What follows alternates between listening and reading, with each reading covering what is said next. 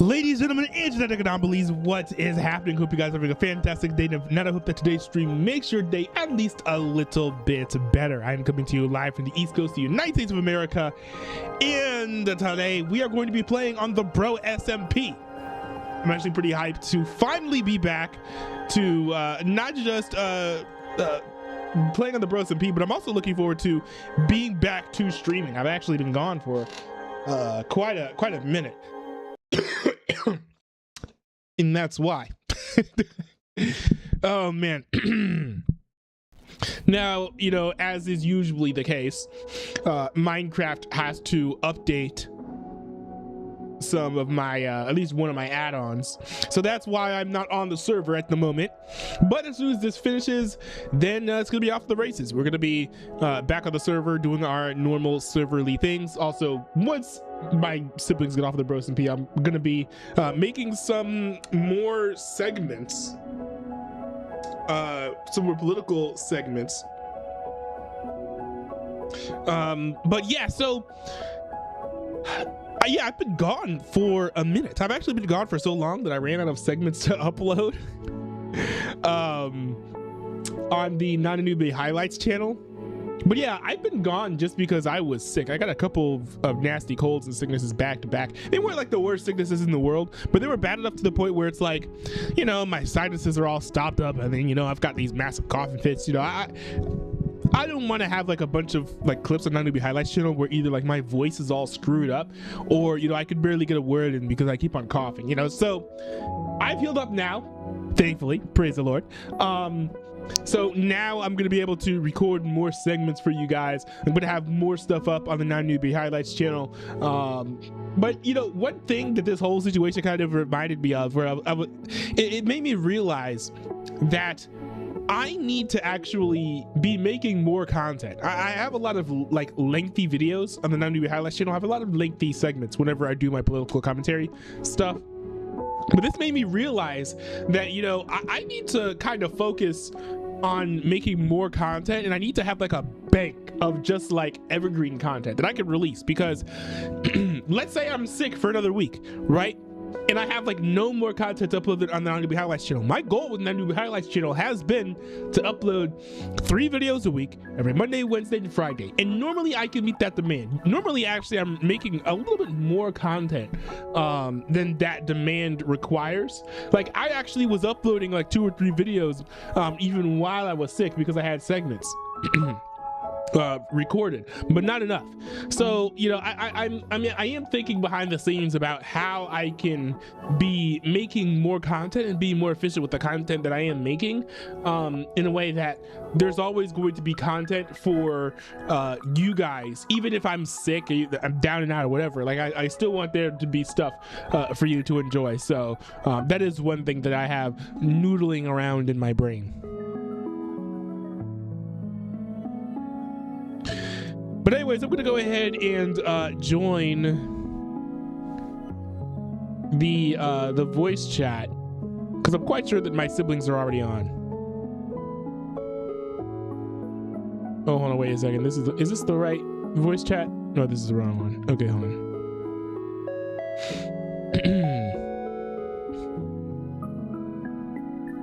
I can't dial someone else from a Discord call, right?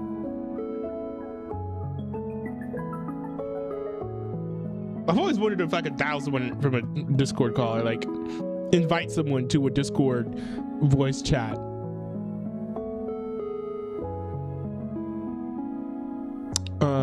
Let's see.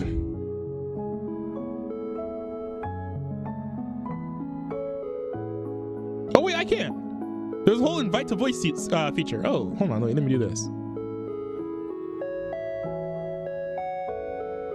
That's cool. See, I had a feeling that feature existed, but I just didn't know for sure, so.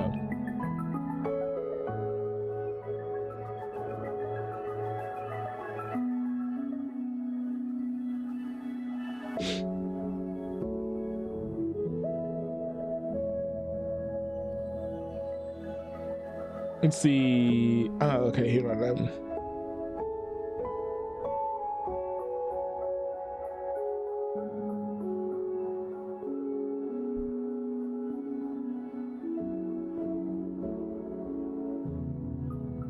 Yeah, so my siblings are not on right now, but they will be soon. You double check. Yeah, they're not on right now, but they'll be on soon. Let's see. All right. Oh, hey. Am I delivered far away because I have to charge my phone? Oh. So actually, hold on. Let me try something.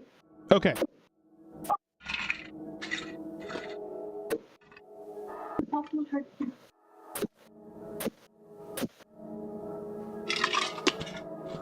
You know what? I'm surprised that you haven't gotten wireless earbuds and used those for your phone. You can charge your phone through the PlayStation. That's good to know. Yes, you can. But hold on, wait. Why haven't you got wireless earbuds for your phone? Why what? Why don't you have wireless earbuds for your phone? I don't use wireless earbuds. I'm not crazy. Why not? I just said I'm not a crazy. I just use regular old wired earbuds like a regular. You aren't be crazy to have wireless earbuds. But I mean,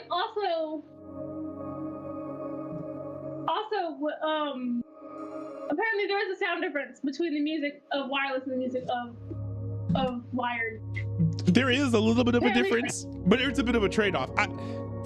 For me, actually, I do prefer wireless earbuds because for some reason, all the wired earbuds I've used, when there's no sound coming out, then there's no audio output. But when it's time for sound to start playing again, it doesn't just do like a hard cut to turn the volume up. There's just like a very quick but gradual increase of the volume. So let's say that I talk to you and then I stop for like 10 seconds and then I start saying something. The first thing I say will kind of be missed because the volume is increasing. I don't know how to describe it. It's a very strange phenomenon. Maybe it's just my phone. Does that happen on your phone? I don't even know what you're talking about. Oh, so probably not. But I actually prefer wireless a little bit. Wired is good. I do like it if it's something where there are not pauses in the audio. So like if I'm not watching a stream or something, like if I'm listening to music or I'm listening to like a podcast where people are talking relatively quickly without much pauses in the dialogue, then that's fine. I can roll with that. That's nice. But wireless is also like very, very convenient as well. So like I can have my phone over there, for example.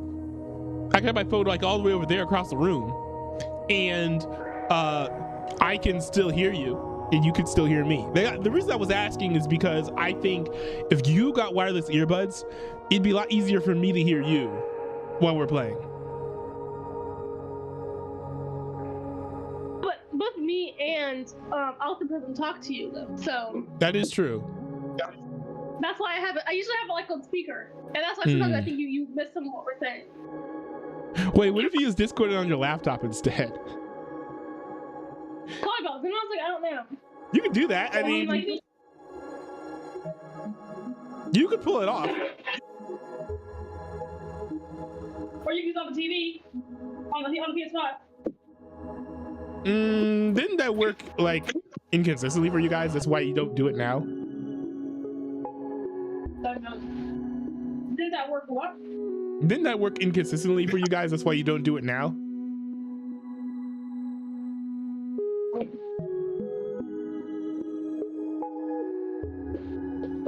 Wait, hold on. Non-newbie dude. Do you know where to go to get like PlayStation controller repairs? GameStop doesn't repair PlayStation controllers? GameStop not the one in the mall apparently. Try a different GameStop.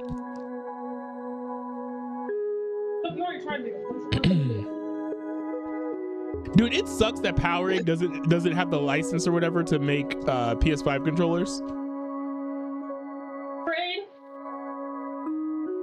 Because I think Powerade made great PS3 controllers. I think they made PS4 controllers too. What were you gonna say? there was a GameStop in town, but it closed. It like permanently closed. There's one all the way in Fairfax. There's one in Fair Oaks, and there's one. So you teach how to use. I don't know. I mean, the thing is, I don't want to go on the highway. So you're gonna go on the highway? Like that's not worth it. You know highways. You know what happens if someone does that? What happens?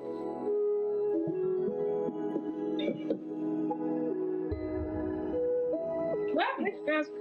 It literally took me on the highway. What do you mean? Wait, so for the record, you would never, ever get wireless earbuds or headphones? I don't want them exploding in my ears. When was the last time you heard of wireless earbuds exploding in your ears? Or in someone else's ears? Anyone's ears, really. When it was happening. To who? The Apple AirPods. You didn't get earphones. I never heard of this before. All that? Are you guys in the server already? What? Super placing plus?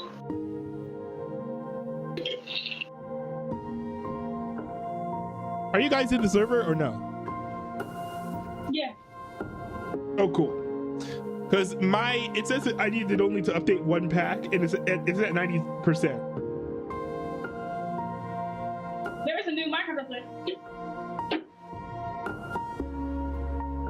Wait, so you're telling me I've got to update Minecraft now? Yeah, there's a Minecraft update. The new PSP block.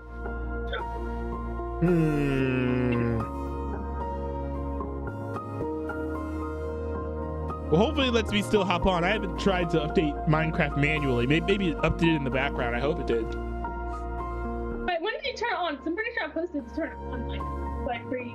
What? Did you turn it on? Turn what on? Your Vibrant visuals?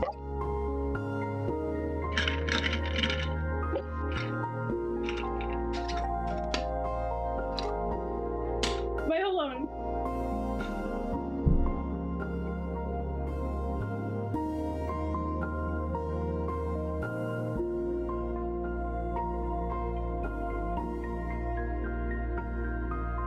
I don't have your cobble yet. Bro, you missed the term. You missed the chance to say, let's build a city on rock and roll. I don't know. On rock and roll. The funny thing is, like, the whole city's built on a rock. It's like, it's all cobblestone. Oh, guys, I should show you my my skyscraper.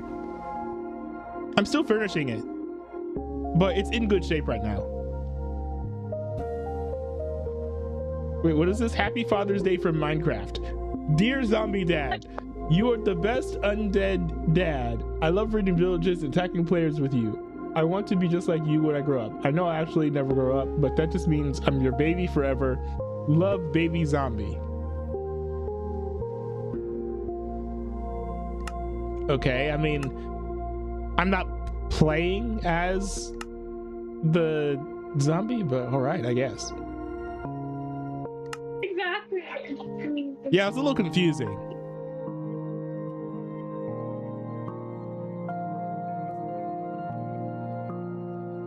Michelle, I told you about waiting for the outfit. What? Oh, the show that I told you about that I watched at the beginning of this year in like January. It was like January or February. Apparently it's 100% Rotten Tomatoes and it has a 7.8 on IMDb. What's it called? It's called Waiting for the Out. It was so good. Waiting for the Out?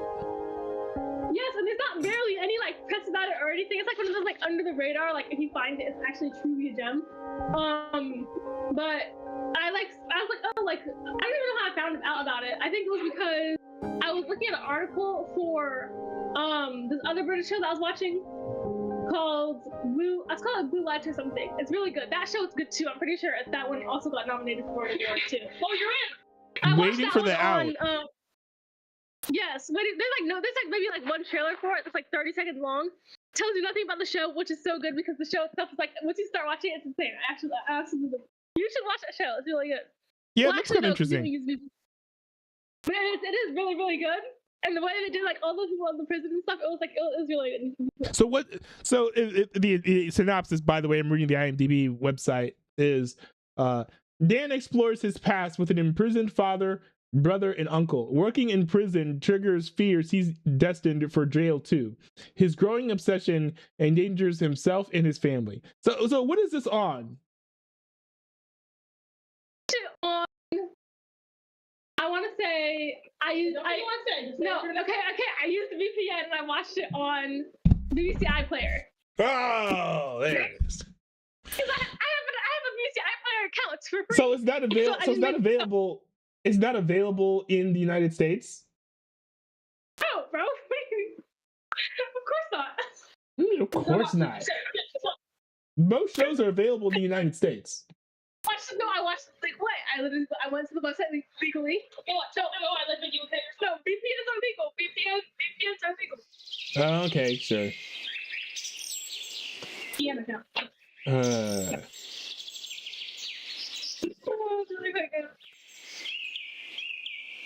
Well, I think that the world is almost loaded for me because I'm starting to hear the birds chirping, and the music ended.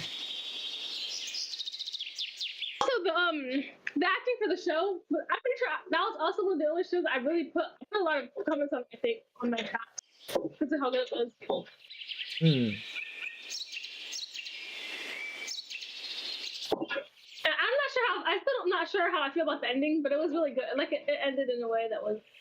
Oh man, the stick shift is killing me, guys. Stick shift is actually killing me. You should get a new controller. What should I do right now? No, dude, I'm not paying another $80 just to replace a controller. Plus, why would I replace a controller if I could just fix it? That doesn't make sense.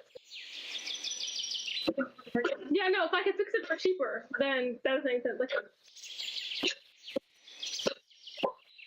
do I have my? Yeah, I don't want to blame you. Yeah.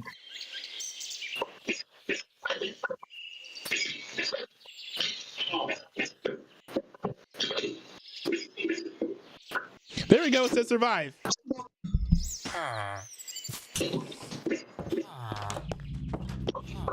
Yeah, wait, guys, come check out my my skyscraper. It's by no means complete. Oh, hold on, I'm literally defending our village right now. From who? Skeleton. You want me to help? Oh, I want what? You want me to help? Listen. Me and him ooh, I almost fell off the edge there. Me and him were having like a standoff. Let me pick up all the zeros. Why did I pick up these zeros? We were having a standoff, and the only reason why I even was able to kill him was because he was trying to hit me, but instead he was hitting the fence. So I would hit him with my arrow, and he would not be able to hit me back. So I just killed him like that. Ow. So wow, I have no somebody give me some. I have no head. So.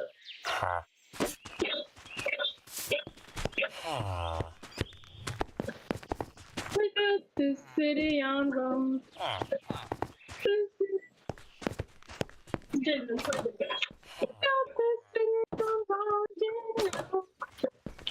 We actually really did.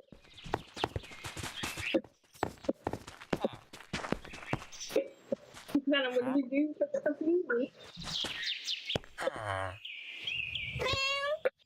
You know what? You know exactly what to say. Where's that magic sparkle thing? Yo, I've actually got a fully functioning bar here in my village as well. No, bro, you literally died. Wait, you died? Why? What are you doing? Why are you guys dying? Cringe. Yeah, I was working with my staff, and I was trying to make water, but I missed it, so it's done. Oh. Hey, can I make the question? And then he lost all his XP. Actually, you got a lot of your XP back. It's insane. They're really out here dying in 2026. Because people are dying. can score. I mean, it's 2026. Didn't Trump fix all that? Yeah, the correction. You know, I'm not even gonna say that. Never mind. I'm just gonna say something else. Let's just keep playing, guys. Let's play the game. Play the game. Wink, wink. Play the game. Wink, wink, wink. Play the game. Hey, wink, wink. Exactly.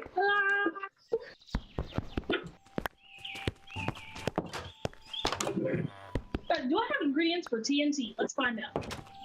Probably. Oh, I forgot I have tea upstairs. I was waiting until it cools down so I can have like a lukewarm tea. What are you gonna do with Guys, TNT? I'm gonna blow it. Guys, I'm gonna blow up the top part of my skyscraper so I to make it taller.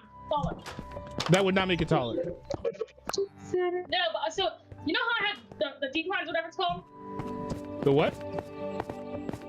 with the levels. Oh yes, yes, yes. Hit it too much, so the tunnel is really short. So I need to make it a longer space between my declines. I'm gonna blow up the top I part. think I see what you're saying. When is the new Minecraft update coming out, guys? It's taking forever. When are we getting a new Minecraft? Sorry, I'm learning an update.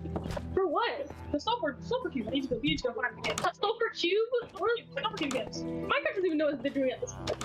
So guys, what are you doing now? Oh, nobody knows. Oh, like, Does anyone have any gunpowder? I probably do. I could probably sell you gunpowder. Just give me a Yeah, second. so you tell me. Hands right now. Dude, I need so No, I don't many. want that. Dude, I need so many beds. It's not even funny. You're gonna be levels for gunpowder that's exchanged. Levels Yeah, for I need gunpowder a exchange. ridiculous amount of beds. Levels for my flint and steel. Where are you? I need to buy something. Where's my gold chest? So you sit back down. Where's my gold chest? Wait, most of us have dogs. We don't do stuff to walk around.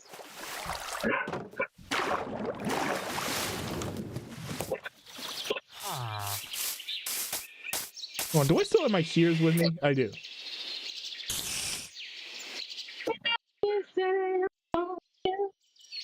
You know what? I actually need to go back and. I have the gunpowder with me. I don't have any gunpowder with me. It's back at my place. The emeralds. Oh, you want to see my skyscraper? Point into it. Well, come over here. I'm right at the top. Well, going to the top is not going to get you inside. Hi, guns. You're just going to fall and die. Look at that clod. Whoa. Okay, check this.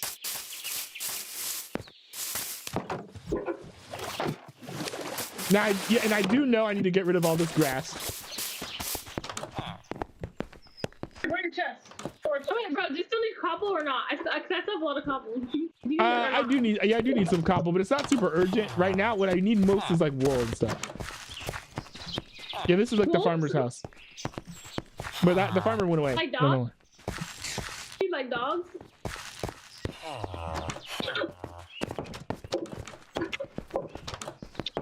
I should definitely organize this. I need to put more. I need to put beds in these places. And this was a little haphazard. Now this floor here, this is gonna be like a more open social space. I have a bar here with all these people over here selling stews. So these people all sell stews and other foods. Yeah, far. Now up here is more organized. So this right here is tight, condensed housing. Literally only space for one bed in each place, but it's gonna be able to house a lot of people. So, What? Awesome. That's what I love it. say it again. Why do you keep opening and closing the door? We were talking to mom. What were we saying? Where's the gunpowder? Oh, it's not here. I told you. Bring it to me. Okay.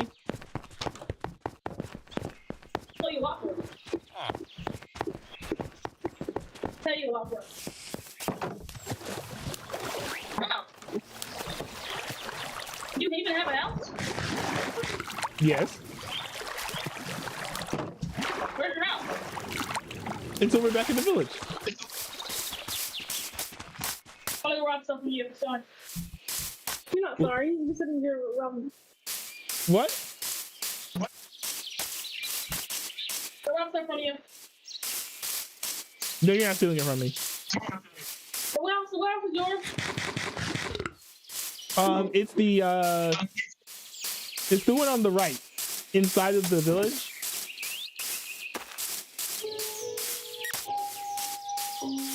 See? Me on the left. No, it's the one on the right. I mean, it's small. I don't need too much to live, honestly. Look, it looks like the villager's house. Yeah.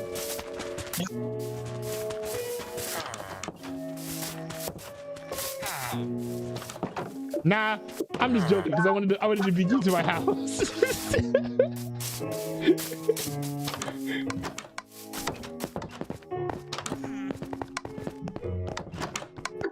Okay.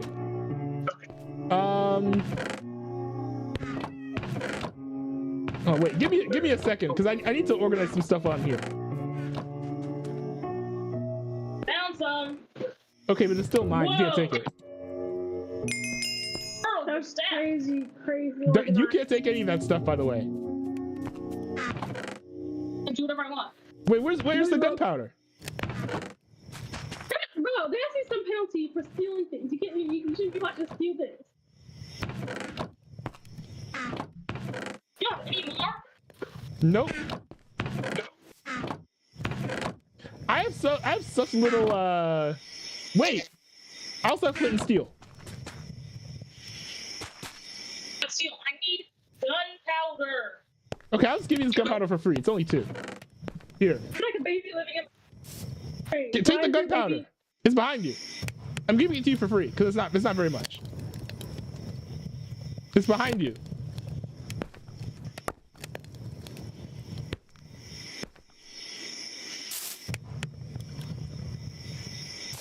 Night will be skipped when one other player sleeps.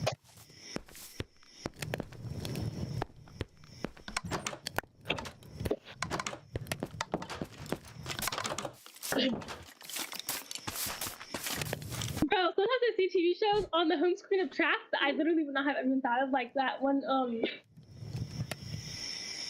HBO show. HBO show. I gotta search. They just have like shows there. What? I'm not sleeping tonight. Need gunpowder. I want to say Steve Carell is in it or something like that. Not sleeping tonight. Yeah, we are. Gonna be in the forest with the creepers. The creepers will still be there in the daytime. Rooster, that's what it's called. Not most of them though. Oh, Rooster. Yeah, that was trending. But that was just trending online. Pretty good. Yeah, it was really good though. I think I should have wanted to buy a subscription for the bathtub. It's based on a memoir. Really. Go to sleep. No, I'm not.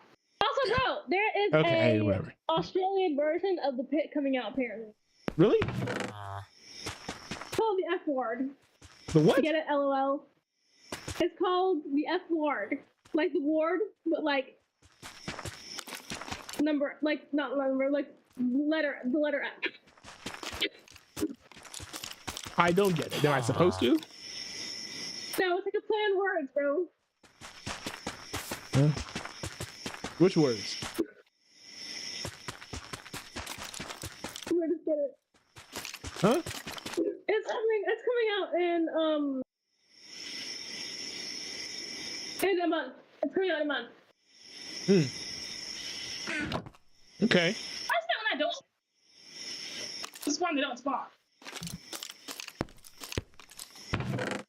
But also, Blue Lights, apparently they're filming the next season. I don't know why British shows take forever to have the second season. It's so annoying to me. And then just make another season.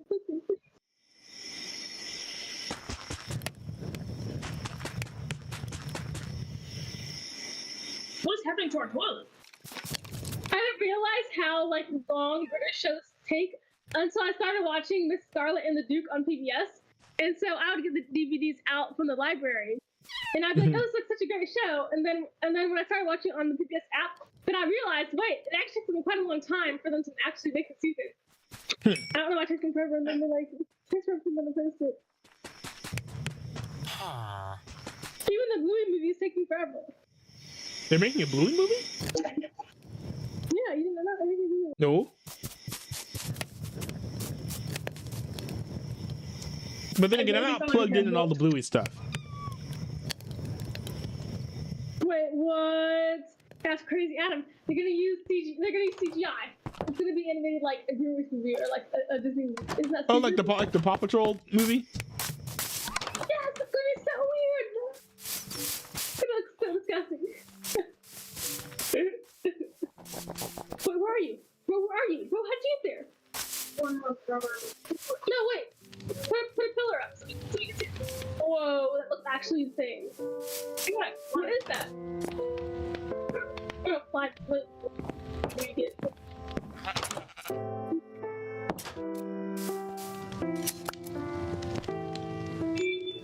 Died. Dude, that's a lot of wool.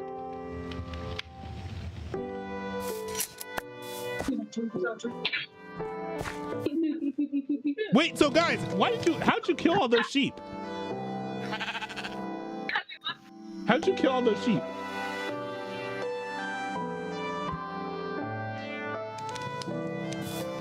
Yeah, who are you talking about? There was a pen full of sheep at your in your guys' village, and all the sheep are dead now. Losing at one, so.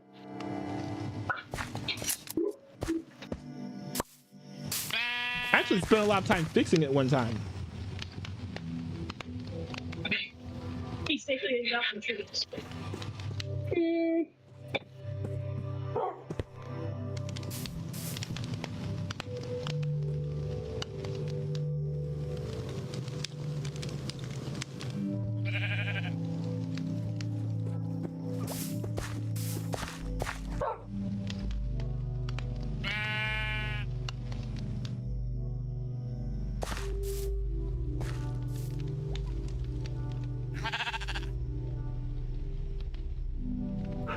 Also, bro, the show that you told the way, there is no way, for you to watch it actually in the US. There is a way? Okay. Wait, how what is it?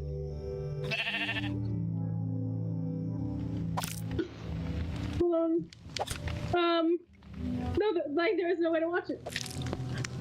Yeah, that's what I had heard.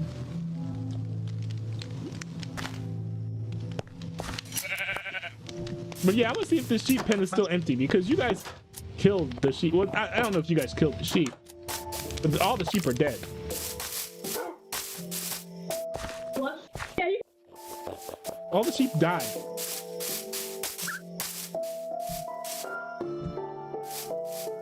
I just saw a sparrow fall from the sky. That's impossible.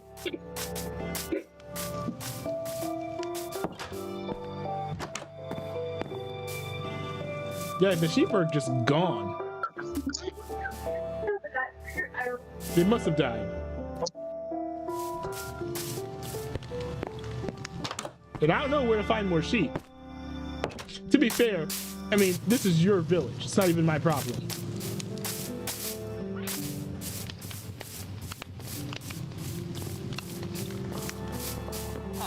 But I just thought it was unfortunate, especially considering I spent so much time trying to fix it.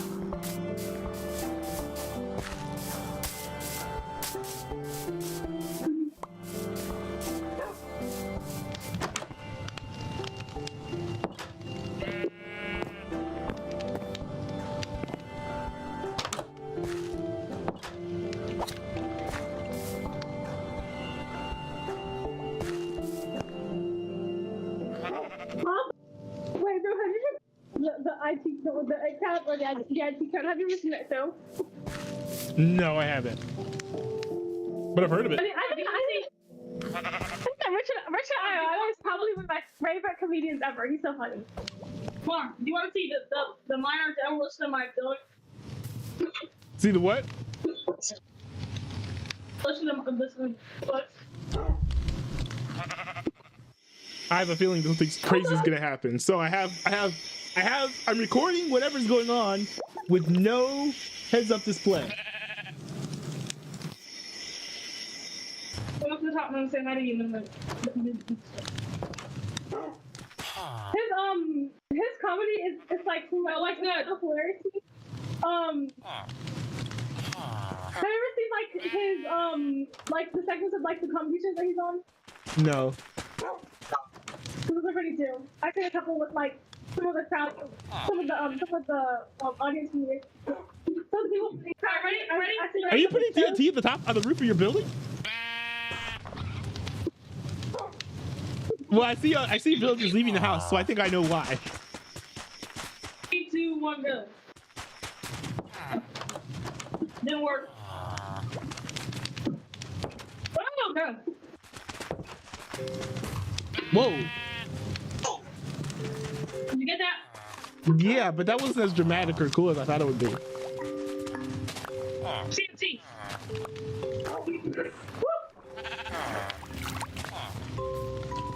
Interesting.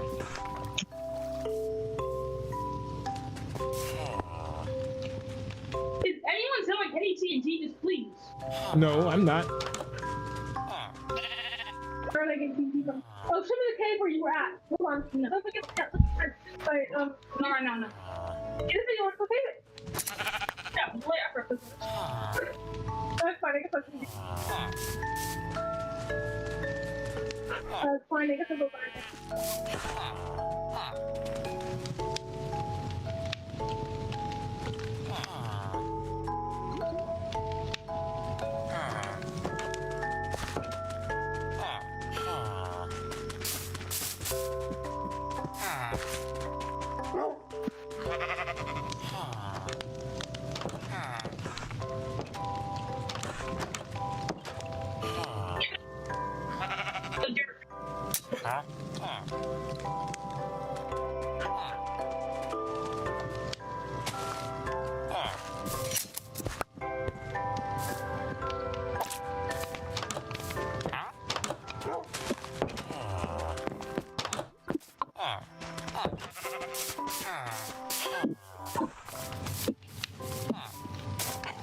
All right, so I got a fair amount of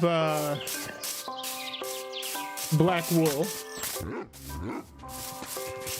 actually curious to watch that show of the book that I read because the way that the author made the two characters get together is so like it's so random. Are you still incensed over that book? So now, of course, actually now like I'm actually like very very mad like. You're still incensed over that book. You did not see my reaction. As I was reading the end, you did not see my reaction. I was so mad at the end. It's probably the best I've ever been reading. It's kind of funny. But to be fair, you explained it to me, and it sounded like a horrible book.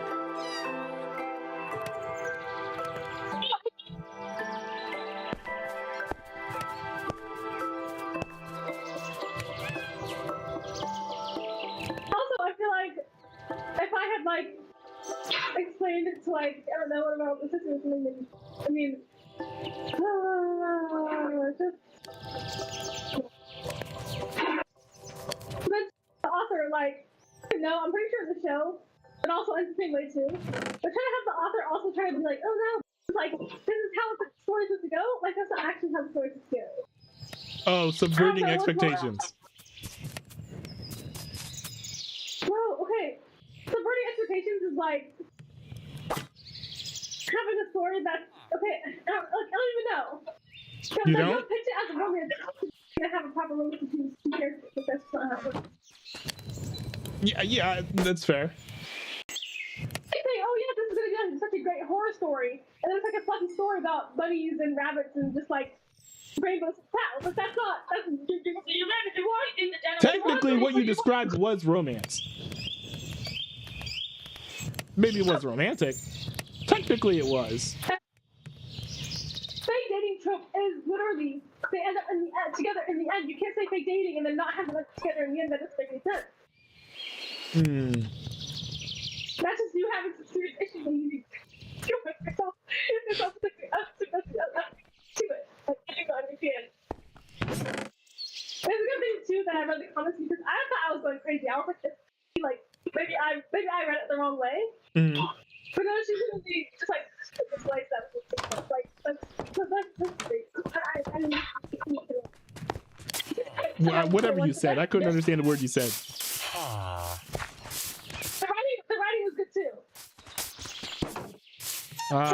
Oh yeah.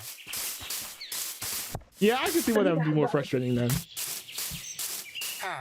Like you have good writing, you have good characters, but like you're making them like all of the most stupid bitches in the entire world. So also this is going to extent of books that I will not read. Like I was reading Keeper of the Lost Cities, I think it's what it's called. That one I have not heard of. No, it's not. Is it Keeper of the Lost Cities? It was called. Hold on, let me find it. I'm gonna find this book because I did used to read this book, but I don't anymore because me and my friends would fight over who the characters of the video was. So I ended up not finishing. Wait, but that's why you didn't finish it? Why would that be why you didn't finish it? I don't know why that would keep you from finishing the story. Series ever in my life. Wait, what is it, bro? I don't know why that would keep you from finishing the story. Because, okay, first off, my favorite ship was not even happening in the story, and I was like, where's the point of reading the story if you're not my characters not together? Well, the book is not specifically for you. Hey, you can watch anything and then the ship that you wanted not happen.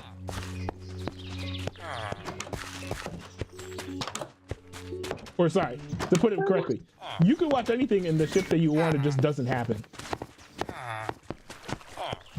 That doesn't mean the book is bad. Yeah, no, of course something that's a really good series. But to me, you can't like pitch things in such a way and then not make them go. It's like writing a story where this character wants to go get a burger, but instead they go like a hot dog. Like, okay, well you the person they bought all the condiments. Plot twist. Plot twist. All the condiments to get the burger. But I'm like, oh, never mind. I'm just gonna get a hot dog. And you're like, okay, but then you just wasted all your money trying to get all those condiments for the burger. But instead, you literally bought hamburger buns. You're not even getting. It's a plot twist. Like, it's just so stupid. It's like saying, oh, I'm gonna go buy a bicycle. I'm gonna buy all these bicycle parts. Oh no, never mind. Let me get like a scooter instead. Let me scooter out of my scooter with no wheels because I bought a bicycle. It doesn't make any sense. What are you doing? What's wrong with subverting expectations?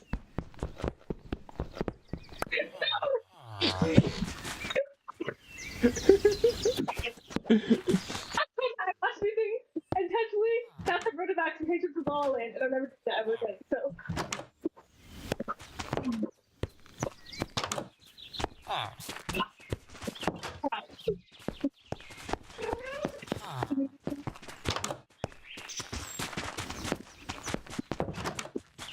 Bro, have you seen All In or not? Yes, I have. Yeah, that was the last time I intentionally watched or rescued that. That's like the last time I was like, okay, it's time to like stop. Wait, you didn't like La La Land either? The ending was stupid. I forget. Well, the ending was fine. I was just like, all that work Like, for her. all the not all stories have to have happy endings. Yeah, that's true, I guess. But if you're gonna write a fluffy romance book with all these, and then tack on all these tropes to it, you kind of have to like, you can't just be like, oh, that's not to do that. You can't try to sell your audience on something and then be like, oh, never mind, we're actually not doing that. Like, that doesn't make sense. That's like you. That's like you going to. That's like you. You know what it's like? It's like you buying the tickets to the Willy Wonka land. Instead, you get whatever that was. That's what that was. That's what reading those books is like. Wait, La La Land is a book? Oh, you know the Willy Wonka land thing that happens, right? Where like everyone follows the tickets, and then it looks so cool, and then when you go there in person, it's actually like these like depressed-looking teenagers. Oh yeah. Like this. Yes, that is exactly what reading that book was like. It's like okay, so like you see this cool thing, and then you go to the passport, and you find out, oh never mind, it's actually stupid. That's what it was like. That's literally what What's this book called, by the way? So everyone knows where they can find it. It's called Finding Her Edge, and I got it off the library. So if you have like a local library, you can probably find it there because it's pretty popular. So if you have like a local library that has like popular, That still doesn't sound appropriate. what? Finding Her Edge? Yeah, because it's like when you skate, when you like find your edge. Oh, when you're skating! Oh. Yes, bro. What are you?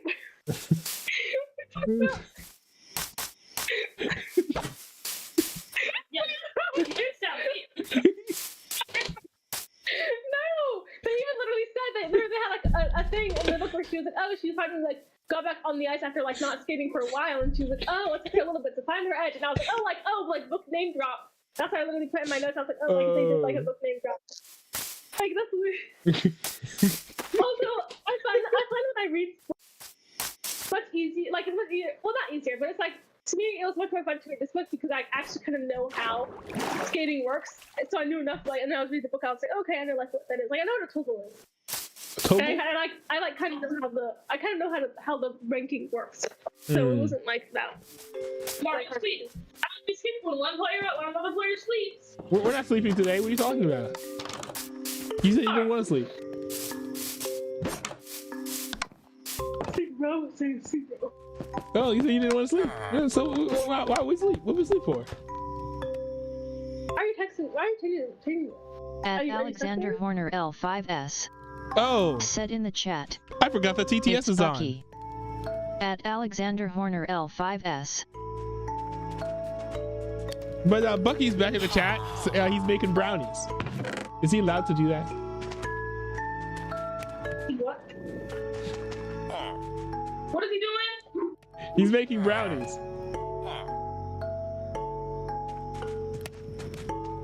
Brownies actually make me feel sick. What type of brownies? I mean, brownies. there's some types of brownies that make anyone feel sick. Wait, say it again? There's some type of brownies that will make anyone feel sick. What? Okay. What do you mean, like the ones with the weed in it, or like Weed. He's like, oh yeah. With the weed. Hey, See? Okay, I'm already getting Okay, mad fine. looking at the Okay, but the color. only reason I'm sleeping is because I'm trying to smell something and I think it'll smell faster. It's the only reason.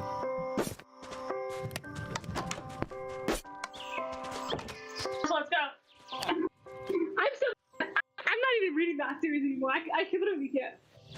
Wait, Finding Her Edge is part of a series? No. Well, actually, the author did announce that she's making a new series with it.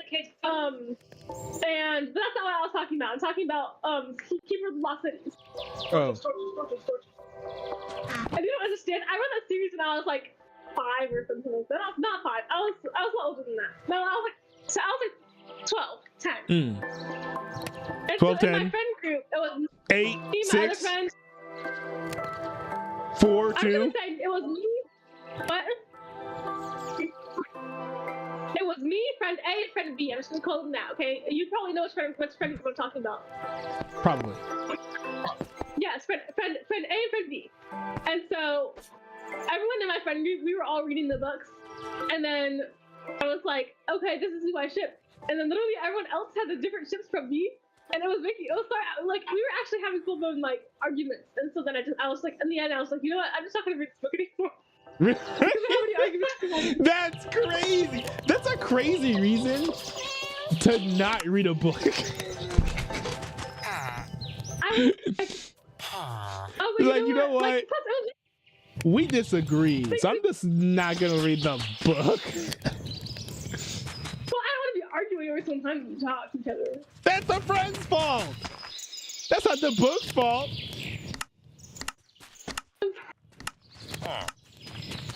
Oh man. Like, plus bad memories of like because we were like it makes me bad. I'm just not gonna like. Why don't I just press up to that again? Plus, if my ships not even get together again, then like why would I read the entire series? Yeah, I guess that's fair as well.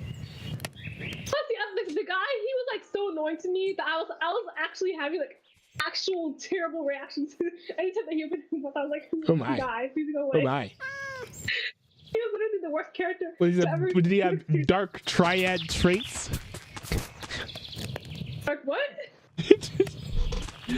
Did he have dark triad traits? He was in a gang? No.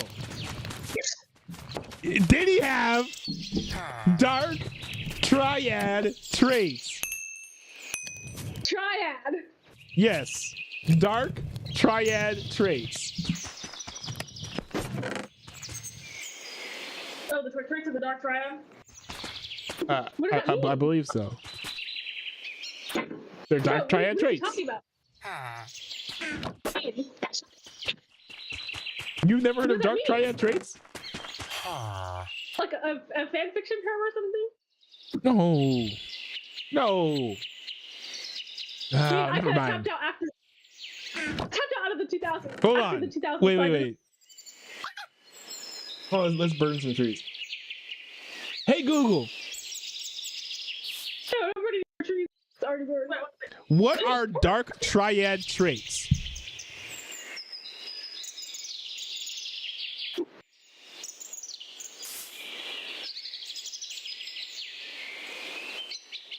Personality Oh wait, hold on, wait a second. that share No, hold on, that's kind of good. Hey Google,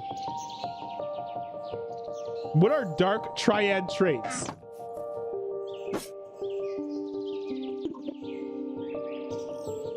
The dark triad refers to a trio of distinct, malevolent personality traits that share a common core of callousness and manipulation. Narcissism, defined by grandiosity, pride, egotism, and a severe lack of empathy.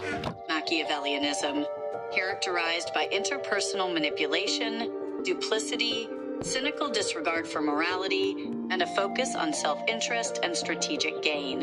Psychopathy, marked by continuous antisocial behavior, impulsivity, selfishness, callousness, and a lack of remorse.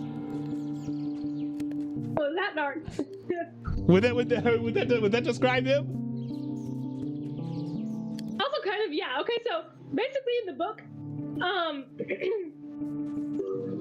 want to say that. Okay, yeah. So he was supposed to go with her because they're like they have like both have the same like, powers, and so he has powers in that universe because to go with like the person that's same powers as you because you can like amplify each other's powers basically, right? Mm-hmm. To like fight in the war or whatever it is that they're fighting in.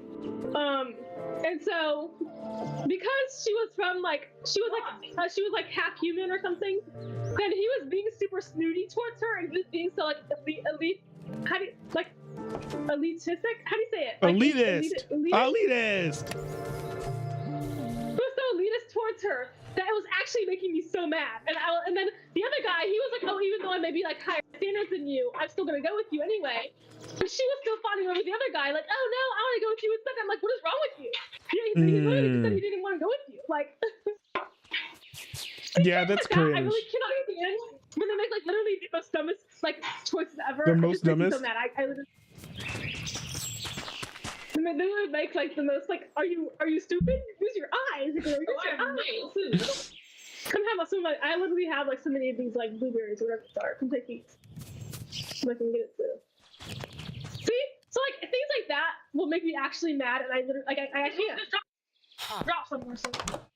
And understandable. Do it the right way. I don't need a staff. Why are you dropping it like that? That's not the way. Give it to us. You want to drop it. Move to it. Circle. I'm gonna.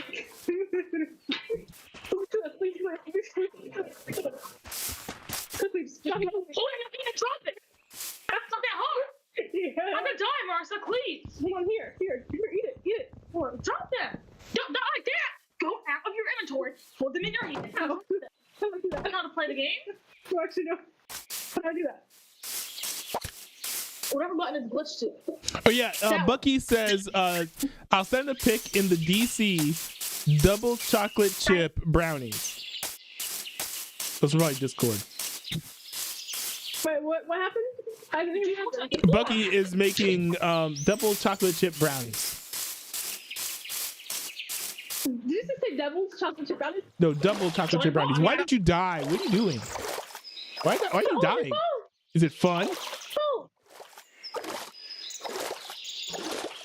What was I doing to you? That's not what you're supposed to do. You're not supposed to get blown up by creepers.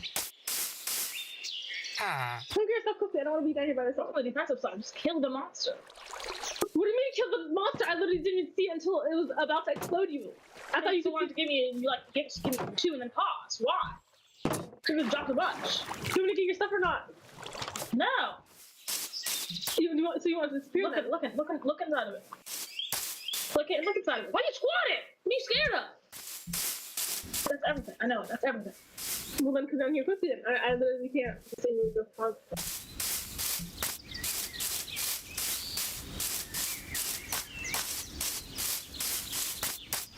Oh, now it's raining.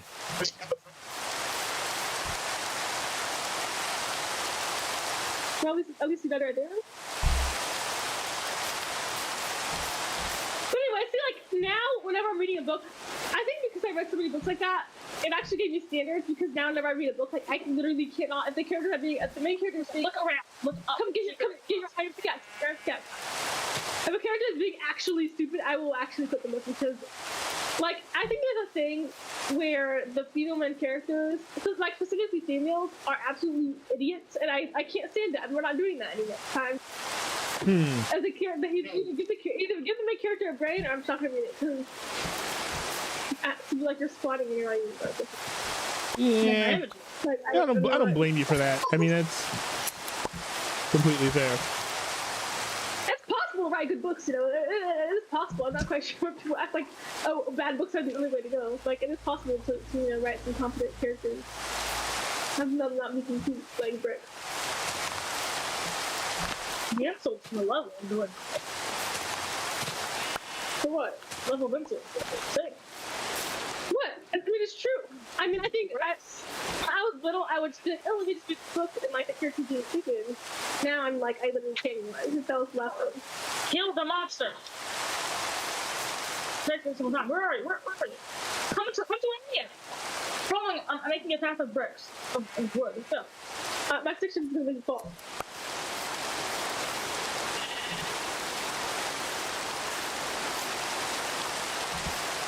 Watch them find each other. No, bro.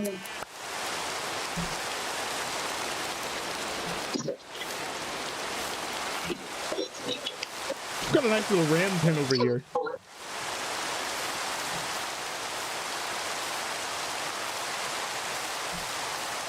Did you give me any levels today or not?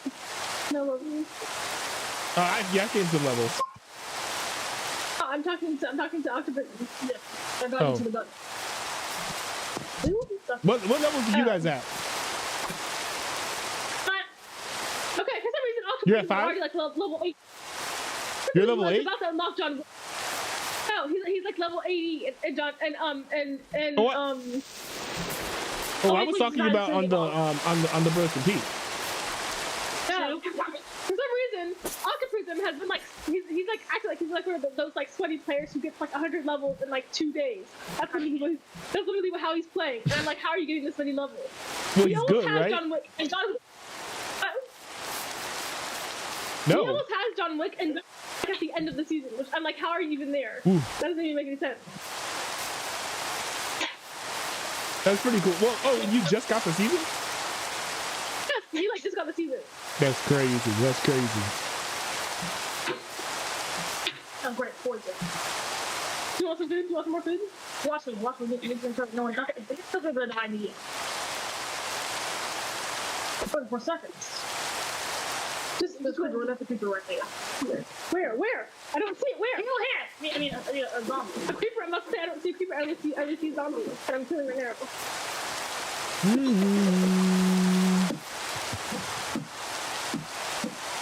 What in the world? What is this? Where did I come from?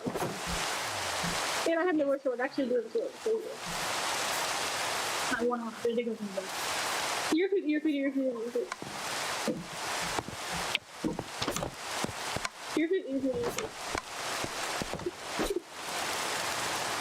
Anyway, That's only halfway yeah, through. but, I mean, I'm with Alice Spider now, which is pretty good.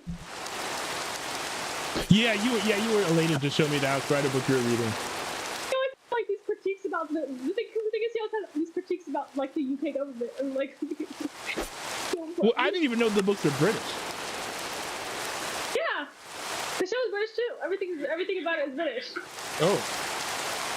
Just like the thing is, they take Alex Rider on like a mission, traumatize him, and then leave him, and then they'll be like, okay, go home now. Like your mission's over, and he's like, you literally got shot through the heart because of them. And all they could be like was, oh, we're sorry about that.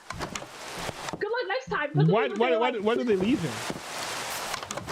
Because they just use him. Like they literally. That's the job though, isn't it? Like that's the job. Whoa! What is this? What is this? What was that? You fighting someone? He has like some magic arrows that kill us or something. Magic arrows that kill us or something? He's killing us with these magic fire square boxes. I mean, I really need a new bow. Actually, I have to get. Is it raining where you guys are right now? So yeah, I guess it is raining for us. Wait, is it raining for you guys? Yeah. It's raining for me too. Yeah, just all the diamonds are. Yeah, that's really where we're. Wait, what are you guys doing? We're caving right now. Wait, so it's raining in the cave? That's kind of interesting. I like reading. Like I want to start some military books soon. I have a couple on hold. There's like a British book I want to read that recently came to the library.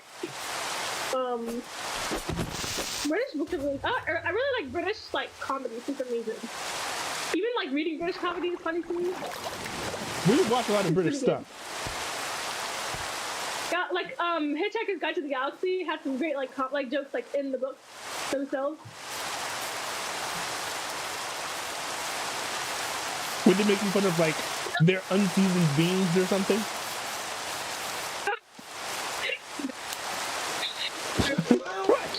What? Why are you laughing? Because I would be like, that's like a type of joke that would happen like the It Crowd or something. There's like this one scene. I mean, actually hearing that is actually quite heartening. I didn't know that. There's like this one scene with like where like one of the characters, he sees a fire in the office, and then he emailed someone and he was like, oh, to whom you may concern, like there's a fire in the office, please send help.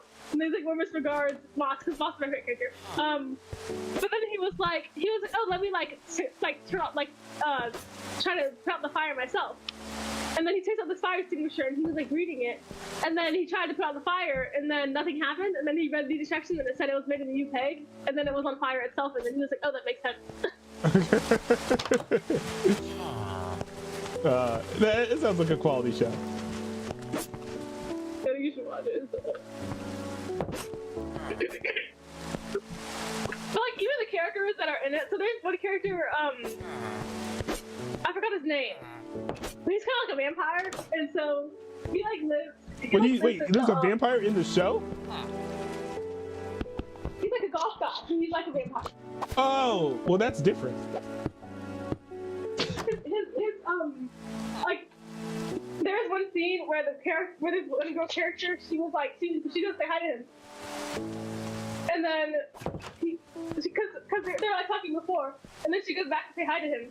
She like starts chasing him because he's not want to talk to her, so he's kind of like running away from her, and then she like walks into a room, and then she didn't see him, so she turned around, but then you see him, he's like clinging to the ceiling. When he's cleaning his what? Clinging to the ceiling, like he was like on the ceiling. Oh. It's actually funny, like he's actually creeping off. Yeah, it's a little funny. Character sounds pathetic though. So you should watch the scene. If I send you the scene, then you'll be like, oh. I probably just didn't explain it well. It's really good demo.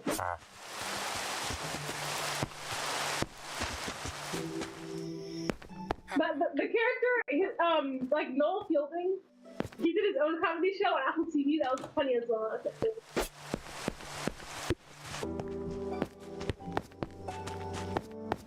But like, there's some things I watch on BritBox that are comedies. There's one series, Dirk. His name is like Dirk Gently or something. It's like the Holistic Detectives Agency. And That so I have heard of. That series, what? That I have heard of. Oh, by the way, I'm sleeping in the game. So I was like, oh, who's sleeping right now? He's doing this thing with us. Yeah, no, it's me.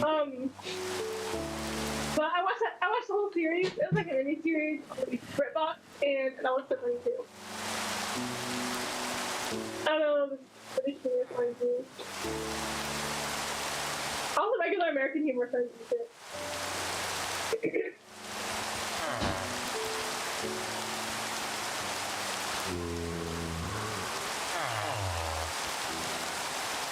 I just wanted to get some chips. You have chips? What type of chips do you have? Doritos. But do you have the new kind, or is it the regular? I have normal ones. Well, Guys, why aren't you I sleeping? haven't like actually had Doritos in such a long time. It's crazy. I don't know why. I feel like I haven't had like a whole lot of junk food in a while. The most junk food I've had is probably like desserts. Wait, guys, go to sleep. We're in a cave. Go to sleep in the cave.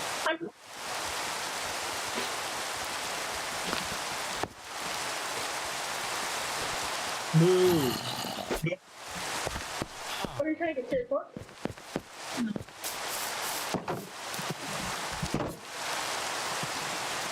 not trying to get cheered for.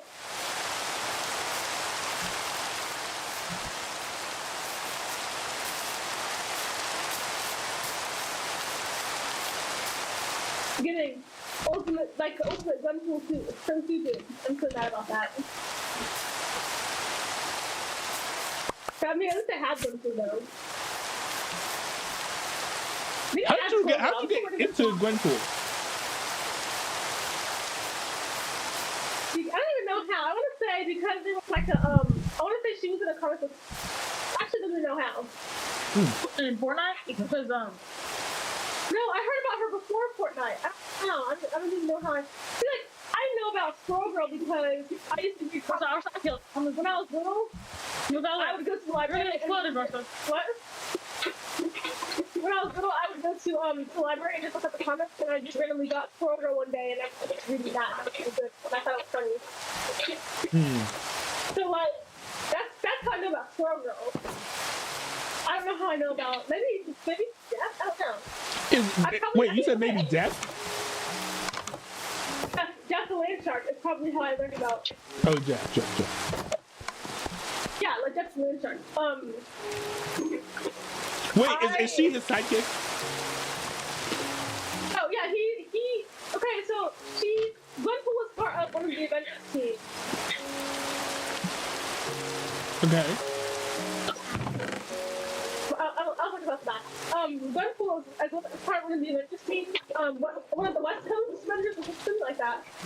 And on one of the missions, something happened with boat house or something, and he like made these land sharks. Something else to do like that. He like made these land sharks, and so they like saw the land shark 3, and there's like the baby one that didn't have any parents, so they like adopted it. And then at the end of the issue, Gwenpool takes it with her on her adventures, and then it like they ping pong back and forth between Gwenpool and the girl Hawkeye. Like just land shark does. Just land shark does. So like, and sometimes it'll be definitely like in some comics Death will be with her, and in some comics Death will be with the girl Hawkeye, and then in some comics also Death will be with Deadpool. Because I guess Gwenpool and Deadpool are like, I mean that makes sense. They both break the fourth wall a lot, so that makes sense. Now, are they related at all in the comics?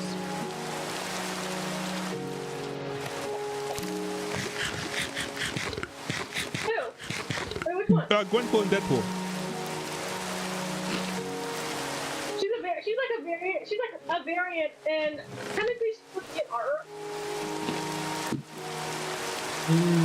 I see. Exactly, Larsa. Maybe you should fix it. Maybe. Just maybe you should fix it. Fix what? Stupid fiction just makes me, I can't believe it cannot do anything. My fault. Maybe it could have been fixed. Why? For $60, sure. Sure, you could find the money. Find money for your $1,000 washes. If I lost $1,000, I literally can't. I can't.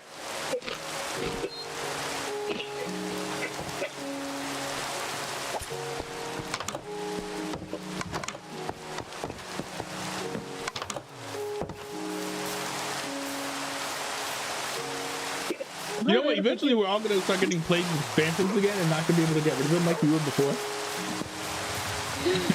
What you tell?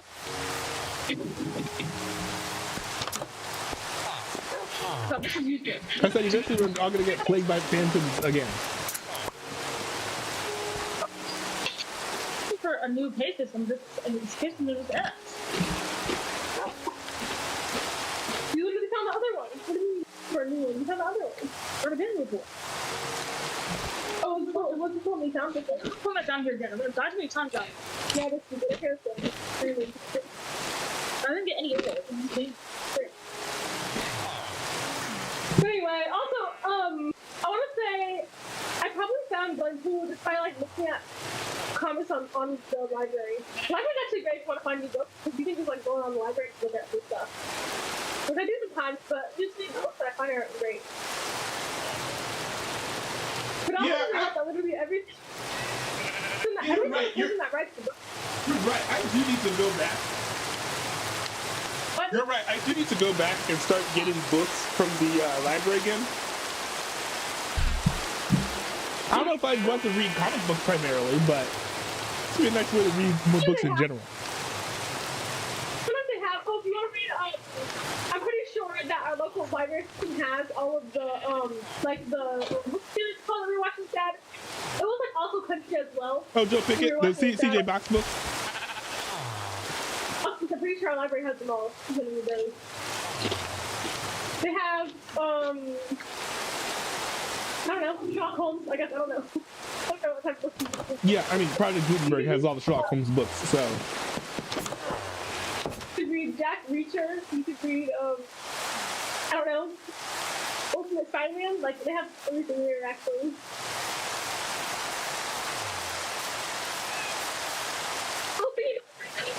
I started a rereading of Squirrel Girl,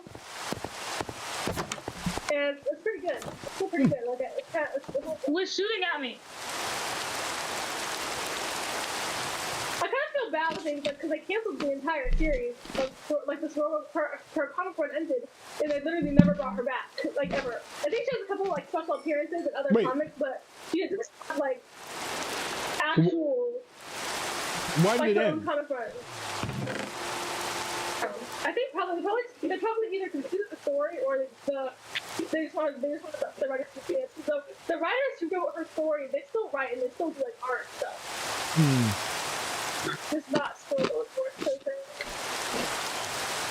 I wonder if traders sell a bucket of silver to Not. Anyway, yeah, they're pretty like series. I will. Yep, let's go. Found it. It's opening too. Are any of you guys selling? Are any of you guys selling wool? I have some wool, but it's for my building. That way. Oh, okay. You're going down. Fair. Get in the water.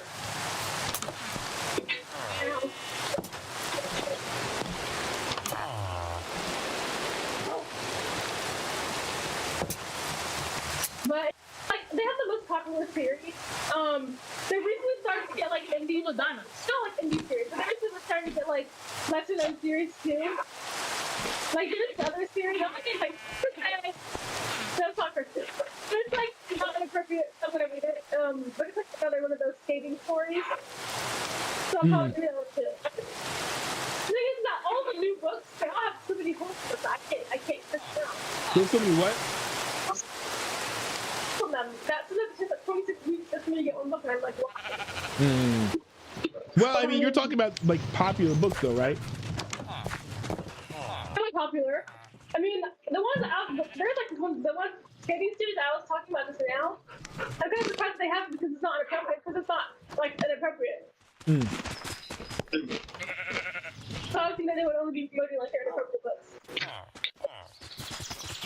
Because it's library, that's like what I was expecting to do.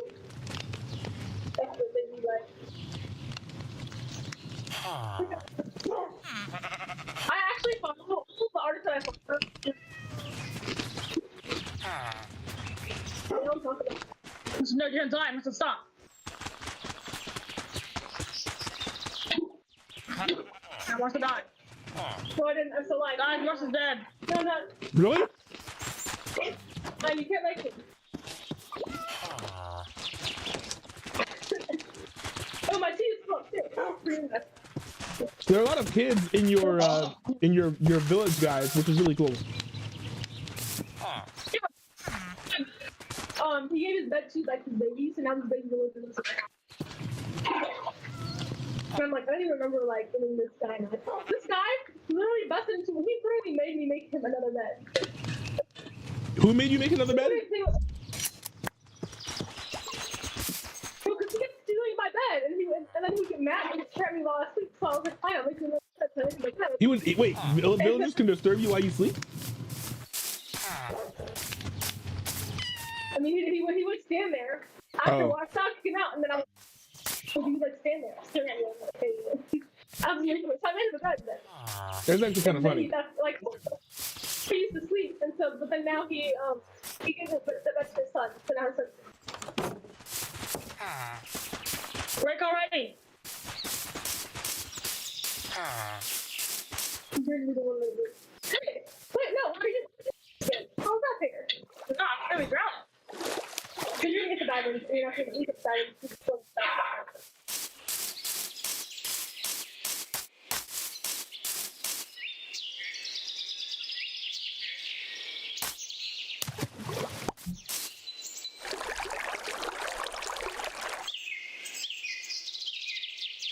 Let's go.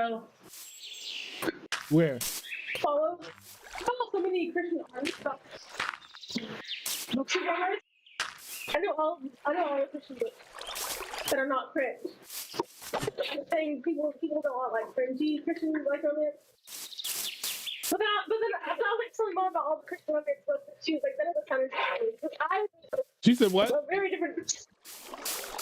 I read like contemporary YA. Contemporary YA is like modern romance. It's all like romance. At a most. Or it's like Modern romance, which is no, it's like stories set in a modern time. Like dealing with like modern like day issues. Oh. And so I read Like texting. I read like when it's like, I don't know, fucking stories with that like, and then sometimes mom's like, oh no, that sounds boring. But she actually got me to read Remarkably Bright Creatures. Wait, to read what? Remarkably Bright Creatures. Oh. Which and just turned into a movie. Did you see it or not? It's on Netflix. Yeah, I heard about that. Oh, she got me to read the book. And I was like, Mom, we should watch the movie, but she said the movie was boring. She was like, boring. So you only read the book, but then hated the movie? Yeah, but she was like, the book was kind of average. She was like, so slow, and it's forever to get to where I was trying to get to. Well, did you like the book? And I was good. And the thing is, it wasn't too long too, because I feel like it wasn't as long because I could kind of see what she's saying, but then they kind of got there in the end. It wasn't strong. It was like what 300, maybe 280 pages. Like it was. Apparently, it took me 11 days to finish finding her end, which is crazy. Because I checked it on Goodreads. I wanted to see how long it would take for me to read it. shorter than I thought it would be. I thought it would take me like, to me, it felt like it was taking me like weeks. I was used to walk, but no. The closed caption system and YouTube's gonna struggle to do transcriptions of what you're saying because it's a little faint. Can you not hear me? I can kind of hear you.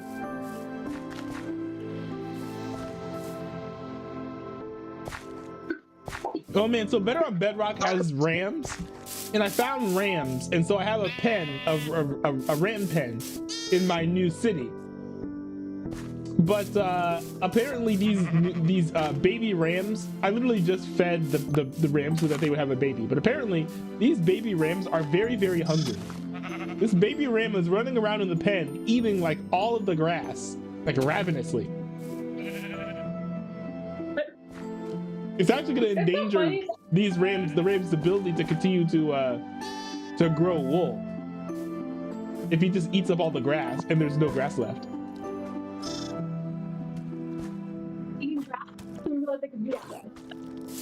The animals, and I was like, wait, that animal is literally safe.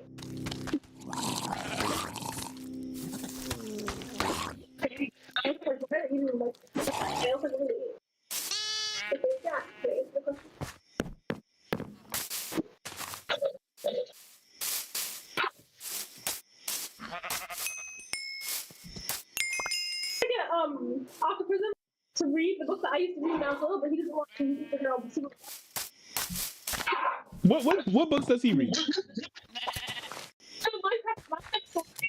Oh, cringe. Cringe. What'd you say? Cringe! Cringe! Cringe! It's all cringe! Video game books! I got sucked into the computer monitor! Like, come on, bro, give it a rest. It's ridiculous. Like the really good, actually good, not cringe, Minecraft books that are like old. Like, Amar, do you remember Spider Jockey Academy? I've heard of it. I barely remember Spider Jockey Academy. Academy. I barely You remember. read it first. No, I'm pretty sure that was me. I'm pretty sure I read that actually. It's so good. I think you read it over and over again. Would it just leave me down here by myself? Really that good? You die. Okay, what's so good about it? I was like, okay. No, it was just like it's like well, for me, I like it whenever there's like a central adventure. I was like, looks like that. Yeah, but for some reason, he doesn't want to read the Geronimo Stone books that I gave him. Never my entire life. Bro, Well, you left me down here to die. Go up the water! the Geronimo Stilton books were like, Those are peak. they were weird. The Geronimo Stilton books were kind of like crack. And so it's like, I think that the Geronimo Stilton books hurt my reading, I guess, record or whatever you might call it, like consistency of reading. It hurt it because those books were like crack.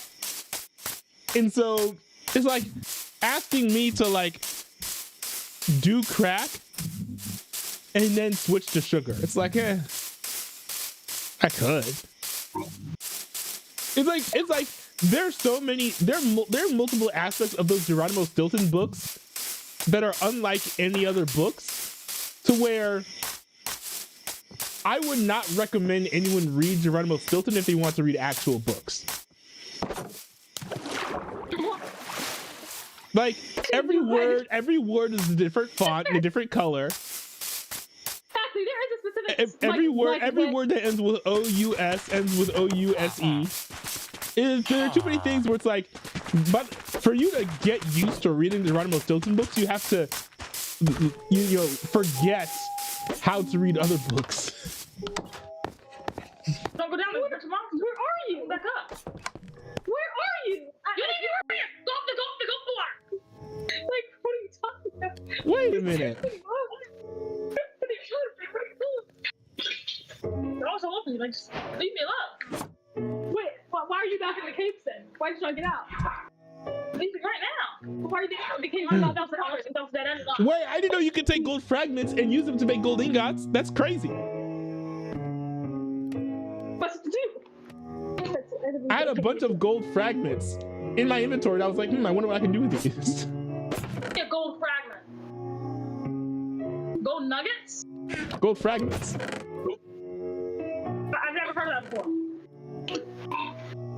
I don't believe you. I don't believe you. I don't believe you. Oh, sorry. It's a raw gold fragment. My bad. That could have been so bad. Well, let me get this iron then. Sorry. You don't need iron. You do iron on the other hand. And then I was like, oh, where's all the You don't need iron. You need iron to go to the cave. What's the deal with when you do like this? I didn't realize though after reading. Okay, so there's a series I used to read when I was little, right? It was called Dork Diaries or something. That series was less like cracked than Geronimo Stilton was. But it was like it's kind of similar to Diary of a Wimpy Kid, which is also less like cracked than Geronimo Stilton. It's like Diary of a Wimpy Kid. They do use like the large screaming fonts. But I would say only when something super crazy in the story happens. Amar! But there's also no way that it was as bad as Geronimo Stilton. You literally can't get worse than Geronimo Stilton in that department. Take off your heel! Amar, take off your skull! Why? I can see where you are! Why? Back home! Why do you see where I am? I'm gonna kill him. Why? Gotta think it's him first. No, don't kill me. Just don't get lost next time. See? That's what it feels like.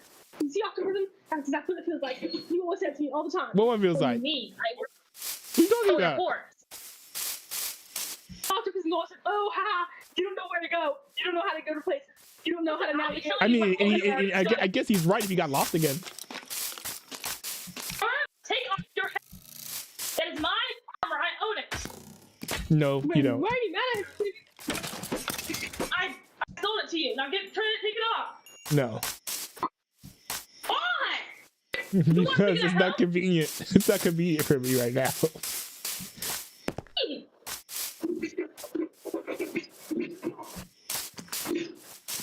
I'm not on this earth. I'm not on this earth. I'm not on this earth. Get out of here. Kill her, you're gonna die. Oh, the one that goes up forward. Kill her right now. No, a stick shift is gonna kill me. A stick shift is gonna kill me. Kill her while you're squatting.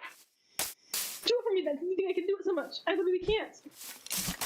You're gonna die. Because Amara didn't tell us we're helmets. So now we're all gonna die.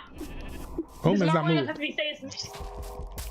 So we're gonna stay as secret as you can. Is it aiming at you? I don't even see it. What happened to it? Okay, you can't shoot even there.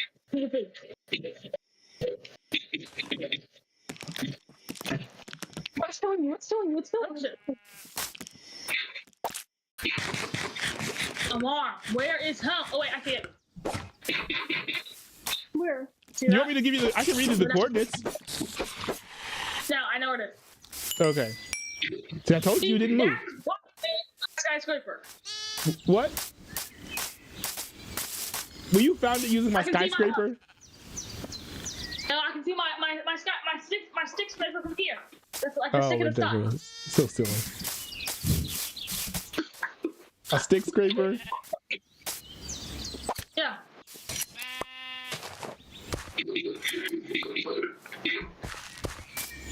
Let's go. You're full enough health. What if you just get shot off and then die? So go down so you don't get shot off. Oh, I have to stay with her because I know she'll get lost in it.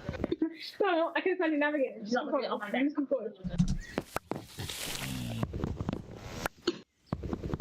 I'm killed by a skeleton. I think the skeleton really wanted to. There you go. There you go. There you go. No, that's true. Where'd you go? I'm just kidding. I'm just What kidding. in the world? I'm just kidding. I can see your locator bar right now. You can literally see on my screen like how much I can see your locator bar. Oh, the explode. Yeah, no, but I can still read that of a Wimpy Kid. I don't even know how the Stop it. yeah, I don't even know how the author's still going. It's like number 20. What? Fight or flight. I don't know how the author's still going. I have no idea. I don't even know how he has to like. I don't even think he's repeated himself yet either. That's just makes me good. Cause after a while, like the stories do repeat after a while, but like, oh, this series for some reason. Does that make it boring, would you say? That the stories repeat? No, I'm saying stories don't repeat. Like Oh, you said they do. Stories.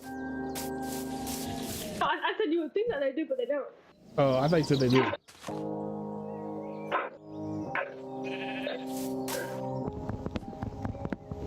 Now we have to sleep before we go home. No, y'all said you didn't want to sleep. I'm sleeping tonight, of course, because we're home. I have no idea why. Amazon is absolutely deleting. Amazon made two teen TV shows that were not super inappropriate, and for some reason they canceled them both. So now we just have a bunch of like, what? Good. No, they weren't inappropriate. That's not good. No, they weren't. They weren't. They got rid of all of their like not inappropriate teen shows. So now all we have is just like a bunch of inappropriate teen shows on Amazon now, and I'm just like, why But they're probably just meeting demand. Oh yeah, it's the demand for inappropriate shows. It's like I mean, literally, yes. Oh, yes, he's great. it's actually quite sad though. But I mean, it's not surprising. It's like what the movie wants to tell the anime. Isn't that how with anime sometimes? Did you tell? We're showing about that? About what? So what? That the community's always making the animators like things. No, I mean I feel like Japan is also like if you realize that Japan is actually quite creepy. Like not Japan itself, but I mean like a lot of the anime culture is actually quite creepy. Like at this point, I literally read the ones that I know and it's just fine. Like Kindergarten Wars is super hilarious. Actually, if you actually are ever in a mood to read a good book, like Kindergarten Wars is so funny. Kindergarten Wars? Yes.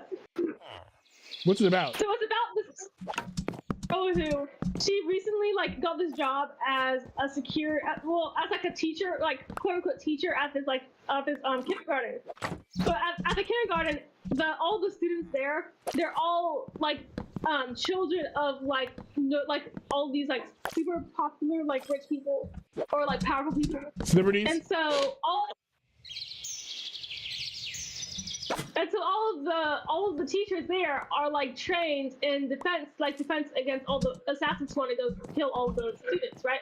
Mm-hmm. And so the main character girl, it's like funny though because it's like this running gag where she wants to like meet the super hot guy because she's always like, oh, I want to be like dating like the super hot guy, and so she's always this sick shit is really cute. So she's always like. So like meet an assassin and she's like, oh, you're an assassin too? And then she asks like a super specific question like, oh, like when you eat the ramen, what do you eat first, like the broth or the noodles? And then if they say the wrong answer, then she'll like kill them, and they always say the wrong answer, so she always answers the same way. But it's quite interesting. I mean, I don't know. That sounds like analogous to Dexter. Oh, I'm just gonna kill a bunch of people. But it's justified because XYZ in the XYZ in this case is eating ramen wrong. Wait. No, but like no. She has to kill anyone. That's literally how you described it. She is part of a team designed to protect the students that are there against the assassins that are trying to kill them. And so all the assassins just so happen to eat ramen a certain way? I guess so. No, just kidding. But like then, I mean, that was like the first half of the series. Now I feel like we've kind of gone past that arc. Now, there's like this one student. I forgot the student's name. Her name is something weird. But every single assassin, like these giant like rush of assassins, recently tried to kill like this one student. And the thing is, the teachers, they didn't even know why they're protecting her. So they're like, like this one guy came and he was like, oh, you don't even know like why you're protecting this one girl. Like you don't even know who you're protecting, basically. And they were like, well, we're just here to protect like this. What are you talking about? And then the guy was like, oh, ha ha ha. And then they like tried to, but they didn't tell him to be. He's too powerful. But it's pretty good. Like I don't know. I feel like I'm explaining it wrong. Like if you read it yourself. Any of the viewers who know exactly what this is, I'm sure they know how good it is. Also, Kaiju number 8 too, which I actually got Octopus in 3. You got me. I want to read that. That's not true. You do not want to read that book. I made you read that book. So, you know. Forcing someone to read a book is not really something to brag about, is it? I made him read this book against his will. Doesn't that make me cool? Like, Because I give him a good book. He's like, no, I just want to read my Minecraft fanfiction. I'm like, bro, oh yeah. not Minecraft. Okay, yeah. With that context, okay, fair, completely fair. Like it's actually great when I get him to read something that's not Minecraft or not like he never wants to read mystery at all. Yeah, get him off of that cringecraft fanfiction, please. I try to give him what's that one series I couldn't make you read? There's one series I read when I was little about this guy who could like it was literally within Octopus's New House too, because it was about this guy who could transform into all these different animals. He had like these animal powers. Oh, Animorphs? This is literally like peak middle grade fiction, and he did not even want to read that series. I was like, okay, you don't want to read that series. So You talking about Animorphs? No, but it's still a bunch of Animorphs. It's like a French version of Animorphs. For some reason, I didn't realize it was French until I realized that the author, for some reason, her publisher did not translate the last book. So for some reason, the author she did not translate the last book. So the last book is like not translated, so I never got to finish the series. But apparently, Well, you should check and see if it got translated. That series is Simon Thorne. It's pretty good. I tried to get him to read it, but Simon Thorne is good. I got him to read Wings of Fire, but then the last couple books have been really bad, so he just like did. What was wrong with the Wings of Fire books? Actually, it's gonna be mad that they made it. It was such a good series. Oh, you read it too? Did you read it too or not? Wings of Fire? Yeah. Yeah, but I'm just like so mad that they made it bad because like they could have full potential, and you had to make it bad. Like why? Because instead of one of the series, they randomly made it so that one of the dragons, and they did like actual animals, mind you. They made one of the dragons gay, and I was like, how is it even possible? They're both dragons. No dragon, like, just scientifically, like, maybe the dragon even wants to do. But yeah, maybe it's because they're lizards, and some lizards because like that's not even how it works. Like, what? It was so weird and strange. I don't know. Aren't most animals bisexual? Are they what? I don't know. Aren't most animals bisexual? I don't know, bro. I don't know. I don't think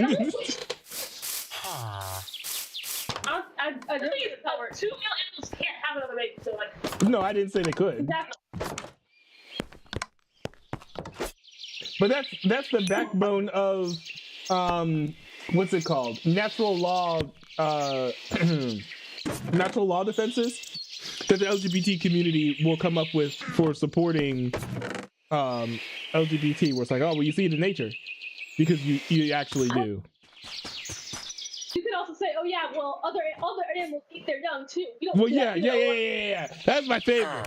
No, don't eat your young. But no, that's my favorite argument. You know, my favorite counter. Eating your young is not my favorite. Don't do that. But that's my favorite counter. I mean, yeah, like that doesn't make sense. I mean, other animals literally they lay eggs first and then they hatch. We don't do that either. So like that. Well, there's nothing you can do to control that. I mean, there's a difference between something that like is a bodily function and something that you choose to do. Those are two different things. Also, it's literally like different species. It was just strange. I don't know. Yeah, wasn't it? I mean, yeah, I mean, like, some animals clean their poo. You don't see us doing that either. So, like, they do what? Yeah, guinea pigs eat their own poo. Like, you don't see us doing that. Oh yeah. Some animals clean their poo. Like, you don't see us doing that either. Wait, some animals do what? Sane people don't do that. Wait, some people don't. You said fling their poo? But I mean, like the same people do it at least. Yeah, I feel like there's some people who do that, but I can't place it.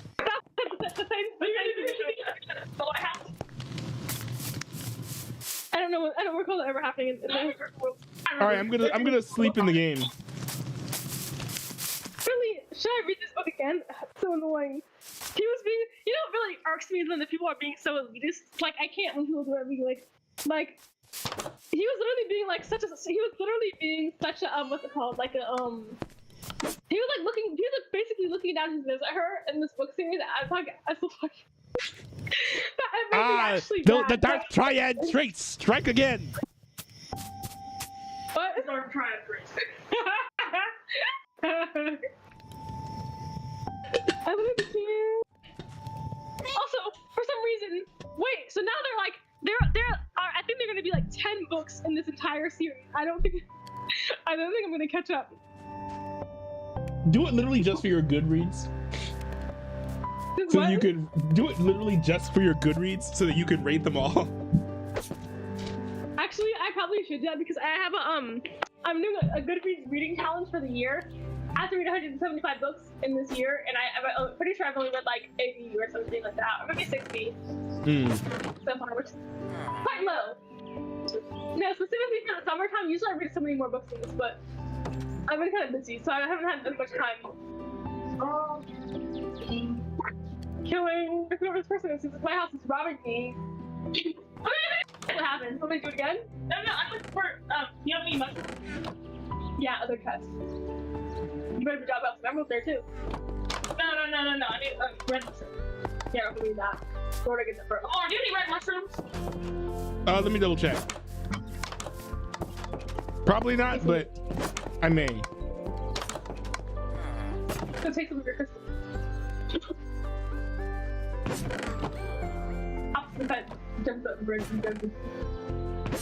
Anyway, No, I do not. Okay. I do have an Enderman tier.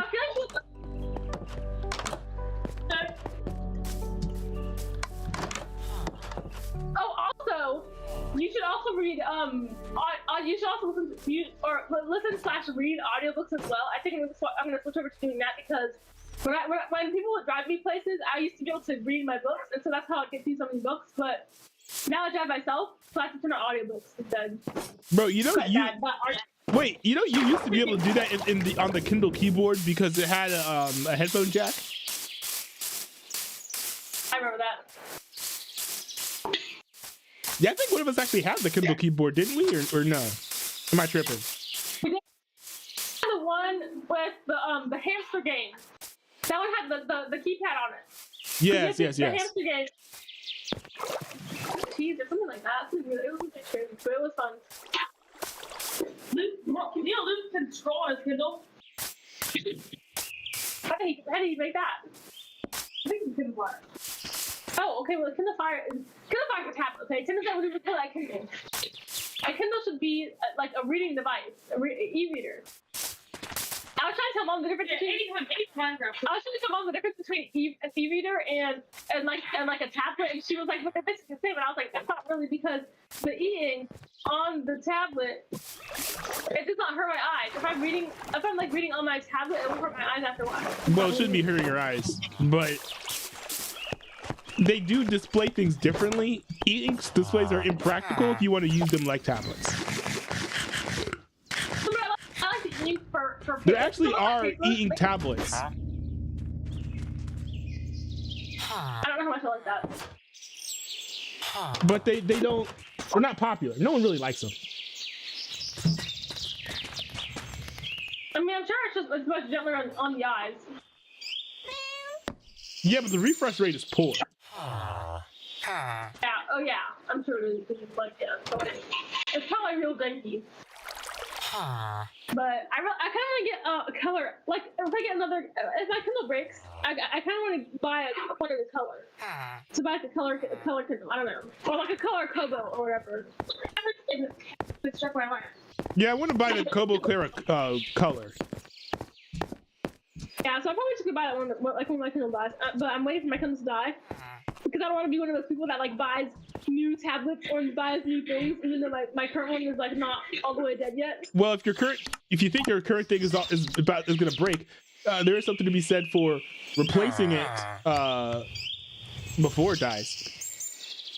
Yeah, so like with my phone, I feel like my phone is also on the brink of death, so I'm probably gonna replace my phone sooner than I'm gonna replace my Kindle. They'll let it on screen. But the thing is that they made those old Kindles, they really made them like to last for a super long time, because my Kindle, like I drop it so many times, it literally should be broken right now. They're horrible. I don't think they still make them like that, do they? especially with that new update where they're like, oh, sorry, we're just not going to like support your old Kindles anymore. No, I don't think so. Because those new Kindles are probably trash. Probably. If you're gonna want me to be upgrading every single year, no, like what? Why? But I mean, okay, Octopus's Kindle is new, but it seems to still be in working order, so that's good. And he honestly got like how many years did he get? Like 5 years ago or what? Wait, what number did you say? I thought you had it for like a long time now, actually. The thing is that I actually dash and crash my Kindle, so like whatever e-reader I get next has to be able to withstand all the dash and crashes for that. Or you could get a case.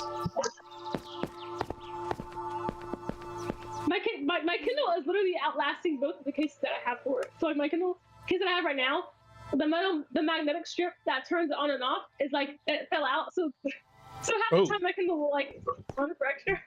It's like it's quite interesting. Technically, with Kindle, they turn without the case having turned. So like without a case, your Kindle would still be off. Like the front screen. Yeah, it turns off by itself, which is good because otherwise I would be losing a lot of battery. But it's like I don't know. I need to buy a new case because all of my cases are broken.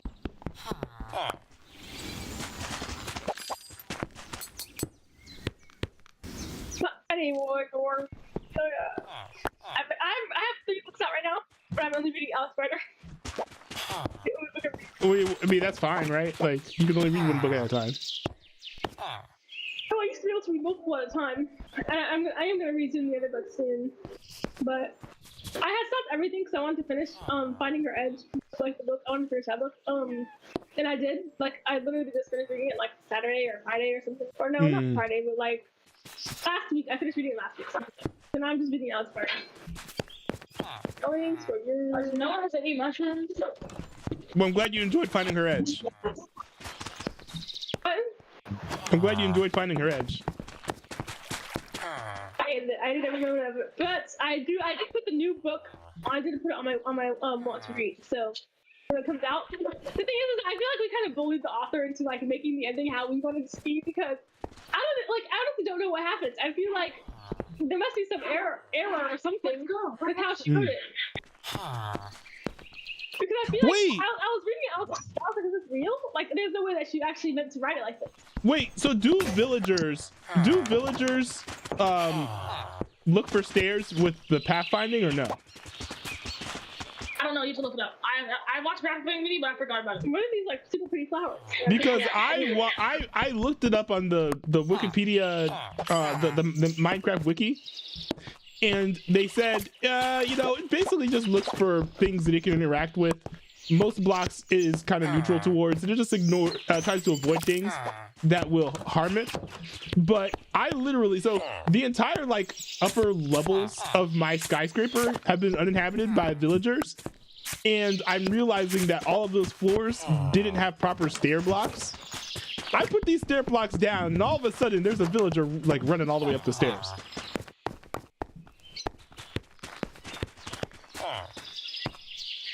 It's kind of crazy. Wait, so can I climb, like, they just go through, so they can go upstairs, okay? Yeah. So they go through, like, hold on. I'm trying to, okay, do they, like, walk along paths and stuff? I don't think they do. Like, if you make a path, would they be able to follow it or not? Like, if you want to expand the village, for instance, like, if you make a path, would they follow the path or not? I don't think they will strictly follow the path.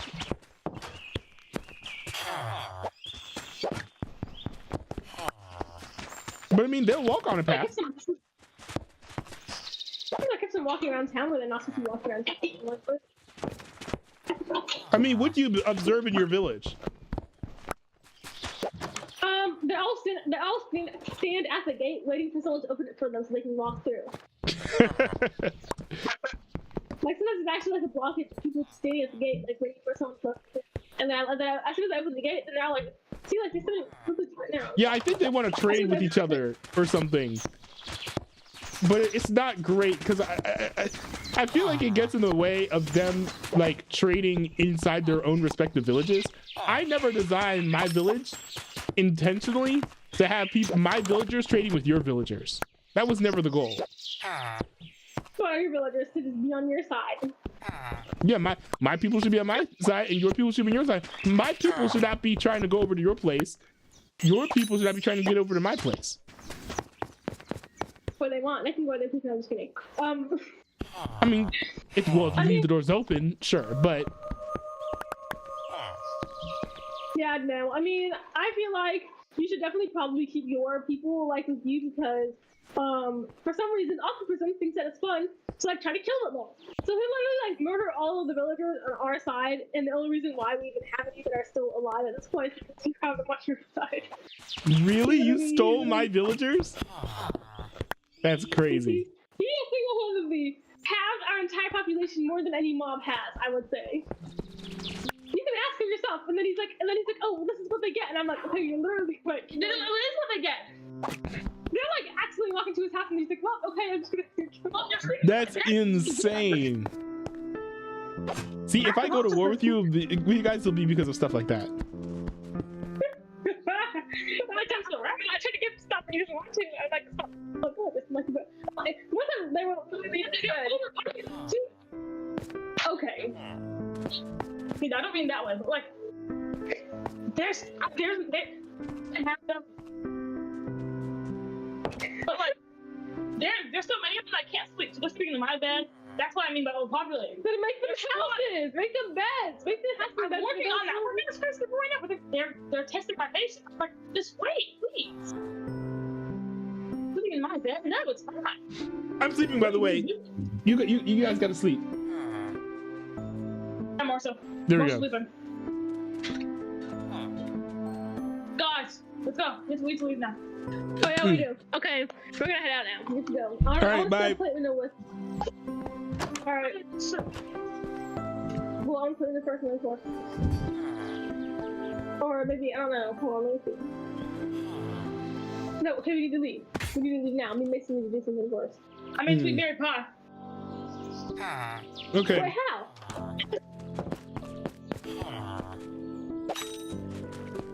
Make scrambled eggs. Come on, let's go. Come on, let's go. We have to go now. Let's go. We're missing out. We're literally having fun without us. Let's go. Let's go. But let's see how many eggs first. Wait, look at that. I could potentially have to. Not like that. It's below that.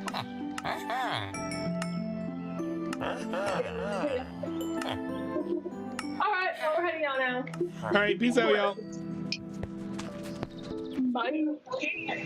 Oh, also, I still have like a whole ton of beer that I was supposed to give you. Oh, you And I do? forgot to give you some. I was going to give you like, I don't know about half of what I have, but it's fun. You know what? I'm actually gonna start getting strapped in this game. I'm gonna start using bows and arrows. Yeah. Because I'm realizing that like I have an economy where I can just buy them from my Fletchers for very cheap. Yeah. Oh wait, no, bro. What? He always leaves the TV on. You gotta wait still. I actually appreciate it. It's not turn mom and dad. It's turn it off. Or I turn it off every time it's off. He turns it on. And he leaves it on.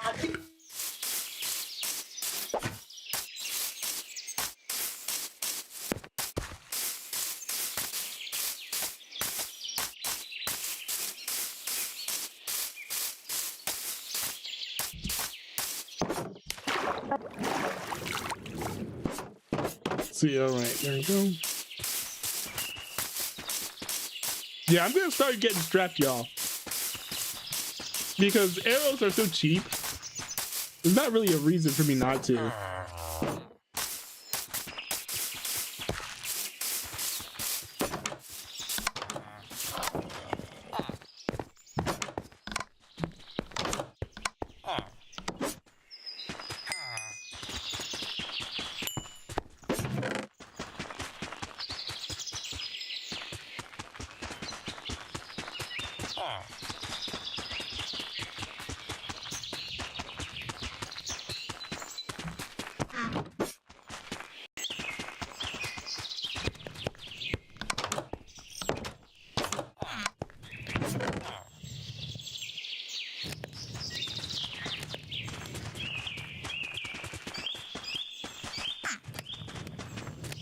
Got an enchanted bow. That one's got punch on it.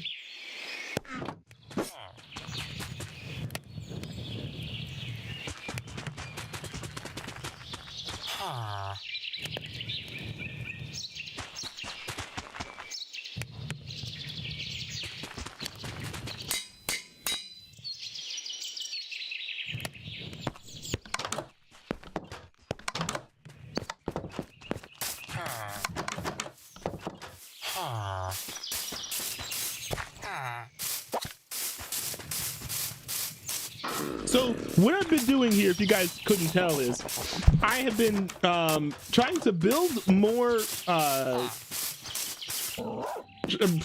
primarily trying to build more beds. I have so many rooms in the skyscraper, so many places for housing, but I just don't have the beds to fill them. So that's what I've been doing primarily. But also, I've been trying to get my bread up, trying to get more emeralds, and by proxy, leveling up the villagers who are over in the new village. Well, it's a city, really. I'm going to be building. Now, could I be spending time mining? And it also, I'm trying to smelt all that copper that I have, because I'm sick and tired of just seeing that ore everywhere. I want to have everything smelted. That will boost my XP as well. Also, I do want to see if I can get a farmer. Here, I'm gonna listen to this. I do want to see if I can get a farmer.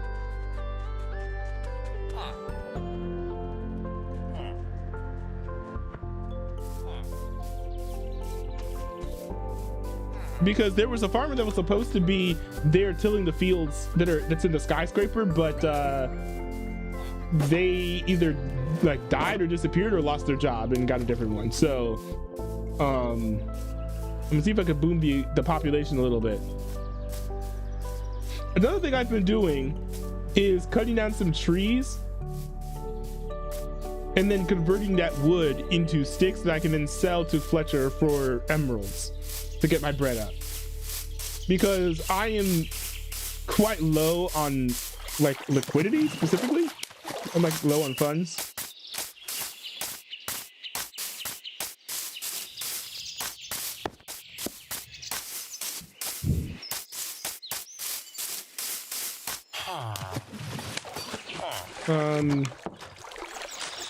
Oh yeah, hold on.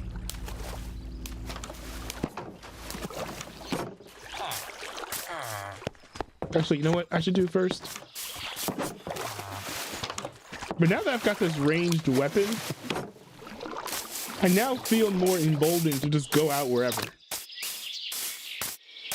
Because y'all remember me on the Car 3 SMP, I was actually kind of killing it with the bows and arrows, fighting the skeletons and stuff.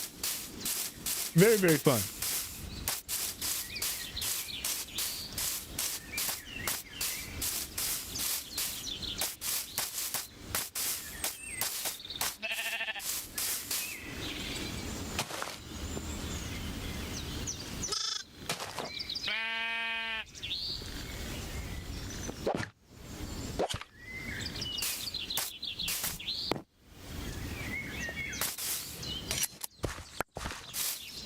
Maybe I shouldn't try to raise any more sheep, because this sheep right here is so hungry and is eating so much grass.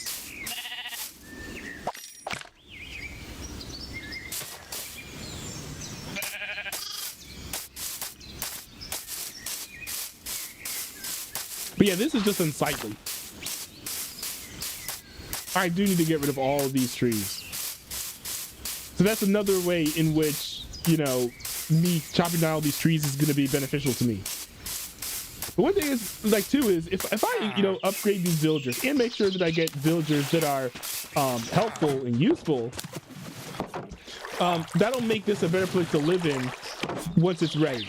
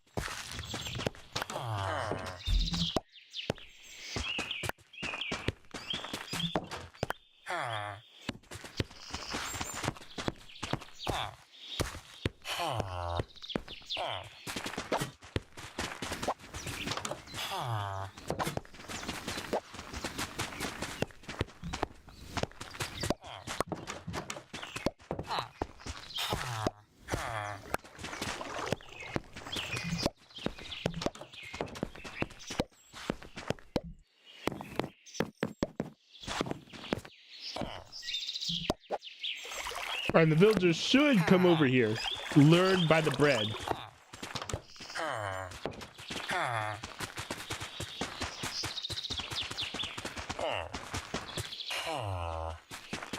Right. Right. Right.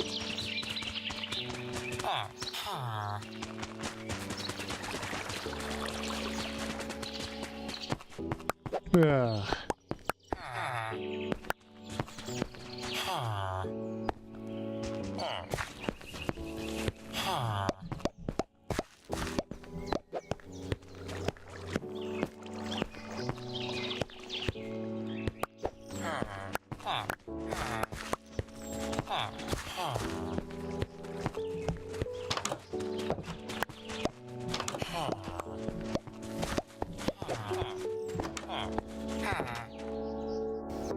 Are none of the villagers hungry?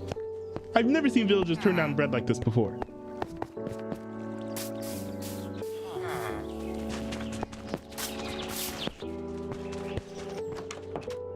They must be full.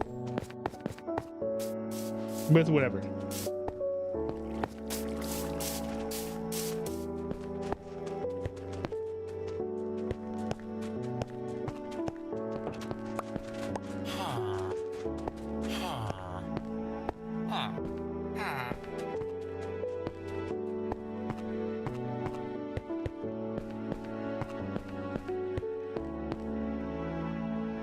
See, how many beds can I make?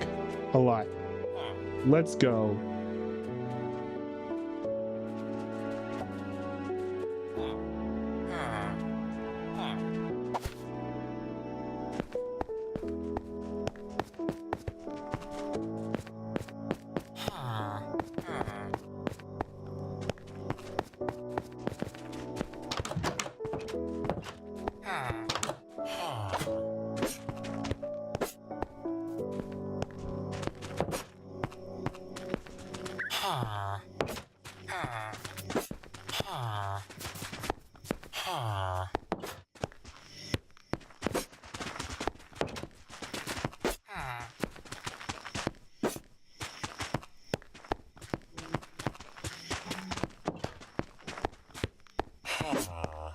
Ooh. Now we are at the dense section.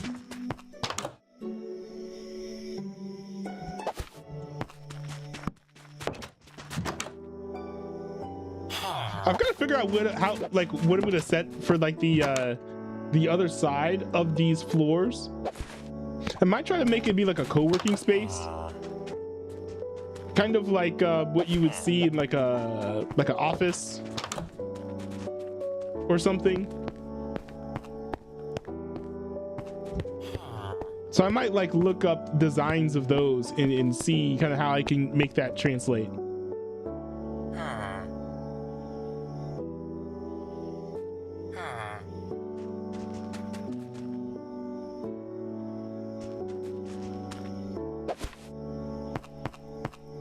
And this style of housing is by no means luxurious, but what I really wanted to make sure I did is that I gave these places a nice view.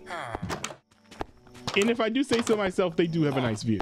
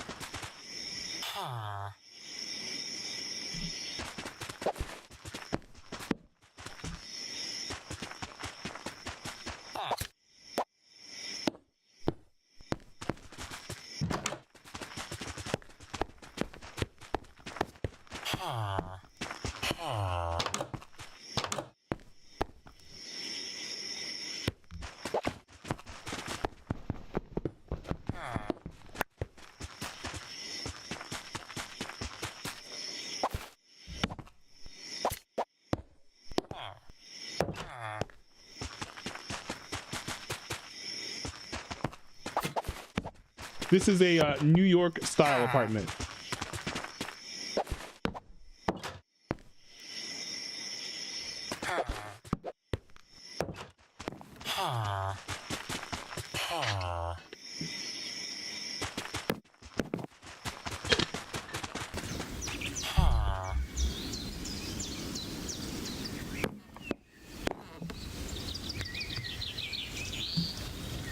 Wait, I'm trapped. Wait, this is crazy. What? I didn't know that this is a trap. Oh, shoot. I gotta figure out how to fix that. You better just leave it open?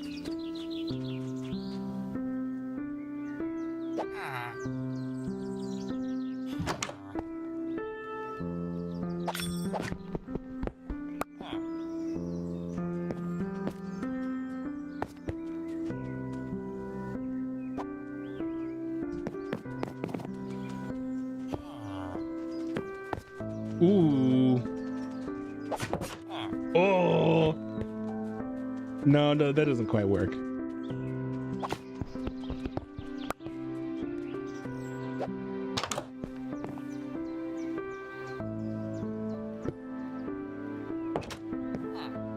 That doesn't work either. I gotta figure out something though. That's not gonna work. But if that's not gonna work, then I should cut these all down. Because a villager might be able to make it work. I don't know. They're mobs. They're different than people. But like, I want humans like to be able to play this game as well and be in this skyscraper and be able to function.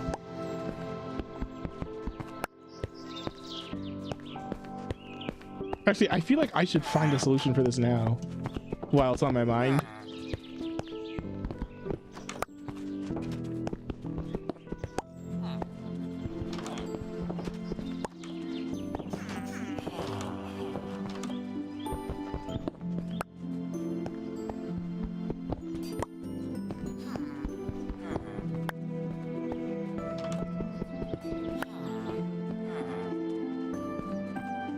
Dude, I want a farmer in here so bad.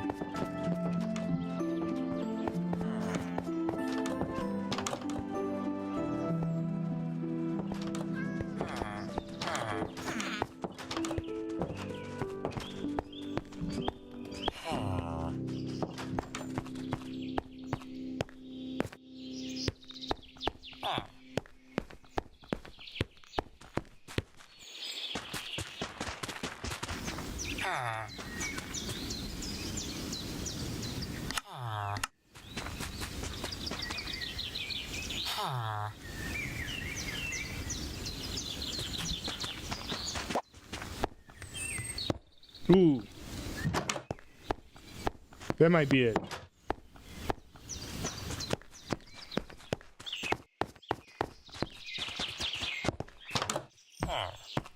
Well, that's fine.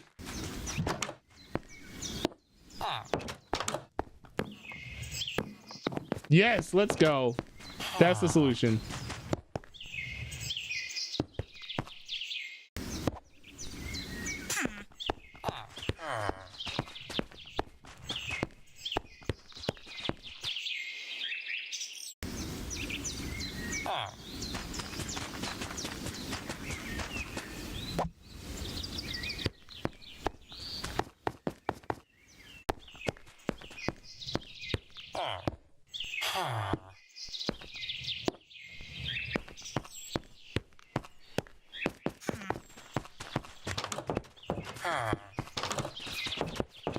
I do think though that in the future, because one reason I built this is because I wanted to see if eventually I could make like very skinny homes and then kind of like line them up to form like a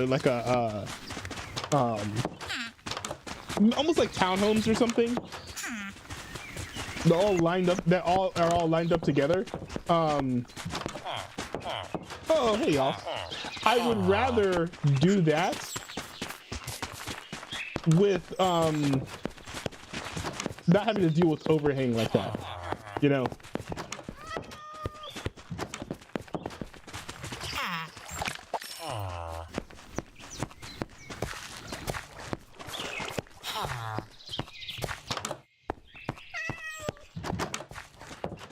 Still no farmer, man. Still no farmer.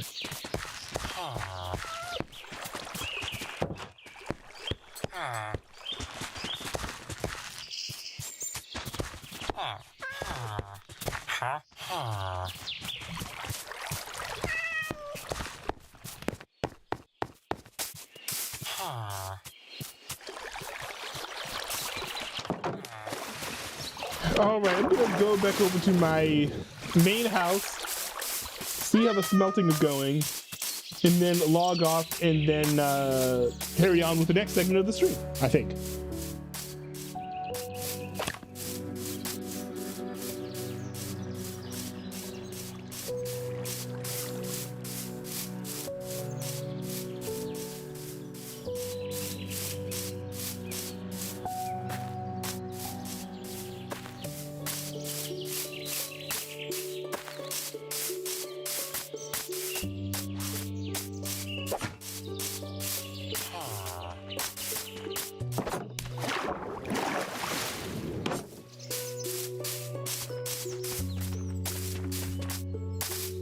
Lemon Shark 24 in the chat says we built the city on rock and roll. I completely agree.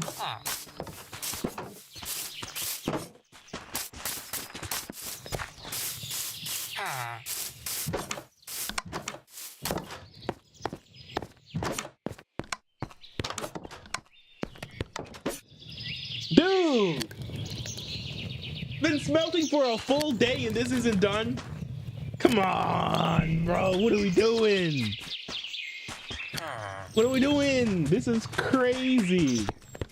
Lemon Shark 24 says, well, graphics are really good. Yeah, I mean, this is the vibrant visuals. And this is actually the game in its dullest because, you know, you really see it accentuated like in the morning, at night. This is why I told you guys that you should be using this because it makes everything look so much better, man. Lemon Shark 24 says, also according to track, there's a new episode of My Adventures with Superman. Okay, so do new episodes of that show air on Sundays?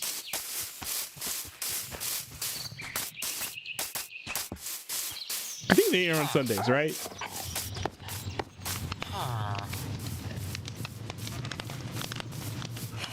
Same thing with Rick and Morty. I keep getting notifications about new episodes of Rick and Morty as well.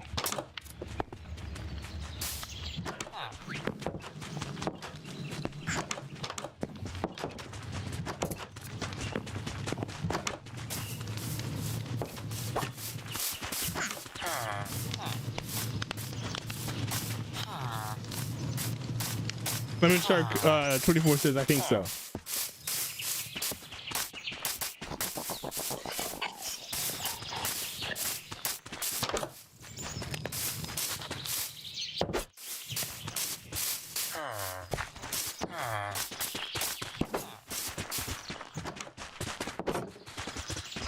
Let's see. Oh, my farmer. My farmer, my farmer.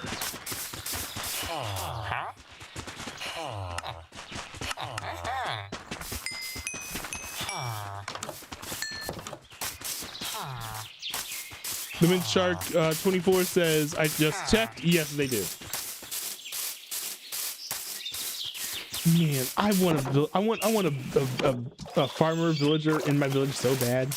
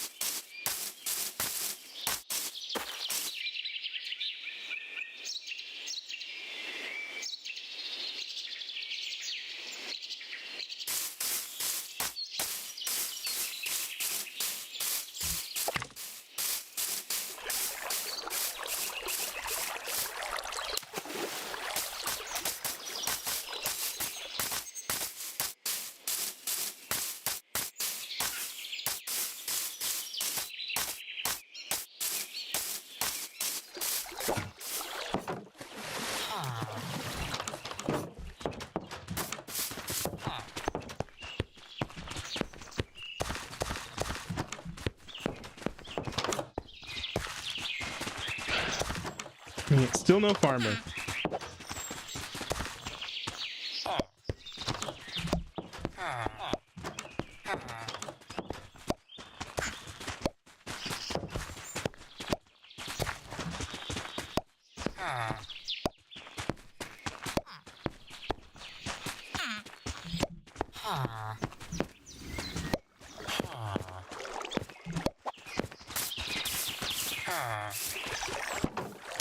Lemon Shark 24 says, I'm gonna go play Uno now. See you later. Oh, see you later. I mean, you left right at the sunset when everything was cool, but yeah, that's fine.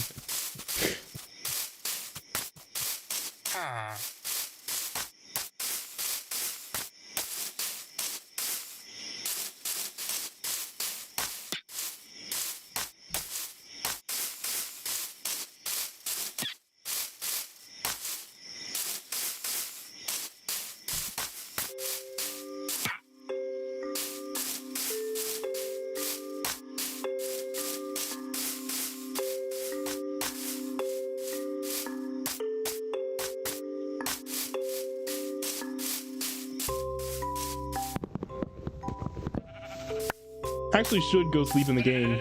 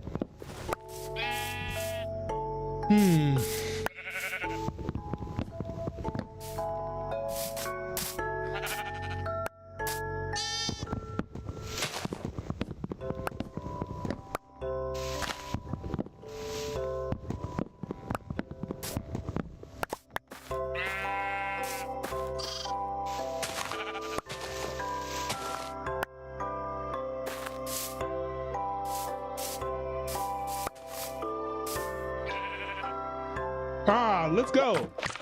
Now I've got a reason to use my bow, my new bow.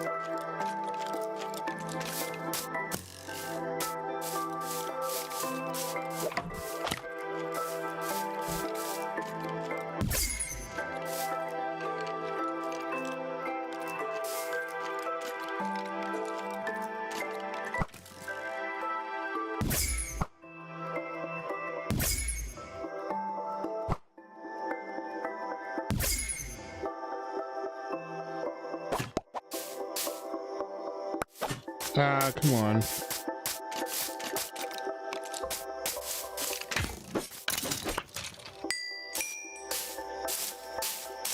My second is bow.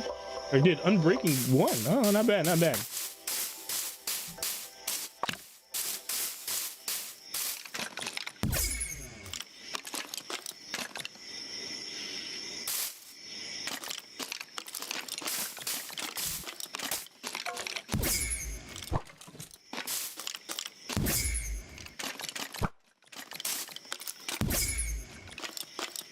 I'm a little rusty.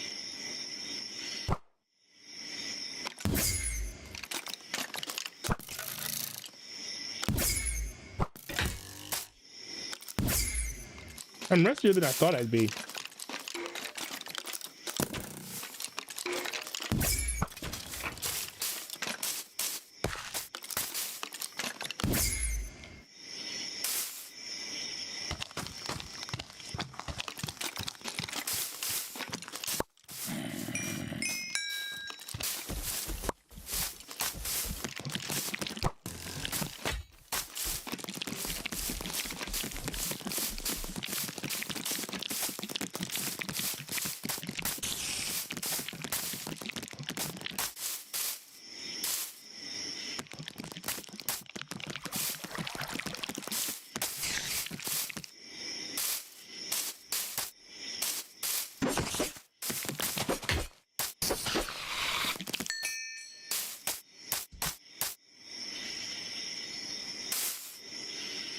Hmm.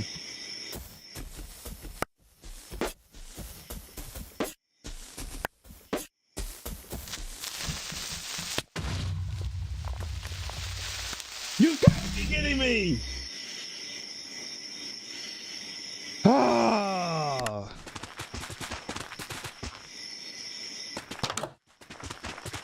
Man. I did not expect that.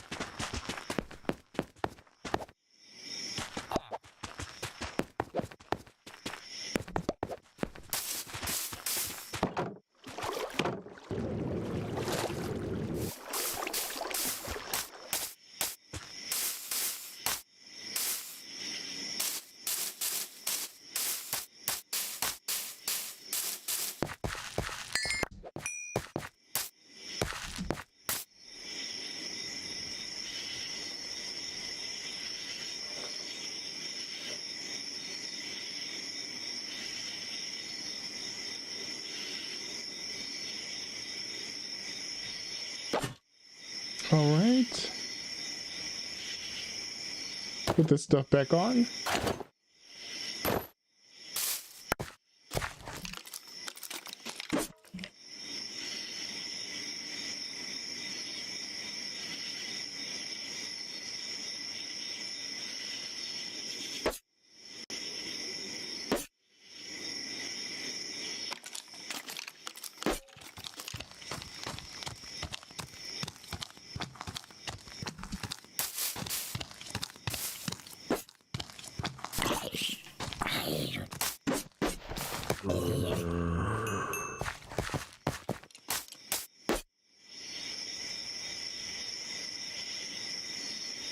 Where are the arrows? Oh, that's all the arrows. Okay.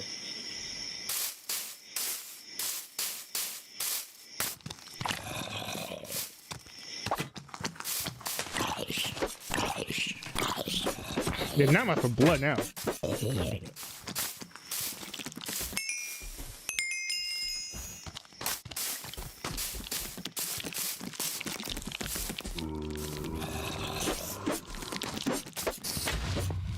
What in the world?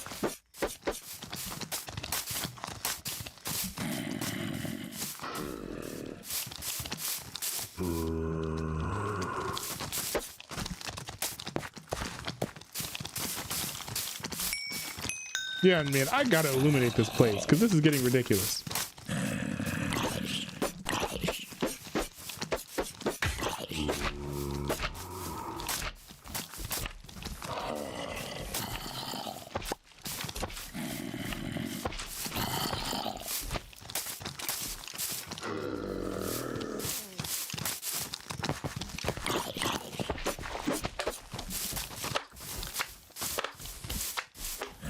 There's a creeper too?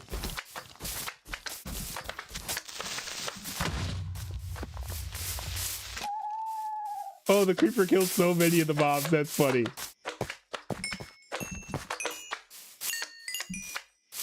Dude, that's crazy, yo.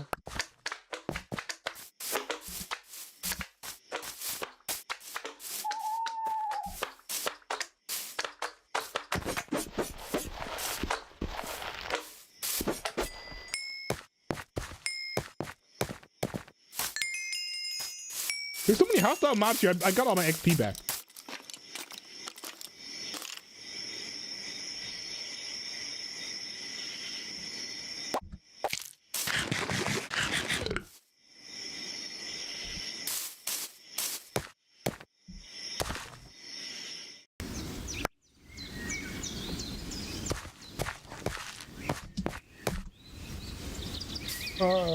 Yeah.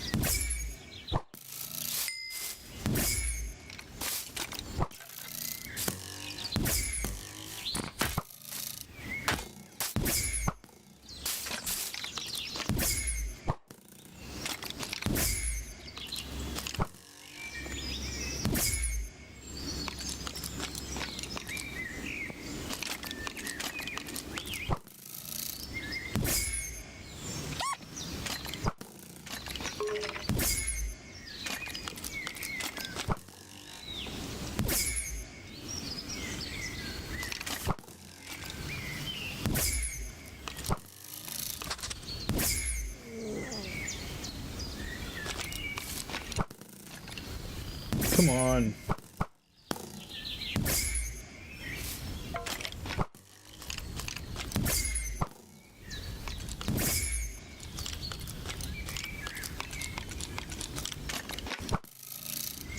That's insane.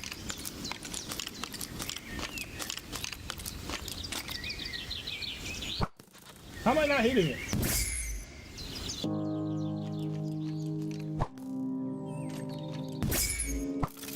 There we go.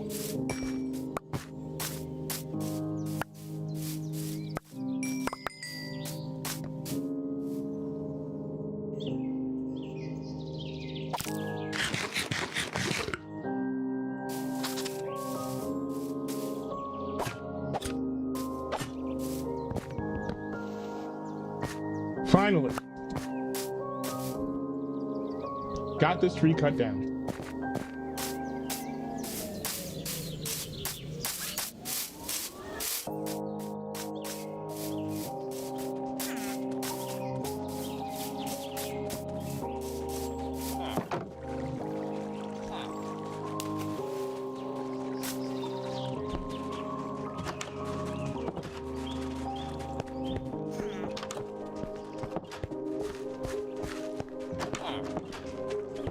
We're doing a villager up here, but no farmer.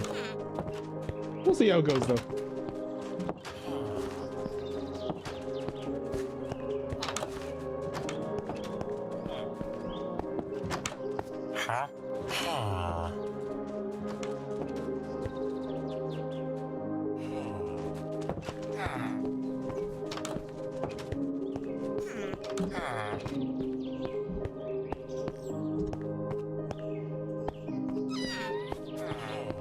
Oh boy, look at all these guys.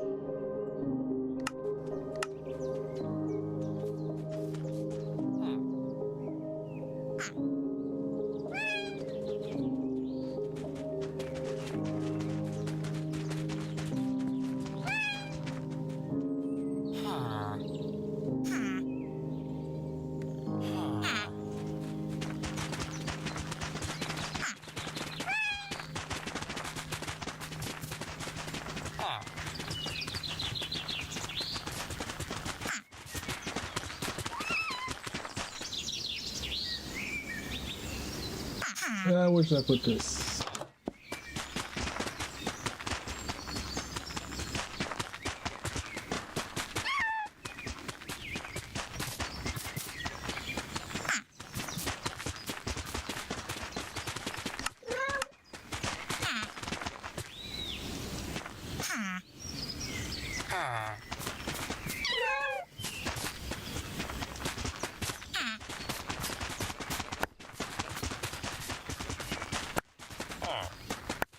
Yeah, there we go.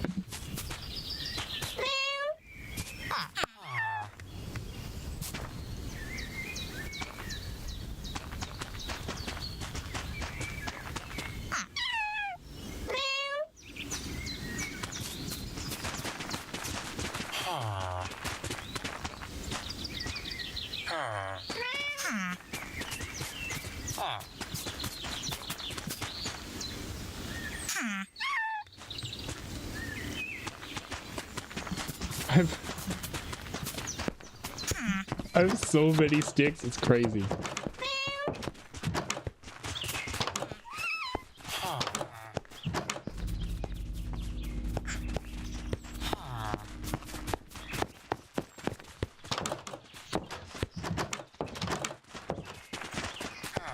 Well, they're having lots of fun.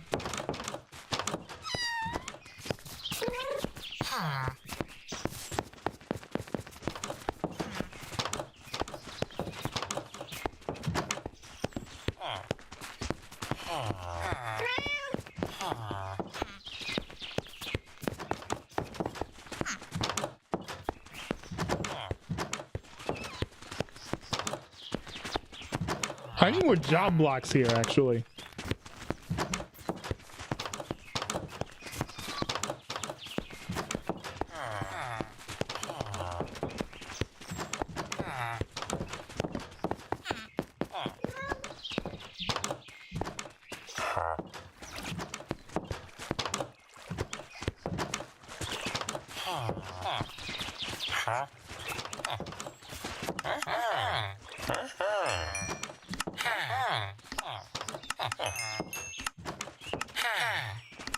Let's go.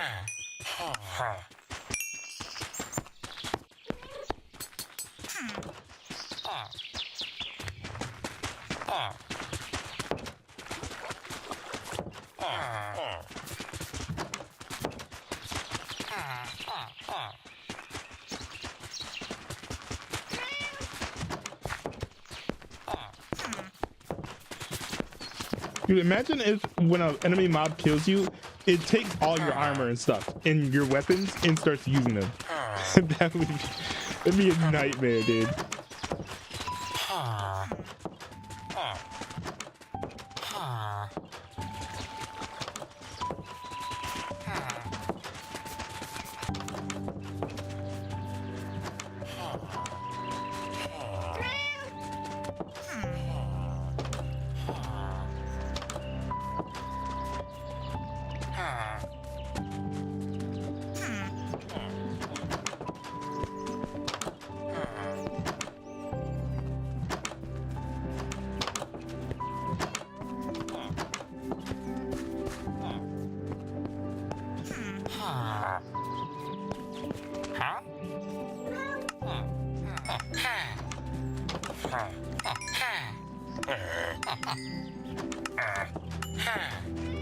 Bro, I maxed him out. I maxed him out.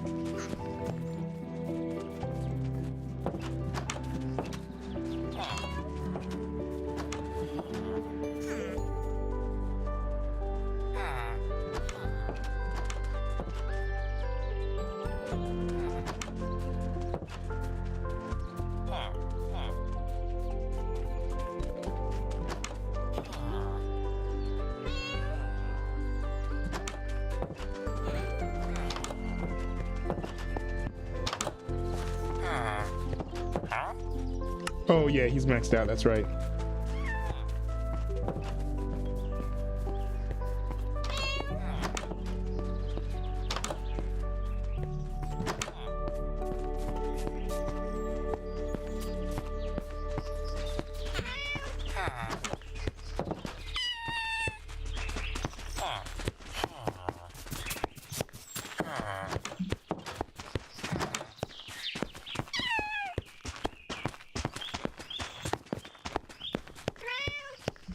Wait, so do I only have one Fletcher in here? For some reason I thought I had multiple Fletchers.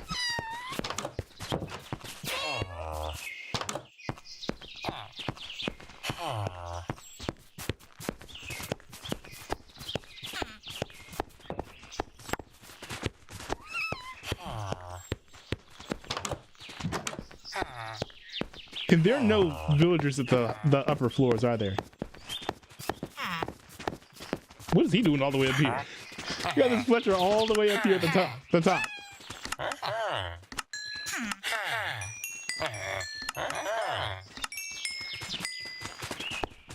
That's actually kind of crazy. 34 emerald, dude. I have gained many riches. All right. Hopefully the copper is finished smelting. And then I'm going to wrap up this gaming segment here.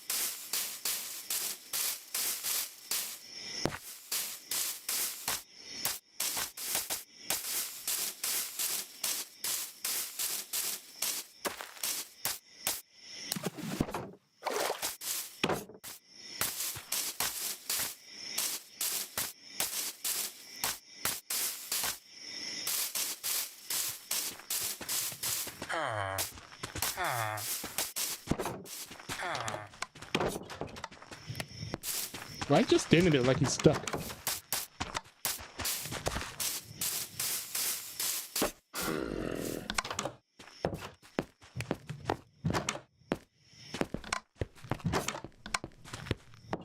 It's still going! Are you kidding me? What? Come on, man. Okay, let's keep track of this. It's nighttime. There's 33 copper ingots in here. I'm gonna go to sleep. How many are in here now? 36. You've got to be joking. Wait, hold on. Oh, I didn't mean to take a screenshot there.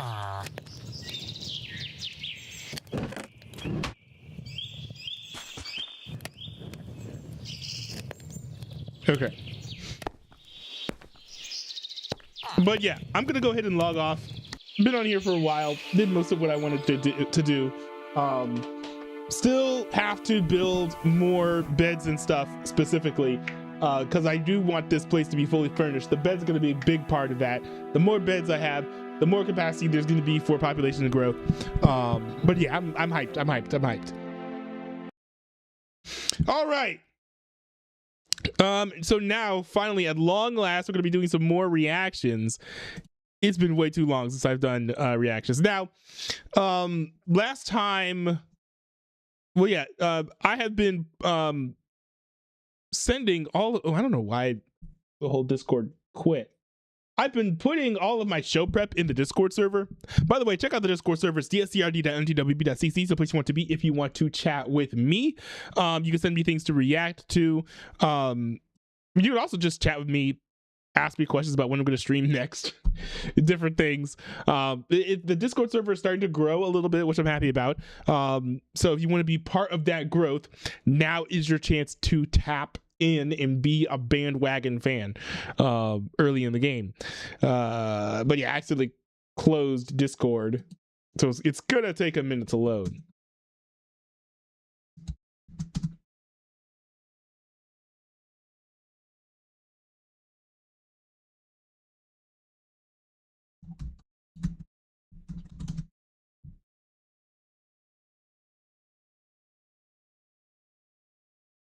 But in the meantime, let's see here.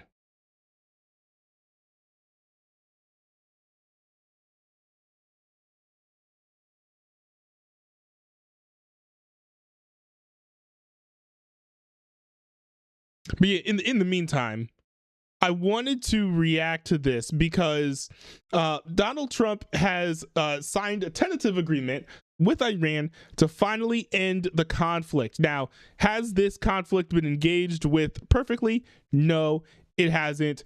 But I do think that ultimately engaging in the conflict was relatively justified. They were building nuclear weapons, so when a nation who says death to America starts building nuclear weapons, I wouldn't say that we need to quake in our boots, but I do think that we should certainly take heed and pay attention. Now, there is an agreement that Donald Trump signed, and this agreement is in writing and it's available to the general public. This is called the Memorandum of Understanding, shortened to MOU, but the full text is Islamabad Memorandum of Understanding between the Islamic Republic of Iran and the United States of America. Now, I'm going to read this text, but in my mind, there should be three main goals of Trump signing a deal with Iran. First of all, you have to get rid of the nuclear materials that Iran had that were capable of creating a nuclear weapon, first of all. Second of all, you've got to open up the Strait of Hormuz so that the oil can flow. Also get rid of the tolls, because that's a problem. Iran should not be benefiting from tolls for the Strait of Hormuz because they weren't before. We should not be putting them in an advantageous position relative to where they were before. But third, we also need to get the IAEA back in place in Iran to be monitoring Iran's nuclear power development, because that kind of is what alerted the world that, hey, these guys are building nuclear weapons, because the IAEA started to notice, hey, you guys are hiding stuff from us. And then that kind of actually kicked off this whole firestorm dating back to even like a year or two ago. So it would be nice to kind of have those aspects of a status quo in place. Of course, if you wanted a deal that would be perfect, you could ask for a lot more. Like, you could ask for the IRGC to be disbanded. Like, you could ask for a bunch of different things. But at the end of the day, when you're negotiating, you can't get every single thing that you want. So I'm just pointing out the three things that I want to see in this MOU. And I have not read the MOU yet. So let's go ahead and read the MOU together. I'm reading this for the first time here. This is from NPR, posted on the 18th by the journalist NPR staff. It says, read the full text of Trump's preliminary U.S.-Iran agreement to end the war. So I'm just going to read the text here. Islamabad Memorandum of Understanding between the Islamic Republic of Iran and the United States of America. The Islamic Republic of Iran and the United States of America have jointly agreed in good faith on, that's a lot of dots here, 2026 at a lot of dots on the following. 1. The Islamic Republic of Iran and the United States of America and their allies in the current war, by signing this MOU, declare the immediate and permanent termination of military operations on all fronts, including in Lebanon, and undertake from now on not to initiate any war or military operations against each other, and to refrain from the threat or use of force against each other, and ensuring the territorial integrity and sovereignty of Lebanon. The final deal will confirm the permanent termination of the war on all fronts, including in Lebanon, and other provisions in this paragraph. So this includes Lebanon, which, Israel has been attacking Lebanon for a while, because I think there has Hezbollah terrorist targets in there. Now, it does say the Islamic Republic and Iran and the United States of America and their allies in the current war by signing this MOU. So if Israel does not sign this, which I think they probably will not, then they are not held to this agreement, right? The only people who are held to this agreement are the people who signed this. So that's an interesting thing to take note. Now, I will say, I think that Israel should be allowed to attack terrorist targets in Lebanon, right? Because they're terrorist groups. They constantly go after the state of Israel when they have the opportunity to do so. So to me, I'm like, if I'm Israel, I am not going to be on board with this, and that's fair. Now, I will say, should America be helping Israel take out terrorist assets in Lebanon? No, I think Israel should be able to take care of that themselves. But Israel has the right to go after terrorist organizations. They should do so, especially considering that those terrorist organizations have made themselves enemies of the state of Israel. So I think that everything here is fine, although I completely understand Israel not wanting to be a part of this.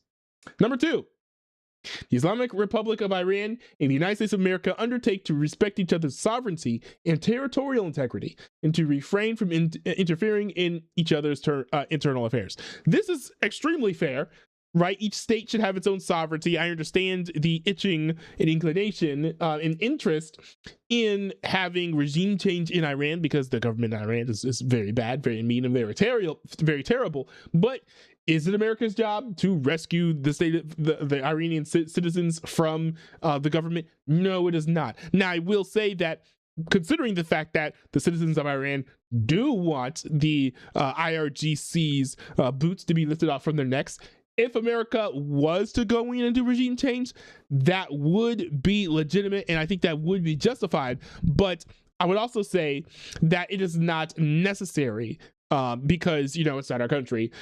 So, yeah, not our prerogative to do.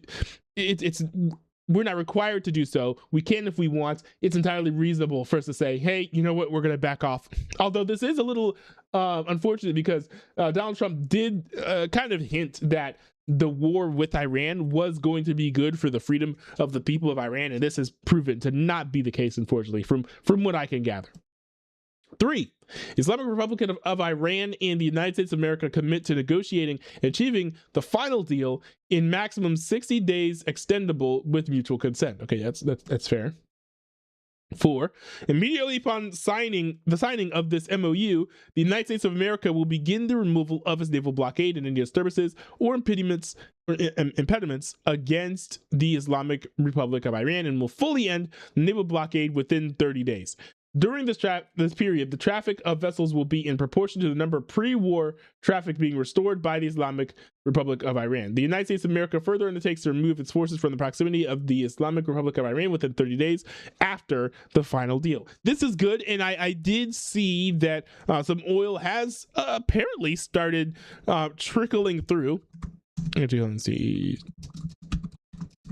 So there are actually multiple websites where you can go and track what the state is of the blockade of the Strait of Hormuz. Now, is everything completely open? No, everything is not completely open. However, let's see.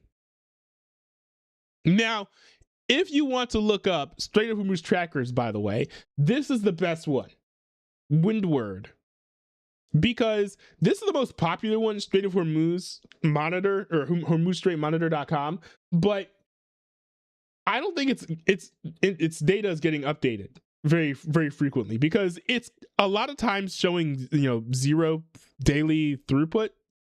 But if you go here, you'll see that yes, ships are starting to move. And I'm more apt to believe this because I am hearing reports of ships being escorted through the Strait of Hormuz now.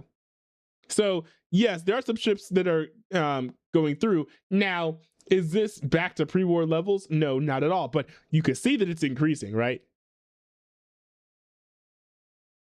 Down from about like one or so, between 1 and 5 transits on June 10th, all the way up to in total about 40 or so transits today at the time of this recording. So this is going to be very, very good for the global economy.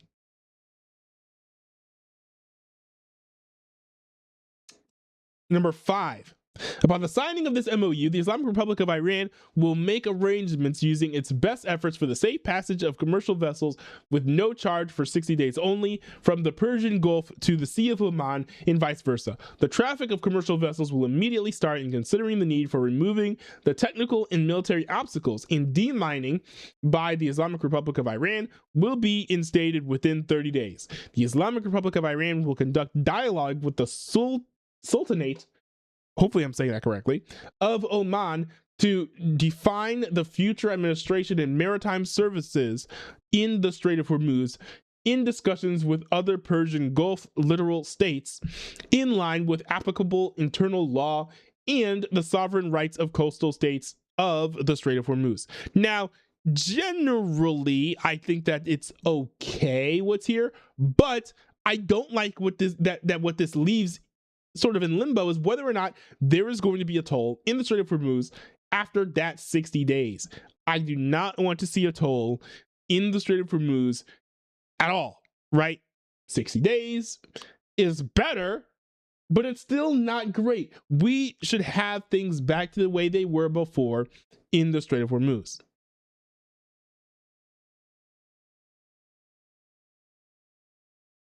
All right, number 6. The United States of America undertakes with regional partners to develop a definitive mutually agreed plan with at least $300 billion USD for the reconstruction and economic development of the Islamic Republic of Iran. The mechanism for the implementation of this plan will be finalized as part of the final deal within 60 days. All required licenses, waivers, and permissions needed for the relevant financial transactions will be granted by the United States of America. I have mixed feelings about this. I do think that it's fair for us to be like, okay, we have destroyed, civilian infrastructure during this war. As a show of good faith, we are going to give you guys some money to rebuild what was broken. I think that's fine. What I don't like is that here is listed funds for economic development. I don't think that we owe the Islamic Republic of Iran anything in terms of economic development. Look, this whole thing started because they were developing nuclear weapons. What, are we going to reward them for developing nuclear weapons by giving them money to develop their economy? I don't like that at all. I don't think that that's fair at all. So that part of the agreement, not a fan of. Yes, the reconstruction, that's fair. We've destroyed some civilian infrastructure, but economic development, no, not a fan of that at all. Now we're on page 2. And here we are at number 7. The United States of America undertakes to terminate all types of sanctions against the Islamic Republic of Iran, including the United Nations Security Council resolutions, IAEA Board of Governors resolutions, and all unilateral U.S. sanctions, primary and secondary, in an agreed-upon schedule as part of the final deal. The Islamic Republic of Iran and the United States of America acknowledge the critical importance of the sanctions termination issued above mentioned and express their intentions to immediately address these issues in the negotiations in order to achieve mutual agreement on them. I am not on board with this. I do think it's fair for us to say, you know what, maybe we will decrease some sanctions, maybe we will lessen some sanctions, but completely removal, no, because Iran funds terrorist organizations all across the globe. And if we decrease the sanctions on them, that's going to leave them more free to wreak more havoc across the world through terrorist proxies. Remember that it has long been suspected and is all but confirmed that Iran funding Hamas allowed them or helped them to commit the terrorist attack of October 7th against the state of Israel. In killing and brutalizing and abusing Israeli citizens. So I don't think that decreasing, or I don't think that killing sanctions on the state of Iran is the right way to go here. Now, much in this text that we've seen so far is a show of good faith and goodwill and allows them to have a more flourishing economy. And, for the people of Iran, I'm happy about that because there should be a trickle-down effect to some degree where, with a better economy, you can get better infrastructure, et cetera, et cetera. But when it comes to how this will affect, Israel, for example, I'm not a fan of this. How this will affect Christians throughout the globe, because Christians in specifically African countries tend to be targets of terrorist activities from these terror proxies. Not a big fan of that either. Christians are my people. So, I am a bit disappointed to see that, this much goodwill, like goodwill to this level has been extended to a state sponsor of terrorism. Moving up to number 8. The Islamic Republic of Iran reaffirms that it shall not procure or develop nuclear weapons. The Islamic Republic of Iran and the United States of America have agreed to resolve the disposition of stockpiled enriched material pursuant to a mechanism that will be mutually agreed upon in accordance with the schedule mentioned in paragraph 7, with the minimum methodology to be blending downblending on site with the supervision of the IAEA. The two parties also agreed to discuss the issue of enrichment and other mutually agreed matters relating to the Islamic Republic of Iran's nuclear needs based on a satisfactory framework being agreed upon in the final deal. The final deal will confirm the provisions of this paragraph. The Islamic Republic of Iran and the United States of America acknowledge the critical importance of the nuclear issues above mentioned and express their intentions to immediately address these issues in the negotiations in order to achieve mutual agreements on them. So here, I really like this. I really like this because it says, hey, you know, we're going to grab the nuclear materials and we're going to downblend them so that, you know, they can't be used as nuclear weapons, essentially. I did hear about this point specifically. I looked it up. That is basically what this section is saying. I also like how they're going to further discuss Iran's nuclear program because there are legitimate uses for nuclear materials in Iran. You know, if they want to use it for nuclear power, for example, all the more power to them. But you know, the type of nuclear materials they were building, they were lying about that, saying, oh, this is for nuclear power, da da da. No, that's not the case. It was actually for nuclear weapons. So if we can, you know, make sure that Iran is developing nuclear materials specifically at the level or at the rate needed for nuclear power and not nuclear weapons, I'm completely on board with this. Hopefully this right here, this number 8, is instituted and put in place. Because that actually might be one of my favorite portions of this so far. Pending the final deal, the Islamic Republic of Iran and the United States of America agreed to maintain the status quo. The Islamic Republic of Iran will maintain the current status quo of its nuclear program. The United States of America will not impose any new sanctions and will not deploy any additional forces in the region. 10. The United States of America undertakes that immediately upon the signing of this MOU and until the termination of sanctions, the U.S. Department of Treasury will issue waivers for the export of Iranian crude oil, petroleum products and derivatives, in all associated services, including banking transactions, insurances, transportations, etc. Okay, I think this is relatively fair. This is basically saying, you know, all the rules and stuff where it's like, I think this is in regards to additional sanctions to prevent Iran from smuggling oil out, right? Smuggling oil out from the country.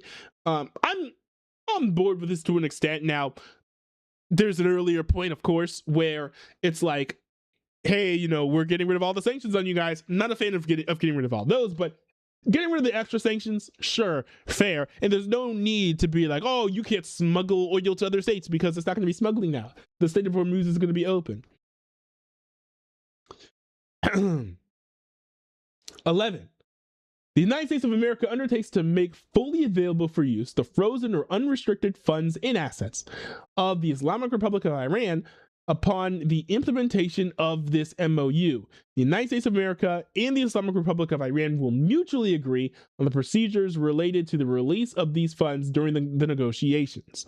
Such funds, whether retained in the original account or transferred, shall be made fully usable for payment to any ultimate beneficiary designed by the Central Bank of the Islamic Republic of Iran. The United States of America undertakes to issue all necessary licenses and authorizations accordingly. I think this is fair so long as these assets were frozen because of the war. If these are like assets frozen for other reasons, not a fan of that. You know, unfreezing assets is actually how we got October 7th, you know, by all accounts. So number 12, the Islamic Republic of Iran and the United States of America agreed that an executive mechanism will be established to monitor the successful implementation of this MOU in the future compliance of the final deal. Okay, yeah, that's fair. Number 13, after signing this MOU and subject to the beginning of the implementation of paragraphs 1, 4, 5, 10, and 11 of this MOU and the continuing implementations of these measures, the Islamic Republic of Iran and the United States of America will start negotiations regarding the final deal exclusively on other paragraphs. And that's also fine. This is basically saying, you know, this is a rough draft and we're going to nail down the points on these different paragraphs because we know that these are kind of vague. 14, the final deal will be endorsed by a binding UNSC resolution. Okay, also fine. I generally like this deal. I generally like this deal. I don't like lifting sanctions on Iran. I don't like giving Iran the option of having a toll on the Strait of Hormuz. But the most important thing, the most pressing thing was Iran's nuclear weapons program. That we have 100% nailed down. We are going to kill that thing, and that's awesome. Because that's the present danger, right? That was the reason why we that's the reason why we went to war with them in the first place. So, as far as like the important, pressing, immediate issues, yes, we've solved those problems. Now, I do know that, of course, this agreement is not final, so maybe we're going to get some assurances that, hey, there are not going to be any tolls on the Strait of Hormuz. That'd be really great. Maybe we can get assurances saying, hey, Iran's not going to send funds to terrorist organizations like Hamas and Hezbollah. That would be great. So there's more to see here. But we just have to wait and see how things will roll out. The one thing that I want all of my viewers to remember to do while we're following this is don't take Trump's word for it, because he's been lying in a way to manipulate the markets and make things improve or grow, and to keep the economy from failing or collapsing, which I understand. You want things to be doing well in your country, but still, Trump, who, certainly does not have the cleanest track record when it comes to telling the truth anyways, is going around lying and stuff. It's just important to remind everyone to be like, hey, Trump might not be accurate in everything that he's saying. Pay more attention to what is being done and less attention to what people are saying, because what people are saying is not always going to be accurate.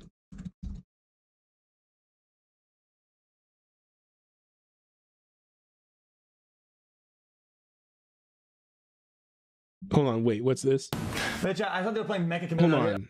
This is XQC has burned all his bridges. No one wants to play with him. I haven't watched XQC super frequently. What's going on with him? Did something happen?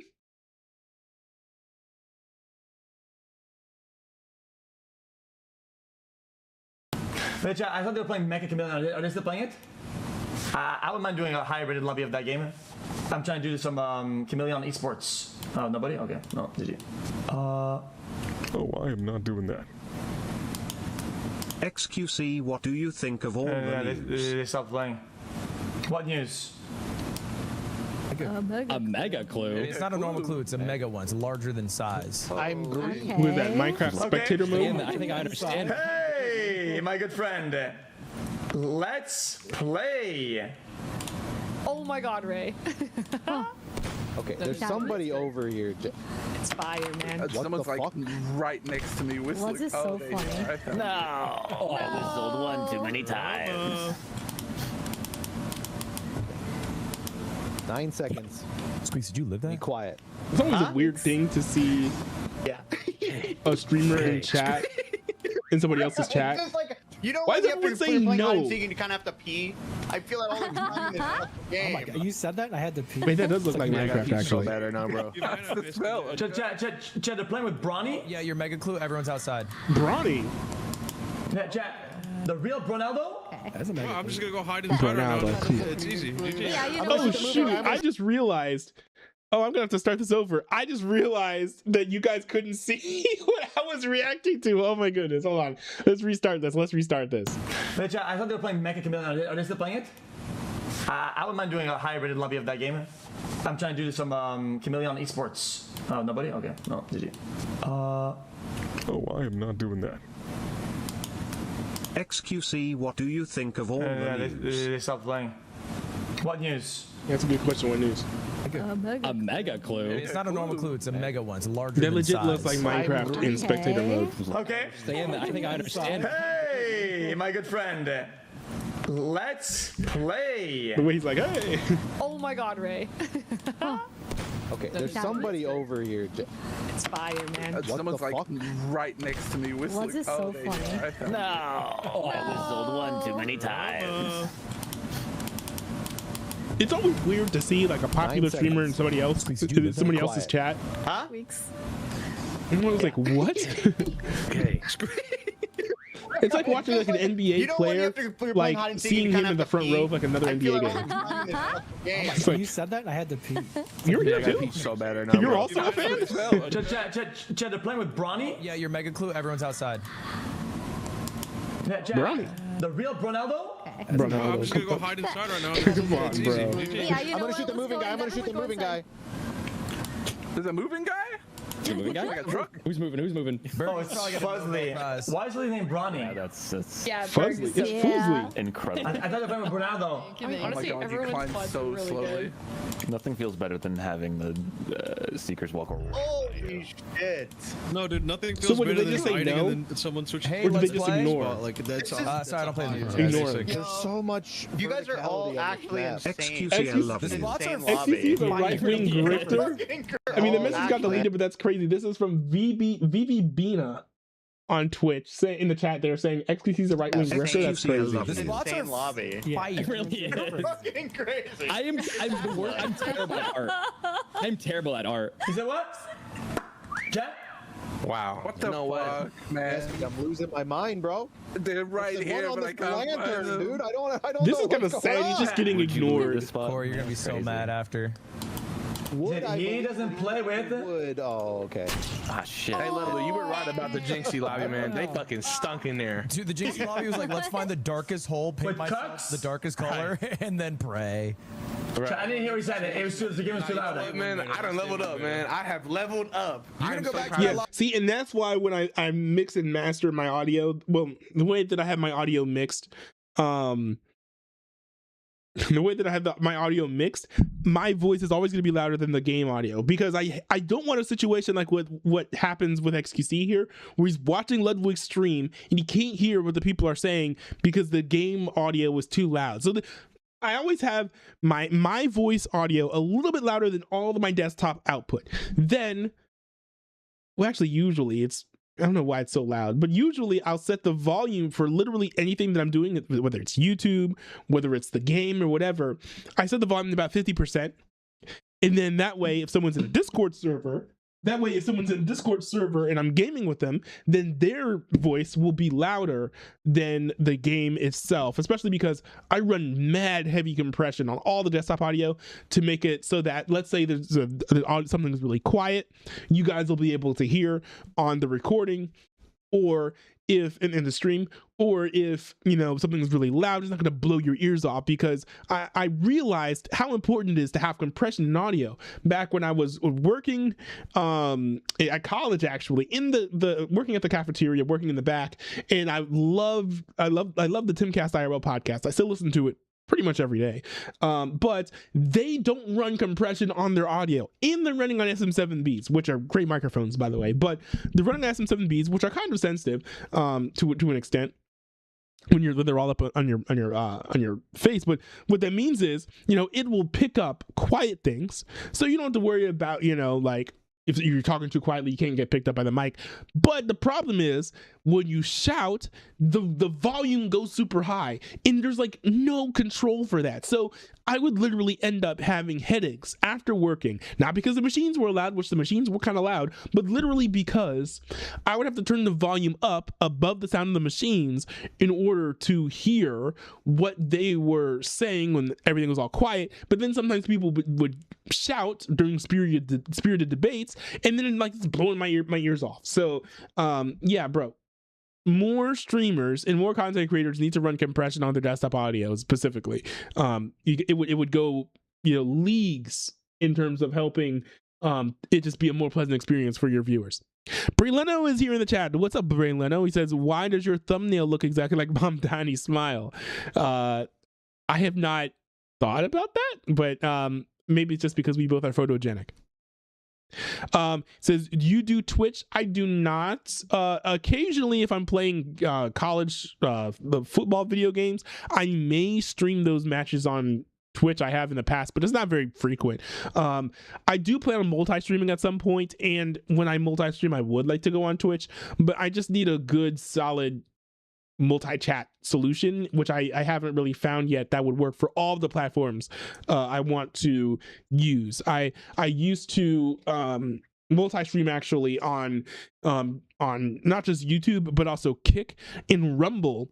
But the multi-stream thing, like, kind of like, I had a multi-chat thing that was working for like about a month, but then it stopped working correctly with Rumble, and I'm like, okay, I need to be able to see all of my chats in one place in a unified chat. And if I can't do that without subscribing to some website or whatever, I'm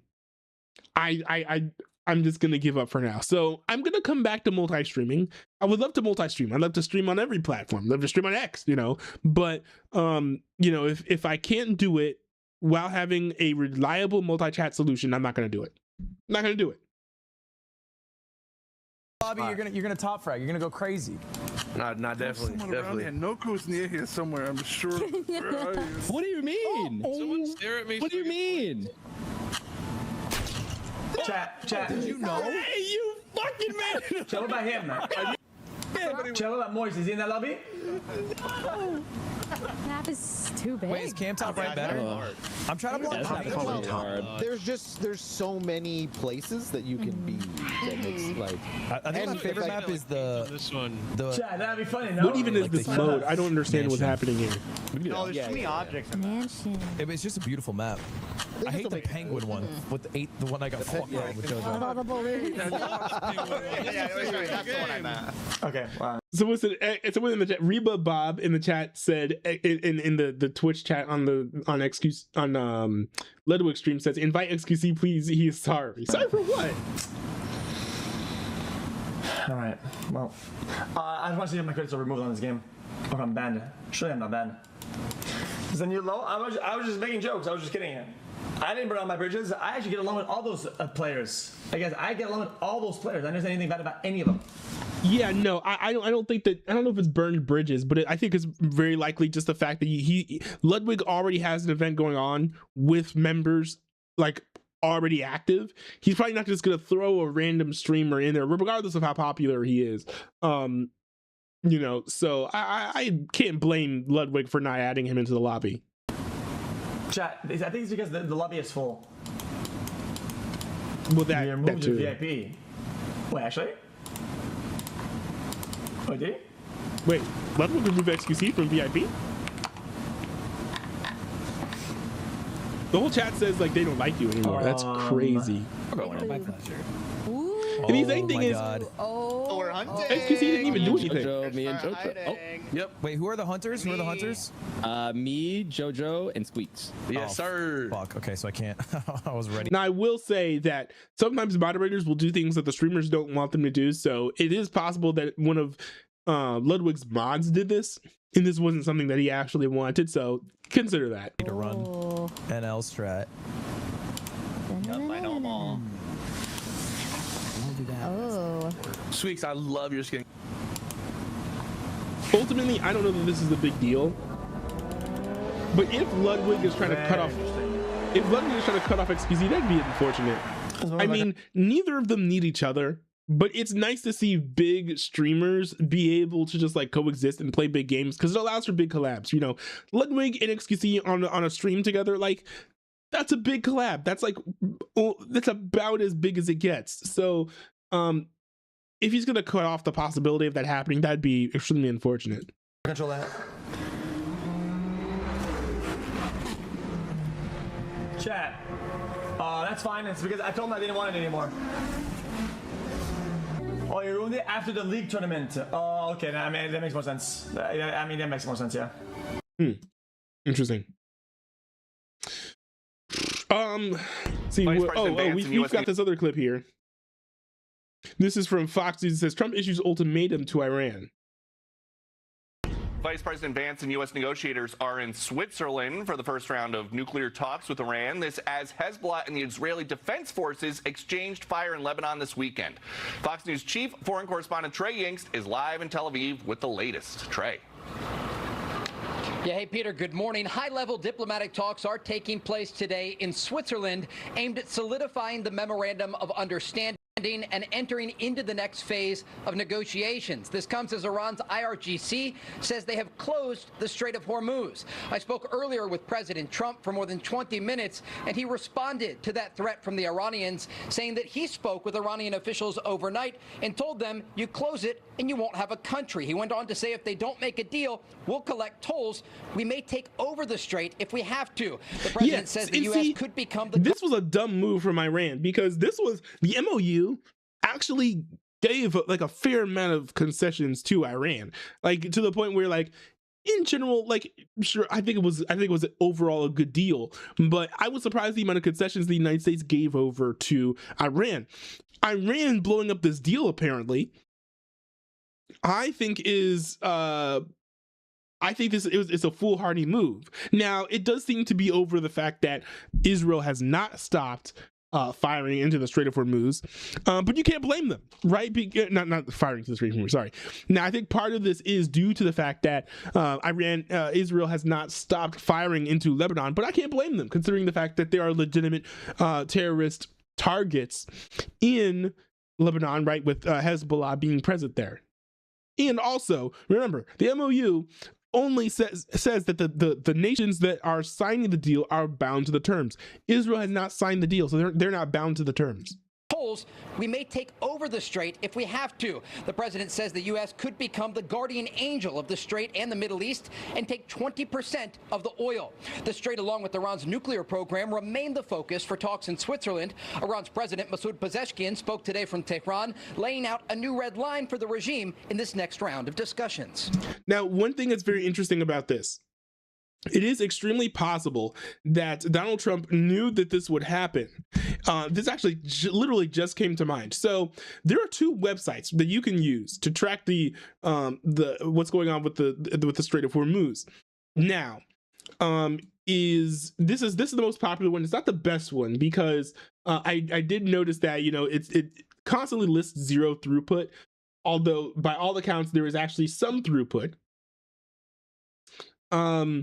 You notice here, you're actually seeing some throughput here, right? We're seeing roughly 40 ships passing the Strait of Hormuz now, as compared to about 5 on June 10th.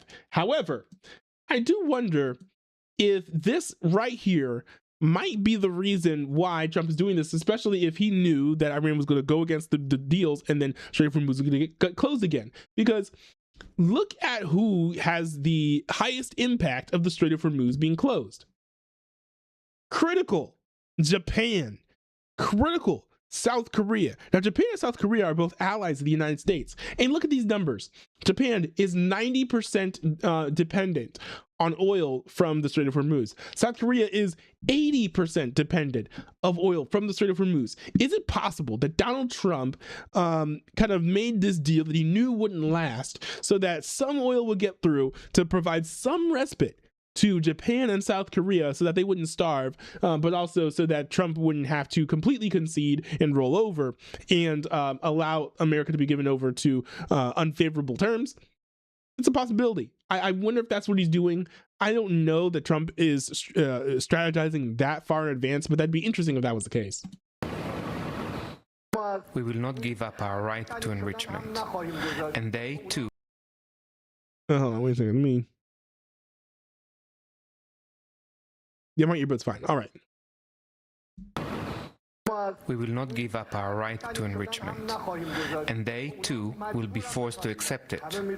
You all know what the so-called President of the United States was saying. He had made a complete 100-degree turn. He was saying that Iran must surrender unconditionally.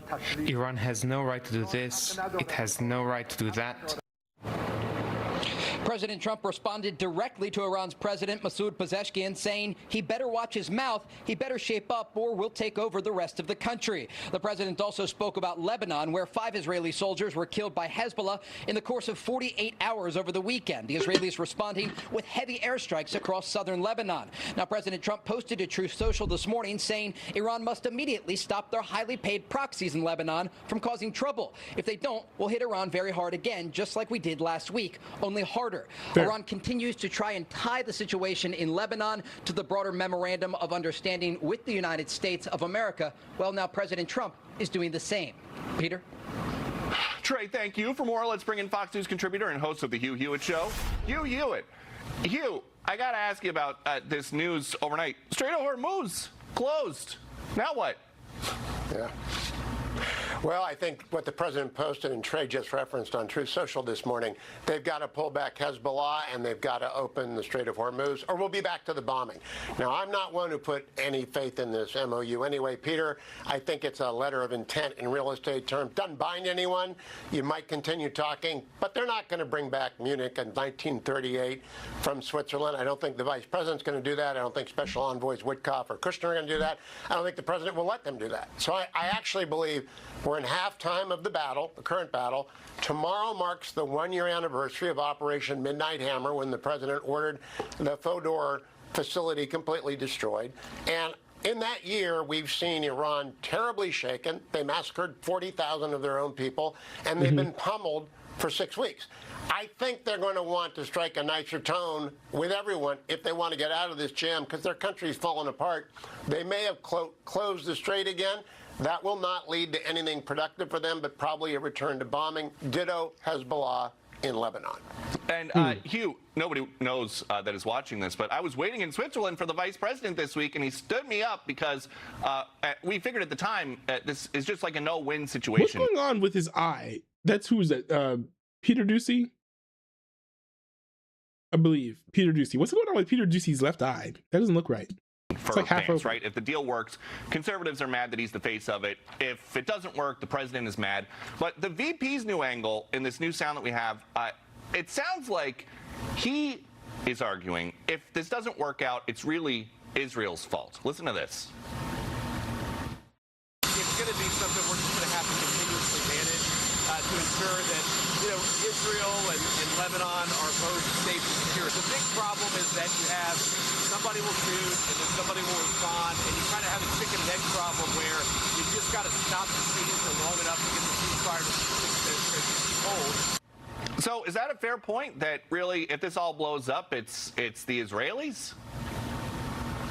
No, and I didn't hear it that way. I heard the chicken and egg, which is not a great analogy, because Hezbollah is a terrorist occupying force in Lebanon. Israel had to go in and defend Israel's territory. The president has blessed that. I think the vice president I hope he's studying Ronald Reagan in Reykjavik in 1986, because sometime a disaster of a summit can turn into a big geostrategic political win. So if he walks away from Switzerland and said, these are idiots, these are lunatics, we can't deal with them, I think that increases his stock, because that's the actual truth. We know that the IRGC and the mullahs are nuts and they're lunatics, as the president has said, as Secretary Rubio has said. So I think it could blow up, and to his advantage. What isn't to his advantage is blaming our closest ally, most important ally in the world, Israel, for any of this, because it's not their fault. It's the Iranian terrorist proxy, Hezbollah, that refuses to disengage. Well, it's also not that, but it's that Iran is using this as an excuse to not sign the deal or go back on the deal, when in reality, no one has violated the deal. The deal, again, only applies to the people who have signed it. So Israel going after Hezbollah in Lebanon does not violate the deal so long as they don't sign the MOU. So they're mad about someone not abiding by the rules that they haven't agreed to, which is just like loser behavior. Like you just can't be doing that. It is illogical. It doesn't make a lot of sense. And it seems like the heart of Republican and Democratic concerns with this deal is giving Iran money that they can maybe then use for anything. I asked President Trump about that on Wednesday in Evian. Listen to this.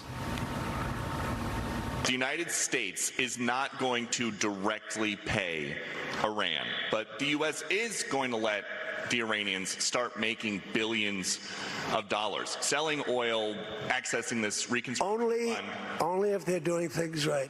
Only if, Peter, we're not doing anything. We're not putting up money. Explain, though. The MOU does say that they're going to provide $300 million to Iran. So either the MOU is not accurate or Trump is lying here. difference is between giving Iran U.S. dollars and unfreezing U.S. dollars for. Well, the unfreezing, it's an easy one to answer. We have taken a lot of their money, and we have their money. We have taken their money. It's not our money, it's their money. Hugh, what do you think of that answer? Well, it's an illuminating exchange, Peter, as was the one at the end when he said, I'll blame JD if it goes off the rails when you asked him about that. What he's saying is there's a way for Iran to get their assets unfrozen. It would begin, for example, with the IAEA inspectors going into Pickaxe Mountain, which is the fourth big nuclear facility. It would begin if they simply stopped shooting and attacking the boats in the Strait of Hormuz like they did overnight. It would begin when they withdrew Hezbollah to north of Litani and get out of the grill of Israel. I don't think he's going to let anything get unfrozen until they've done all that. In the meantime, they can sell some oil if they've opened up the strait. That's about $5 billion a month. That's barely lunch money for the IRGC. So that's not giving them much. So I didn't take too much away from the MOU. I think it's halftime in this battle. I don't think we know which way it's going to go, but I don't think they're going to be getting rich off of the MOU, not in any way, shape, or form. And something else that J.D. Vance is saying is that the U.S. is going to be, we heard this today, the U.S. wants to have new relations with the Iranians. Like he's making it sound like we could have a normal relationship with them if they give up the nuke. Do you think that there's a big appetite for that in the United States? A normal diplomatic relationship where he's visiting Tehran the same way that he would go visit Riyadh or somewhere like that? Only if the regime change, Peter. There's a huge appetite for getting back to where we were in 1978 with Iran. They were a close ally. They were an ally of Israel. There are 92 million wonderful Persian people, Iranian people with extraordinary talents. We got a great diaspora in the United States. We'd love to go back to 1978 before Jimmy Carter screwed this all up and the Ayatollah Khomeini came back. But the IRGC, the Haiti, these knuckleheads who are their political leadership, they have no power. No, there's not much appetite for that. We would like for Iran to back away from their nuclear program, and maybe they change over time. But I'm not holding my breath to when I'm going to visit Tehran. I don't think that's ever going to happen in my life. Those are two very different things. The important thing is that Iran doesn't have nuclear weapons anymore, right? So you don't have to visit. You don't have to be able to visit Tehran in order to do that. We don't need regime change in Iran in order for that to happen. So I mean, whether or not you're going to visit Iran, I mean, I'm probably not going to visit Israel. But that doesn't mean I don't want things to change there. I'm not going to visit Gaza. But that doesn't mean I don't want things to change there. Lifetime, unless the people rise up in the next year, which is possible, not likely, but it's possible. And I don't think we're going to have the embassy reopen on Massachusetts Avenue, which is the old Iranian embassy, for a long, long time. Well, we'll see. Hugh Hewitt, happy Father's Day. Thank you. And to you, Peter. Thanks, Hugh. Hey, everyone. I'm Emily. Interesting. Yeah, that's very unfortunate because, you know, the deal wasn't the best, but there were some really good things in there, and it would have had an end to hostilities. So it does kind of seem like that is kind of basically off the table now. America's the only one who wants to abide by the MOU at this point. Very, very unfortunate.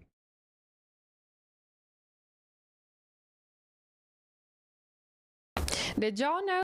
All right, so while I was sick, hold on, did she have a link to this video, this original video? Not really. Okay, so so while I was sick, I was still perusing the internet and being like, okay, these are some things that would be interesting to talk about on stream, and this was one of them. This is a clip from Nick Fuentes' debate with Steven Crowder. Now, I don't watch any of these content creators. I disavow Nick Fuentes vehemently. Steven Crowder, I'm kind of like, it is kind of neat that he's trying to go for this sort of like political late night aesthetic and style for his show. I think that it is cool to see people go back to, hey guys, let's do political commentary on the right, but also let's be funny, let's be humorous, because at the end of the day, something like that is kind of similar to maybe not as tight delivery, but is kind of similar to more of what you would see with Seth Meyers' program Late Night on NBC, or Last Week Tonight on HBO with John Oliver. But some things that Steven Crowder says are too far for me. He uses slurs on his programs at times. And he is sometimes not always accurate in the things that he says. He's cited facts before, and I've gone to look them up, and they were not there. That's like the main reason I stopped watching him. It's like, okay, I'm going to watch this dude. I want to be able to trust the things that he's saying are true. That said, he's funny. I do like how he pushes back on the far right. He actually does that more than some others on the right, which I can certainly appreciate. But apparently, he's stumped Nick Fuentes during his interview. Now, I haven't watched any of this interview. I heard this interview was happening. I haven't watched it. This was clipped here by Tamira Neely, and Tamira Neely here is doing an interview reaction to this. I have never heard of Tamira Neely in my life, but the title caught my eye. The title is Nick Fuentes Loses It After Steven Crowder asked him this basic question, which, I mean, somebody fix this grammar. That's not correct. But anyways, let's watch this. Did y'all know that Steven Crowder is thinking about running for office in 2028? Let's check it out. And also, let's hear Nick Fuentes, because y'all already know he's got something to say about it. Thinking of running for office, and I can't stand the Mitt Romneys and the John McCains of the world. All right. Now, I understand we live in a two-party system, and we need to have coalitions. We need to have voting blocks if we want to win the country. So you have to have all this base that have already voted Republican, conservatives right across the board, and we know boomers, okay, people make fun of them, but they outvote Gen Z by a significant margin, certainly millennials, okay. So my stance is, let's say it's me, all right, shut down the border, mass deportations, build the wall immediately, completely shut down H-1Bs. I'd put a $500,000 fee on it in case someone's bringing in the next.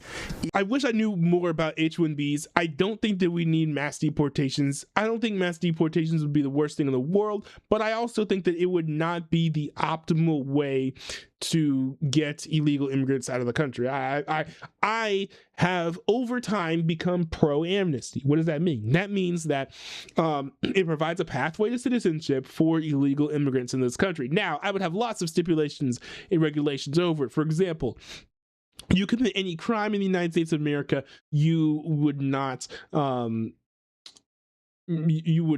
qualify for that amnesty. Also, there would have to be a process you have to opt into. You have to, actually take the initiative to go into that process and be put on that pathway to citizenship. If a law enforcement officer comes across you, you're here illegally, and you have not begun that process, then I would say, yes, deport you. But mass deportation sort of gives the impression of like running around, hunting for illegals, and then booting them out of the country en masse, right?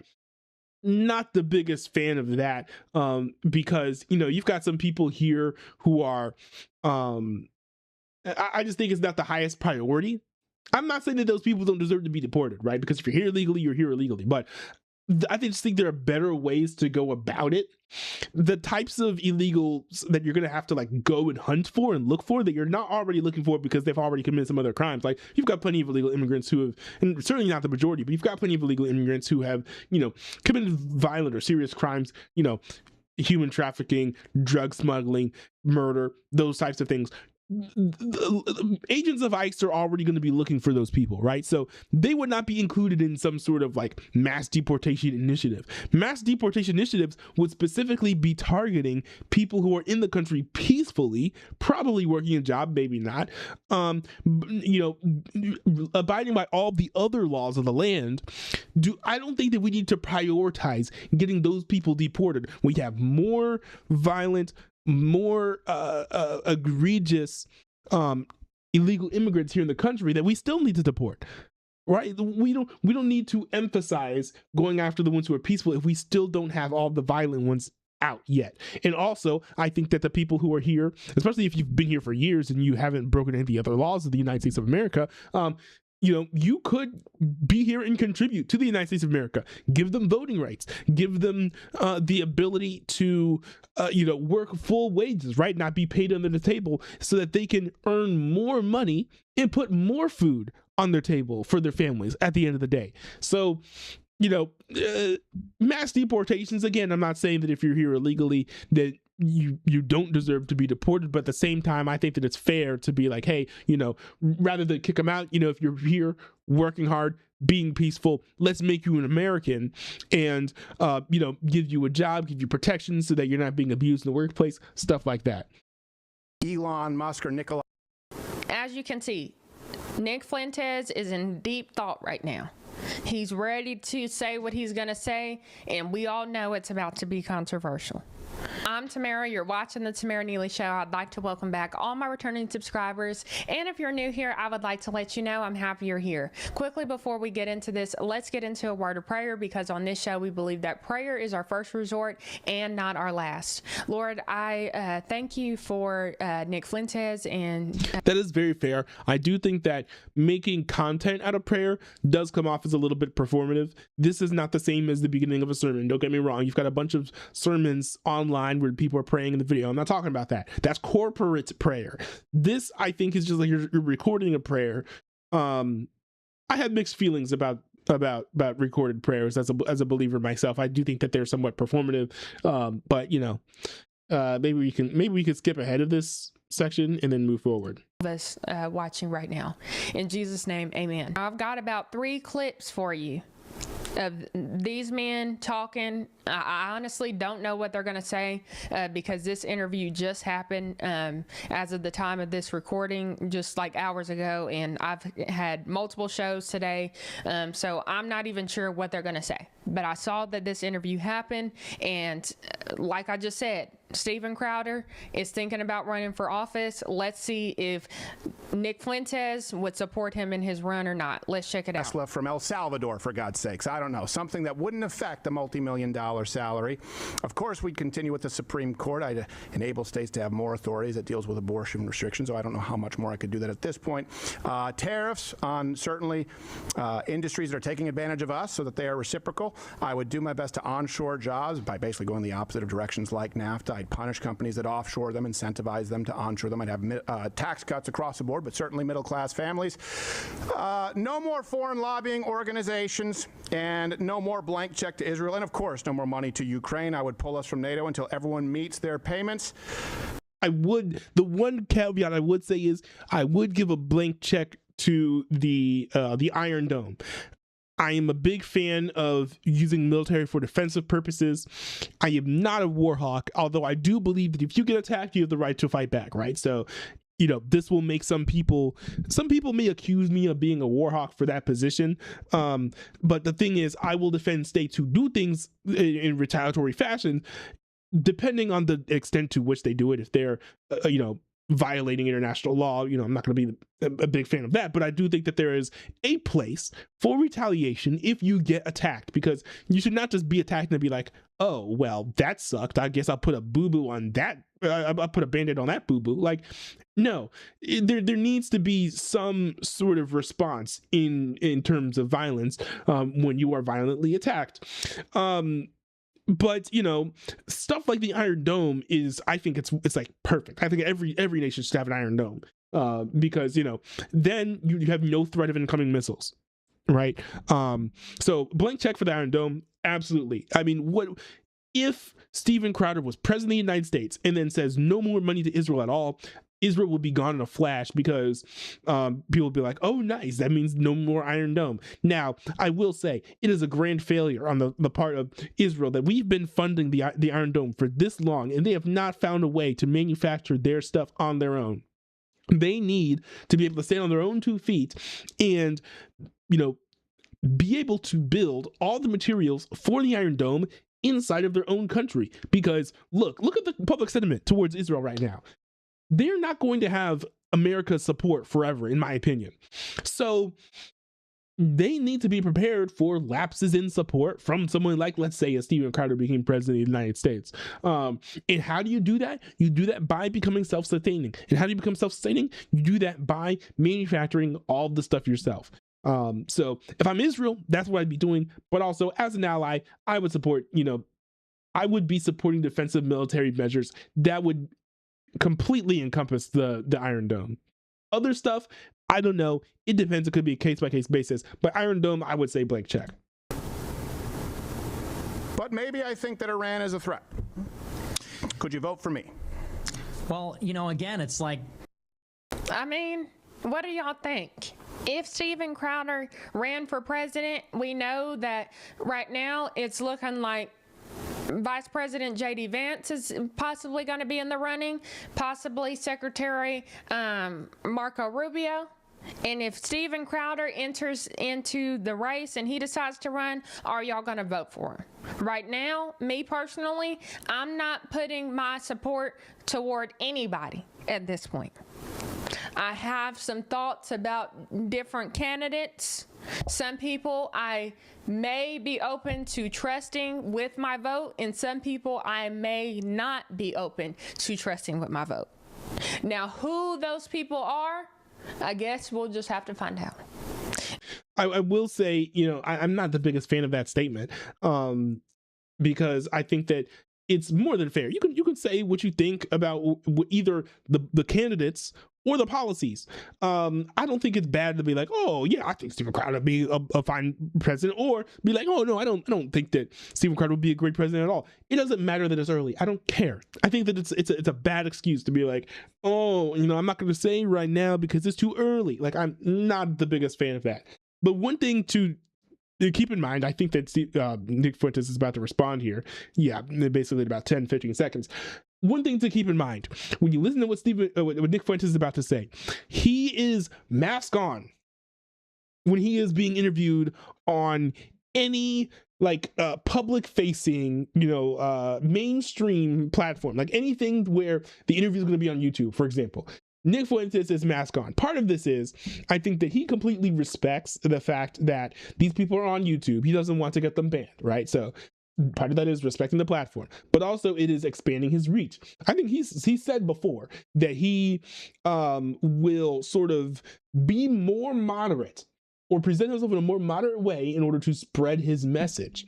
So take the things that Nick Fuentes says here with a grain of salt. He's not, going to completely disavow all of his alt-right talking points, but he is going to try to make himself seem normal in this interview. So that is something to keep in mind. Now, I will eventually let y'all know who in the world I'm thinking about voting for. But today is not going to be that day. But it looks like Nick Fuentes already has made up his mind about his support for Steven Crowder. Let's check it out. Do you think Iran is a threat? That's a very realistic candidate. Could you vote for me? Okay, could you be a part of my coalition? I mean, probably not. From my understanding, Nick Fuentes is a Democrat. But let's keep watching. Here's the problem. I think that was facetious. You go to war with Iran. What does that mean? You say, well, we'll give them 3 months. It's like, how are we going to win this one? Gas prices are $5, $6 a gallon. Strait of Hormuz is closed. Israel is chomping at the bit for us to reignite the war and expand it. It's like, are we getting into another Iraq? Are we invading Iran? Are we nuking Iran? I'm asking you all those other things. In other words, no candidate is perfect. You've about the purity test a lot lately. Let's reduce it. Is that excuse his language? Hopefully I'll remember to take it out. If not, please forgive me. I don't want to war with Iran. I supported the military intervention in Iran. So all those other things. There's a Democrat who was to the left on all those other things, but was vehemently against Iran. Could you vote for me? Could you be a part of my coalition if I want to take back the White House? See, I don't know what the value of the thought experiment is. A war with Iran is not a purity spiral. Why can't he answer the question? It's a very simple question. Trying to figure out what matters most, because candidates who may magically appear need to know what the purity test is for 2028, because we still don't have a name or description. I'm not going to be taking notes. This is just going to be me, but I'm not going to be taking notes from Nick Fuentes about what the purity test is going to be on the right for what's going to be a good or bad candidate. I'm not even going to say I'm sorry. I'm not sorry. I'm going to take absolutely zero notes from Nick Fuentes, because Nick Fuentes is going to be pushing whoever is going to advance the Groyper agenda, whoever's going to be saying the most radical, or whoever's going to be closest to the radical white nationalist, white supremacist state that he wants America to be. Not even Christian nationalist, a Catholic nationalist state that he wants America to be. I am not on board with that. I will never be on board with that. So I am not going to take notes from Nick Fuentes about what our purity test should be in the Republican Party. Someone like me, I should meet the purity test, except for, I'll give it 3 months in Iran. But everything else. Okay. Would you vote for me? Then that's assuming again that you can bomb Iran and then walk away. We're gonna bomb Iran a little bit, but not like. Is that what's happening? No, we're stuck. Could you vote for me? No, I can't. Okay. I need America first. Okay. And America first means we're not at war with Iran and we're not importing 1 million illegals every year. So he is an absolutist isolationist. I got it.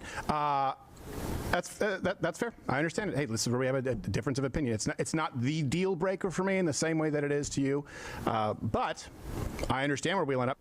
All right, so before we get to the next clip, I want to say this. I was just watching Joshua Carr's show just yesterday. Shout out to Joshua Carr. Y'all already know we've done a collaboration before. And Josh was basically explaining that Nick Fuentes, that his support actually doesn't go a long way. He backed at least one Democrat, and none of his actually multiple, I believe, and none of his candidates won their election. So, Steven Crowder, I don't necessarily know if you need Nick Fuentes' support in order to win an election. But it is a question that you could ask. We live in a free country. And, you know, at the end of the day, it's cool to hear different people's perspectives. That's what I like about living in America, is the fact that I get to hear from different people from different walks of life who I may not always agree with, but I want to hear their thoughts on something. And I guess Steven Crowder wanted to hear his thoughts. Now, let's go to the next clip. Oh, I actually really don't. I talk to people in the administration. I'm sure you do as well. The morale is low. I actually really don't. You're probably more welcome than I am. Really? Surprising as it is. You're more congenial. I'm a pretty congenial guy. Yeah, Thank you. I'm more of a friendly. No, you're a good guy, Steven. That's weird because Trump, Nick Fuentes is a very mean person. Now, I do think that Steven Crowder has lost a lot of influence. I think that when he was berating and borderline emotionally abusing his wife, he lost a lot of goodwill there. So, you know, Steven Crowder's audience, I think, has sort of dwindled. He's also sort of moved his primary audience away from Blaze TV, which, you know, Blaze TV has issues, but it had a fair bit of visibility, over to Rumble, which I think if you consume most of your media on YouTube, your Rumble shows are not going to be kind of part of your daily diet. Now, I do think that Steven Crowder still has some views, right? He does have some views.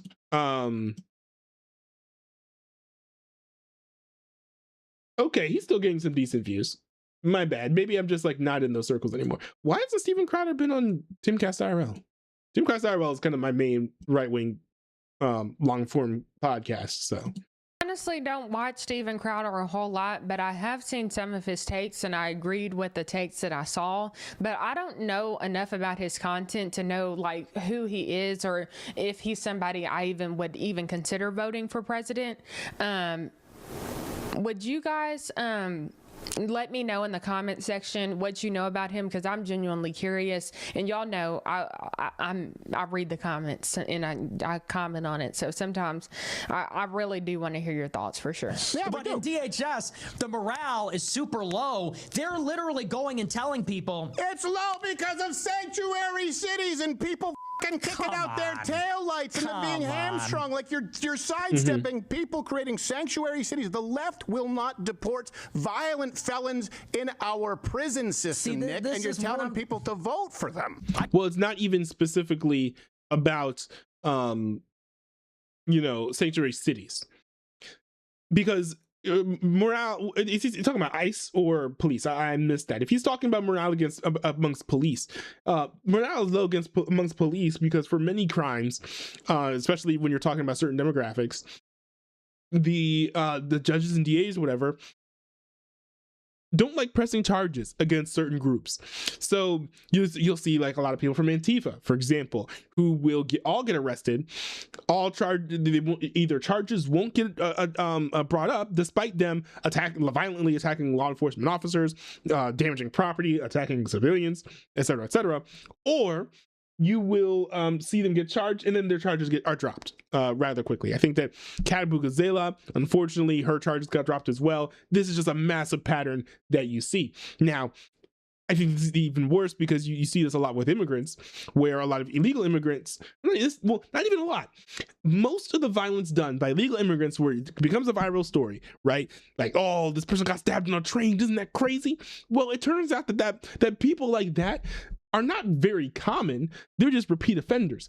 They'll get arrested 1 or 2 dozen times, then constantly let out because, oh, we've got restorative justice. We don't want to put another black person in the system. Or like, oh, this person's illegal. We don't want to boot illegal immigrants. We love all immigrants, even if they don't love us back. So, like, I just loathe this approach to law enforcement. Law enforcement, and cops do too. Cops are not going to be as apt to go and arrest a violent illegal immigrant if they know that the person's going to be back on the street in a week. They're gonna feel like it's useless. They're gonna feel like it's futile. So of course, I completely understand them not really wanting to go as hard against certain types of criminals as they should when the judicial system behind them doesn't even have their back. I talk to people in the administration. I'm sure you do as well. The morale is low. I actually really don't. You're probably more welcome than I am. Really? Surprising. Okay, I accidentally played that twice. Let's go. It's just cooked. All right, so this is another clip from this interaction. Let's check it out. I really believe that this administration is just cooked. I don't think there's going to be a course correction. I have no faith in this administration. I think Trump is old. The people around him are very bad.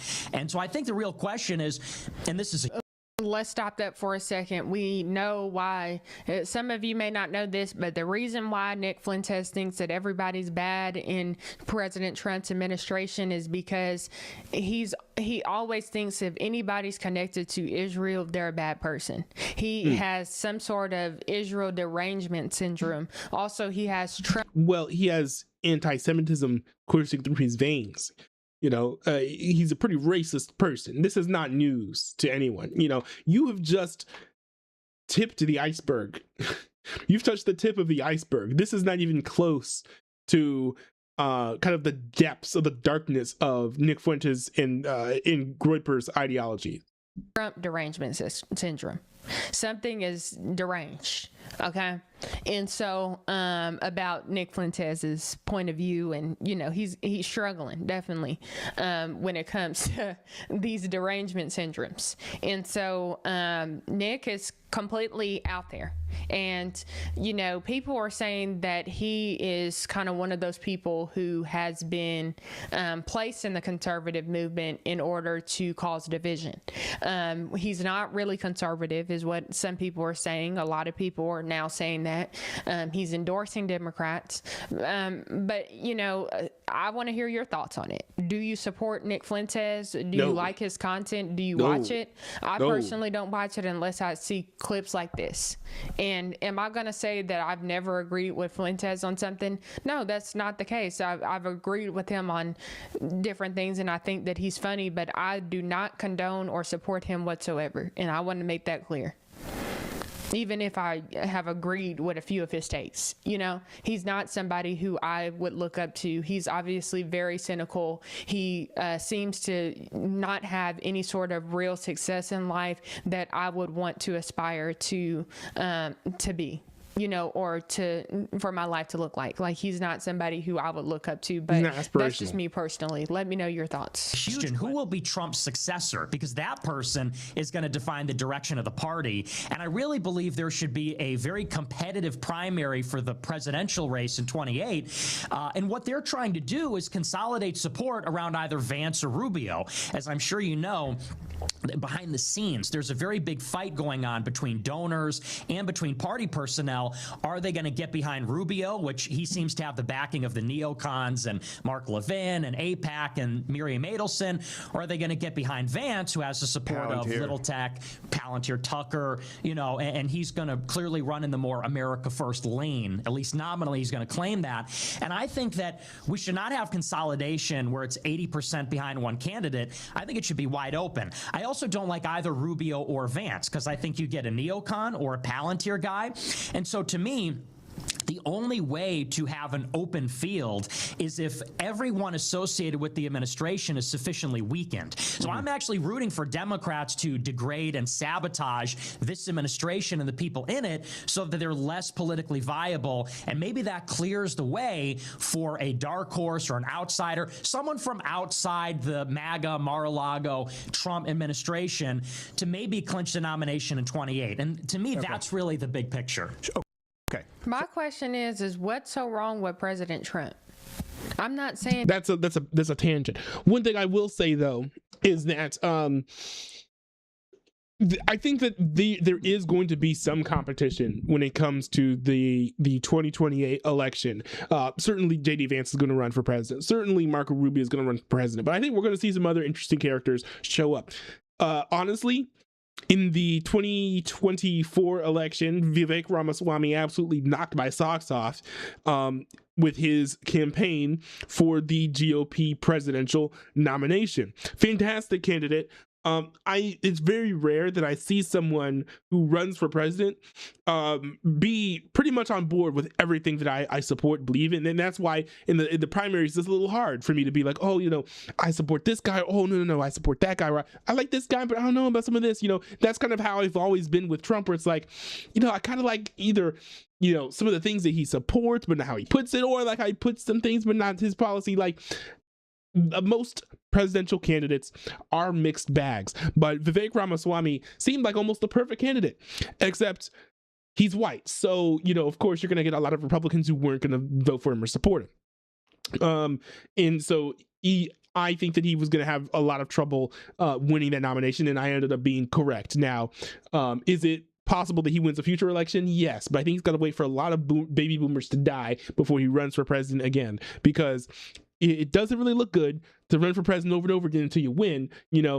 Whenever you're on the debate stage, they'll be like, oh, he's that loser in the corner again. You don't really want to be in that position, right? Like Vermin Supreme or somebody like that. So, that is kind of how I view someone like Vivek Ramaswamy. And all that to say, you never know when someone's going to show up and then be a really strong candidate, be really interesting, right? So I have been saying, Gavin Newsom, Stephen A. Smith, and Marco Rubio have the highest chances of winning, and I'm still standing by that. But there might be some bench players that I just haven't seen on the field yet, especially in the Democratic Party. So to say, oh, there's not going to be any competition, there's not going to be any other interesting candidates is just a little bit fallacious. Like it's not true at all. But the funny thing about that is you can make these statements so far in advance that when it happens that we've got 18 different Republicans on a debate stage together, that everyone's going to forget this ever happened. Nick Fuentes is not going to lose any credibility. That is one thing that you gain by speaking very early, because in making a lot of content, because people are going to forget what you said, and then people are just going to move on. You can kind of just say whatever. I think Nick Fuentes is kind of trying to get away with that to a certain extent here. And he's perfect. Yeah, there are things that maybe he's done that people don't agree with, but Nick Fuentes is sitting here acting like President Trump is the worst thing that has happened to America, which in my opinion, that's not exactly what he's saying. Maybe he said stuff like that in other clips that you've seen, but that's not what he's doing here. Now, I am by no means a Nick Fuentes apologist, but we have to be accurate and we have to be fair if our attacks on Nick Fuentes are going to be accurate and they're going to land and they're going to be correct. No, that's not what Nick Fuentes is doing in this clip at the very least. He's one of the best American presidents that we've had in history. So I just don't even understand his perspective on President Trump. It seems as though, and this is just, he seems like just another person like Candace Owens who thinks that they can do better than President Trump. Just like Megyn Kelly, she thinks that she knows more about how to run a country than President Trump. Just like Tucker, same way. It's just like these people. That doesn't make any sense. I don't understand that critique. Most people think that presidents aren't doing the best job. or they're like, oh, you know, this, even if you like the president, you could be like, oh, I think this president should be doing this thing or that thing instead of what he's doing right now. That is not new, especially in the content creator space, right? So if I'm gonna be like, oh, Donald Trump, you know, you shouldn't have put in the MOU that you're gonna lift sanctions on Iran. Well, that's me talking. What are you gonna look at me and be like, oh, well, you know better than Trump? Like, I'm not saying I know better than Trump. I'm just saying that doesn't look like a good deal to me. Right. And I even started off that segment too, being like, these are things that are most important to me. These are things that I want to see in the MOU. That doesn't mean that I know best. These are just my own critiques. American citizens have the right to critique the job that the president does. That doesn't mean that those people know better than the president. It just means that we have a right to criticize the president. Donald Trump is not untouchable by no means. Even if there was a perfect president, which Donald Trump by no means is a perfect president, even a perfect president should not be untouchable, right? So people can and should criticize Donald Trump, right? Because first of all, he's not perfect. But second of all, even if he was perfect, we have a First Amendment right to criticize whoever we like within reason. So, you know, this idea that you know it's bad to criticize Donald Trump at all is not a fair argument to make. They really think that they've got the best ideas, but nobody's voting for them. Like I said, the candidates who Nick Fuentes backed did not win their elections, and I wonder why. Well, here's my primary problem with what you just said, and it's that keyword maybe. So my first question is the roster. You say, yeah, competitive primary. I agree. I hear who you don't want. The roster, the funds, the ground game. Maybe, right? Because you've tried this before. It's failed. The losses are real with the Democrats that we faced. I would argue, I think it'd be tough to argue against, worst 3 years in modern American history. The wins, the potential wins that you're describing are imaginary with no concretes. And I know that you talked about this with Dan Bilzerian, so I'm not trying to sandbag you here, but if I'm going, okay, there's a risk. It's a political play. Well, I won't be able to take part, along with many conservatives, Republicans, because I cannot vote Democrat. Doesn't mean I'll vote for Republicans all across the board. Can't vote Democrat. But the roster, the funds, the ground game. You know, the things that you need to win elections in 2028 through the major risk of handing the country over to Democrats when we know that means open borders, packing the courts, turning them into citizens, right, DEI back in the administration, H-1B skyrocketing again, all of that. Huge risk, concretes, so we see the payoff. I really believe. All right, so let me know what y'all think about what Steven Crowder said there. One thing I am going to say about Steven Crowder that he has going for him out of the candidates who are currently being considered. Steve Crowder has the looks, okay? He has the looks. Now, I don't know about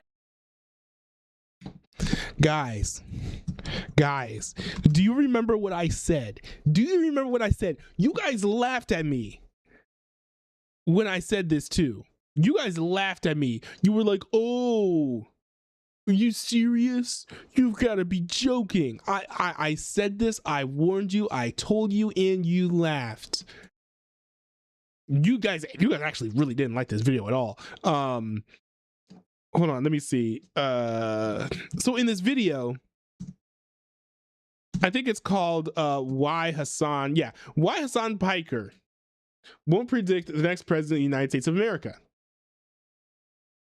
So we've got this video here. Hold on, let me see. If I scroll down.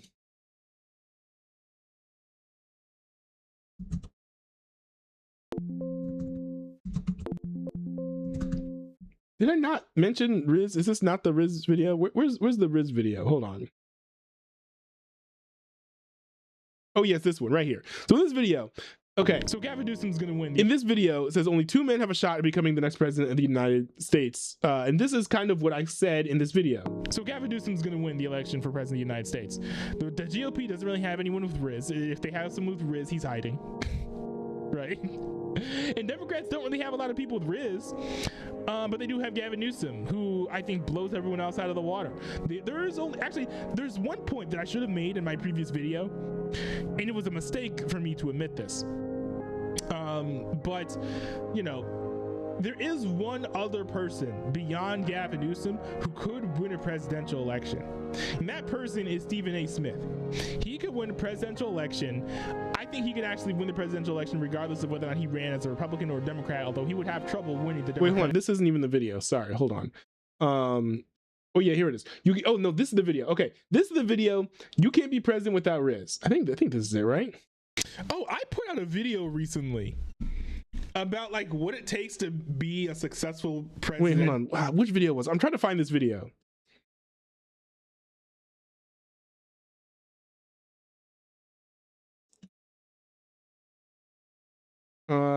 Where was it? Oh yeah. Oh, maybe it was this one. Okay, so I think it was in this video here. Does the Democrat Party have a 2028 problem? Yeah. So I succinctly said it somewhere in here.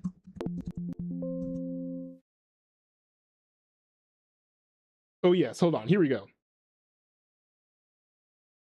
Moderate Democrats that have lost to remind me.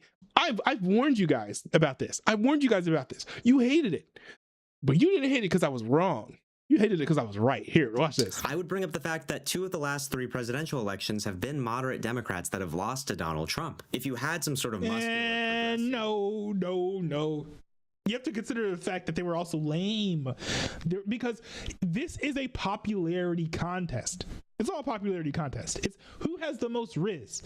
And there aren't a lot of people. Well, they're probably more now than there were before, but there still aren't like a ridiculous amount of people who have way more Riz than Donald Trump. Hillary Clinton doesn't have more Riz than Donald Trump. Kamala Harris certainly doesn't have more Riz than Donald Trump. You would need someone like Gavin Newsom to beat Donald Trump, and guess what? Gavin Newsom is a moderate. One thing too is that people who are moderate or closer to the center just tend to be more likable. The farther to the left and the right you get, the more likely it is that you're gonna have an abrasive personality. Nick Fuentes, far right, extremely abrasive. Hassan Piker, far left, extremely abrasive. Ilhan Omar, far left, extremely abrasive. AOC, far left, extremely abrasive. Who else? James Fishback is probably abrasive as well. I haven't heard as much of what he has to say. But there's just like no one who's extreme on policy who is relatively nice on rhetoric, except for like James Tallarico, right? Other than like him, and James Tallarico has no Riz. He is the Riz of like a theater kid, which is not what you need when you're trying to become president of the United States. I forgot I said the average American voter. I forgot I said that. Hold on. All of that stuff aside, this idea that you have to be a moderate on values is not true. Now, I think that James Tallarico is going to make some Democrats realize, hey, you can have radical views and just like be super nice, and then you'll trick everybody and everyone will vote for you. I think someone's going to crack that code eventually. Some would argue that Donald Trump is well, actually, no, Donald Trump is abrasive. Yeah, he's going to crack that code. But anyways, so and then I said that.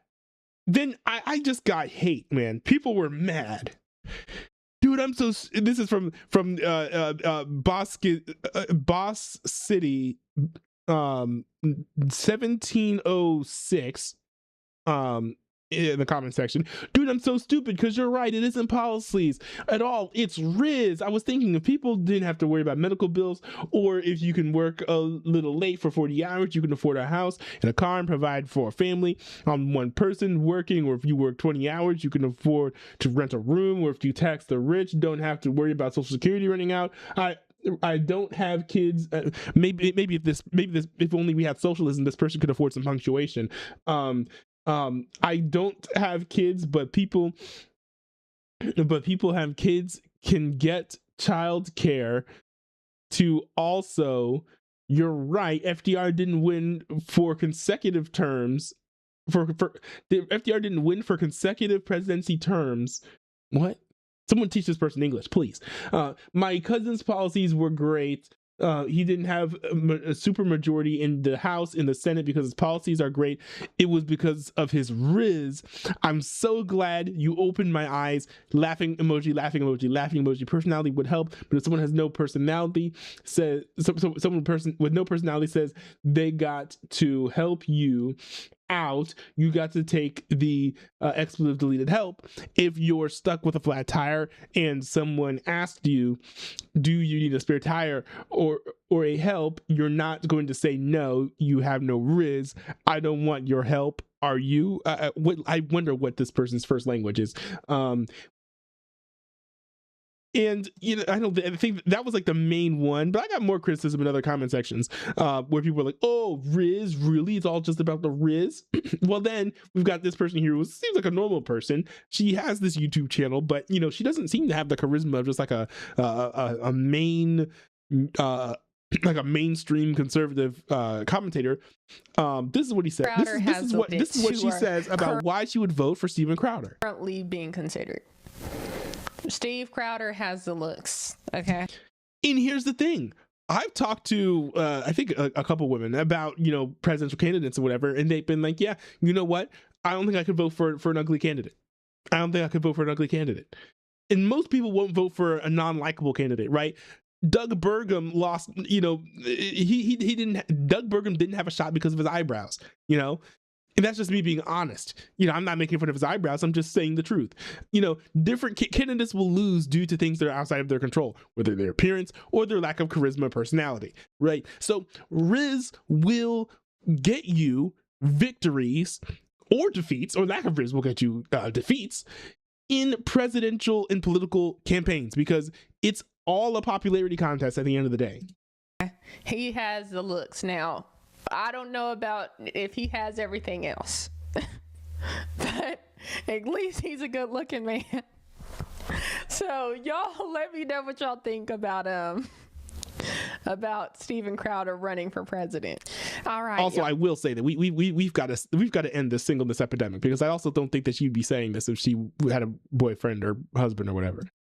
So there you have it. Steven Crowder is considering running for president. I want to hear, are you supporting him? Are you backing him? Right now, like I said, I'm not backing anybody. I have my thoughts about different candidates who are running. There is one person in particular that I actually have been a little bit more excited about, who isn't Steven Crowder, but like I said, I'm not ready to talk about who I'm considering or who I'm supporting.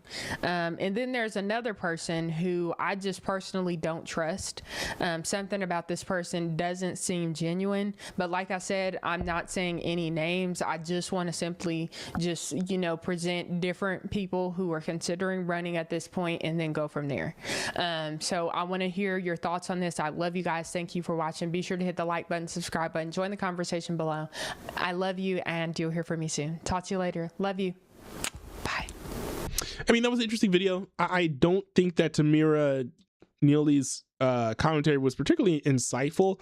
But yeah, like when it's interesting with someone like Nick Fuentes, who he is an absolutist in terms of being an isolationist to the point where he would not support someone who is on board with maybe 60 or 70% of the policies that Nick Fuentes would be on board with. He turns them down because he's not an isolationist. And it's kind of that thing where, it's one of the problems with being so racist, right? Where it's like anything that's in the best interest of Israel, you've got to oppose blindly, regardless of whether or not the policies as a whole, collectively, would be good for the United States of America. So, yeah. Another L Nick Fuentes take. Are we really surprised though? Really? All right. Last segment here. And I'm going to try to breeze through this one as much as I can while still getting good commentary. Following a reported.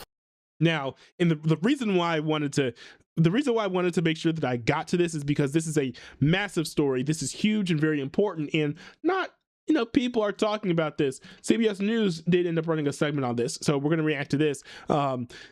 This is by CBS News. The video is titled, "These were the plans for the alleged White House UFC attack, according to an affidavit." Well, following a reported plot to use explosive drones and snipers. Oh man, fancy studio. They are trying to crank up that engagement on CBS News' linear networks. Against attendees at the White House UFC event Sunday, police nabbed 5 people. FBI Director Kash Patel praising the work of agents he says prevented the attack. Live to CBS News Justice reporter Jake Rosen. So Jake, what do we know about the plot and the takedown here? Well, that's right, Reed. We are getting more details as court filings in these cases are starting to trickle in. According to at least one document, here's kind of how the plan would have worked, allegedly, according to an FBI affidavit. There would have been, Reed, a protest or distraction demonstration on the north lawn of the White House on Sunday evening by this group of individuals who appeared that they met all online, started to talk in a number of different apps, including Signal and TikTok. From there, they mobilized to start creating a plan. There are screenshots in some of these court filings of where some of these members wanted other members of, whether it's the sniper teams like you pointed out or these drone teams to go. From there, the drones would have flown over or as close to the White House as they could have gotten, dropped explosives out of the drones or used the drones as explosive devices, either by flying them into something or something like that. And then from there, once the Wouldn't the FAA stop them though when they get like shot down? chaos happened, as we know, and we've covered for a couple of days, Reed, there were huge watch parties along the National Mall. Once the chaos from that began, there would have been some kind of gunfire aimed at attendees and singling out, specifically, at least in the case of one of these individuals who was charged as part of this conspiracy to attack politicians in the crowd who have been taking money from AIPAC, which is a powerful lobbying group that works to support Israel. There also then would have been an attempt to kind of breach the White House gates. It's a very well-detailed plan, at least according to these initial court filings. It's not exactly clear to us, though, whether the groups actually had the drones or the machinations to make some kind of explosive attached to them.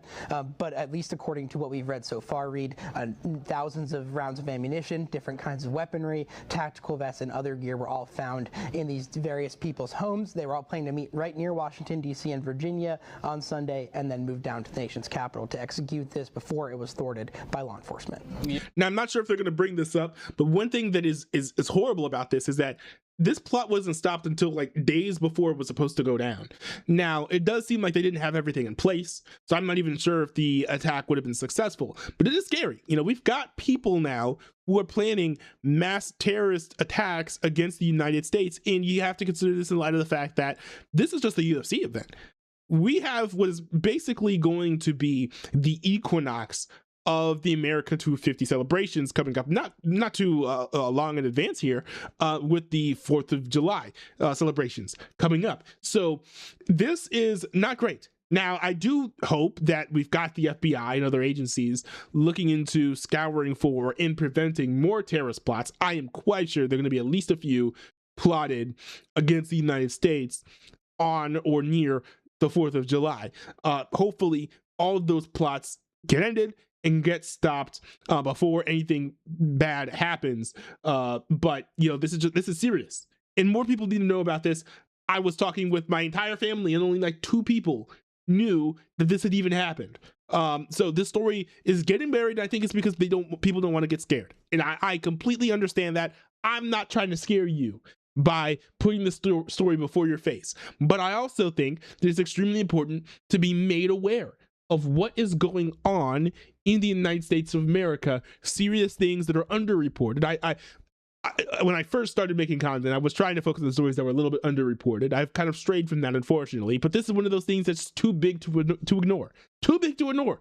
We're talking about a terrorist plot of multiple men. Last I heard, it was nearly 24 people working together to commit a mass casualty event, to commit a terrorist attack that would lead to a mass casualty event at the White House during a massive televised event.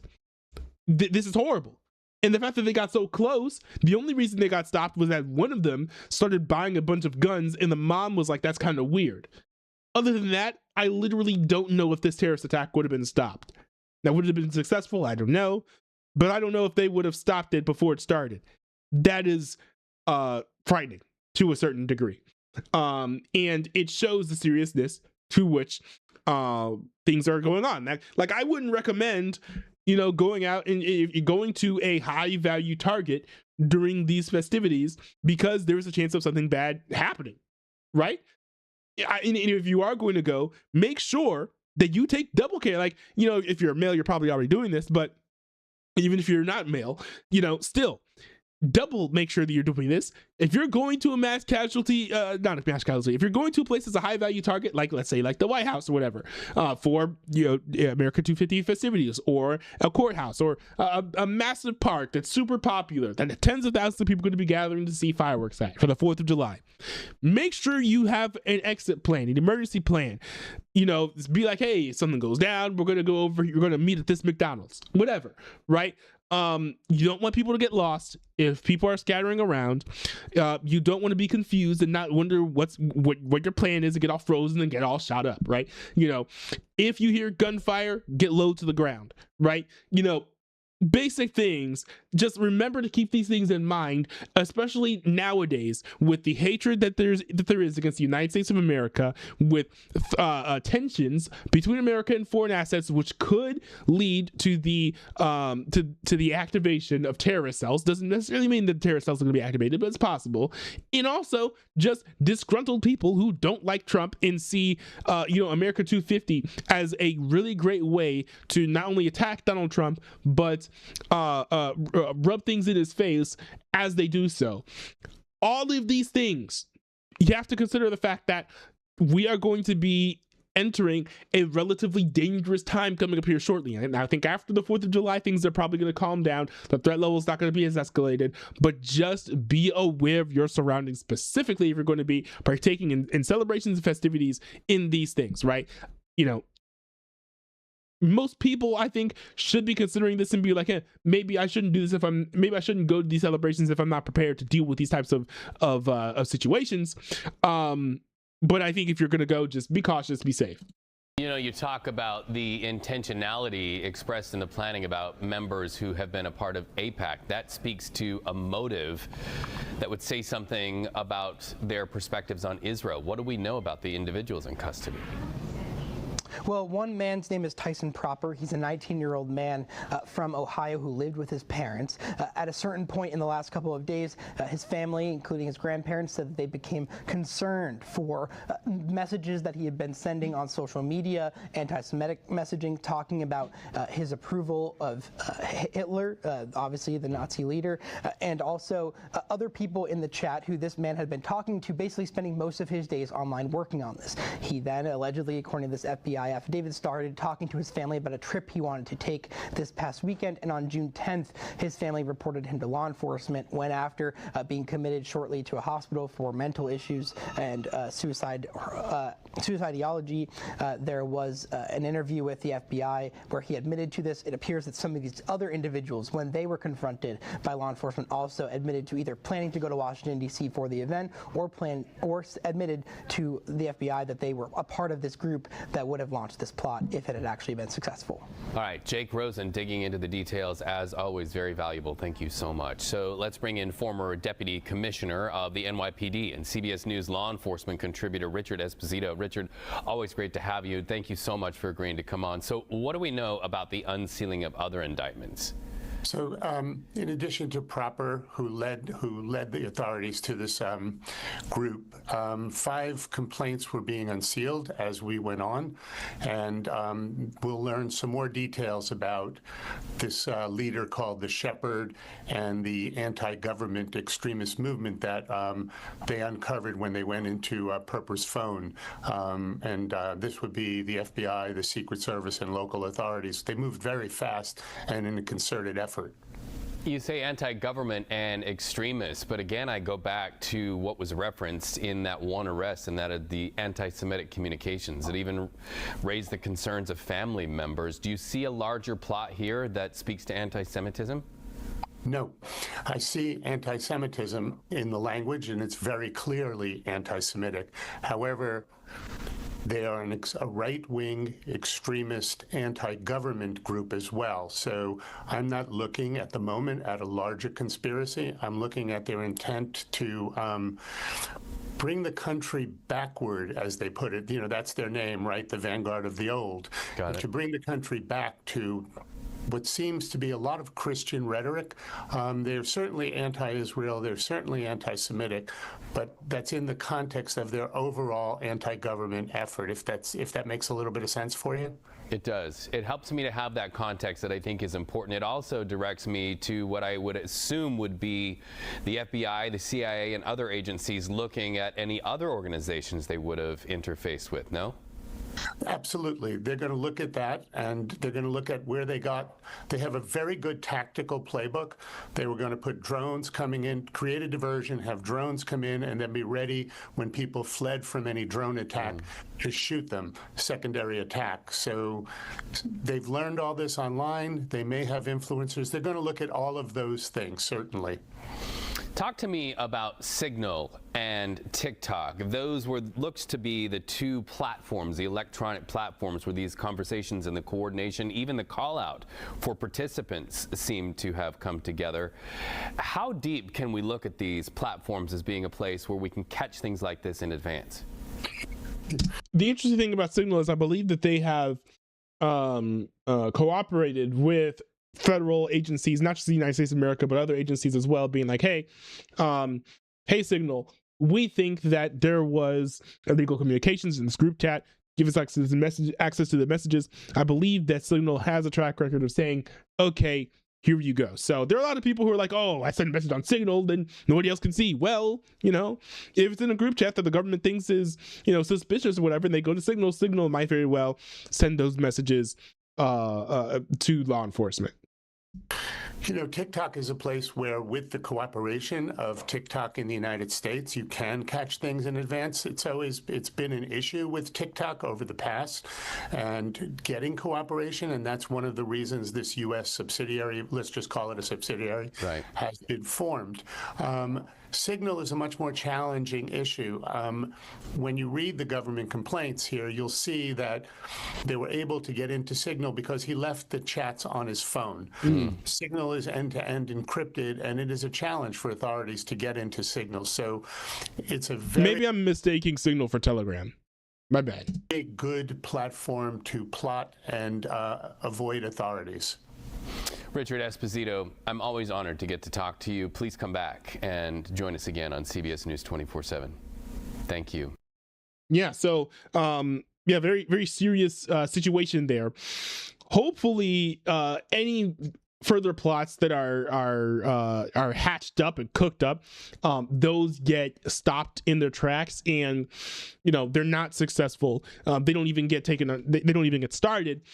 Much less, if they get started, hopefully they are ended as quickly as possible. For those of you who are looking forward to celebrating the 250th anniversary of the United States of America, particularly if you happen to be in DC or any other high value target, please make sure that you're being safe as you do so. You have exit plans, all those types of things, because the worst thing in the world the worst thing in the world to me is if there was especially a member, a viewer of this content, a member of my community who ended up mixed up in this whole situation and ended up losing their life or whatever because they were caught up in the festivities and there was a terrorist attack.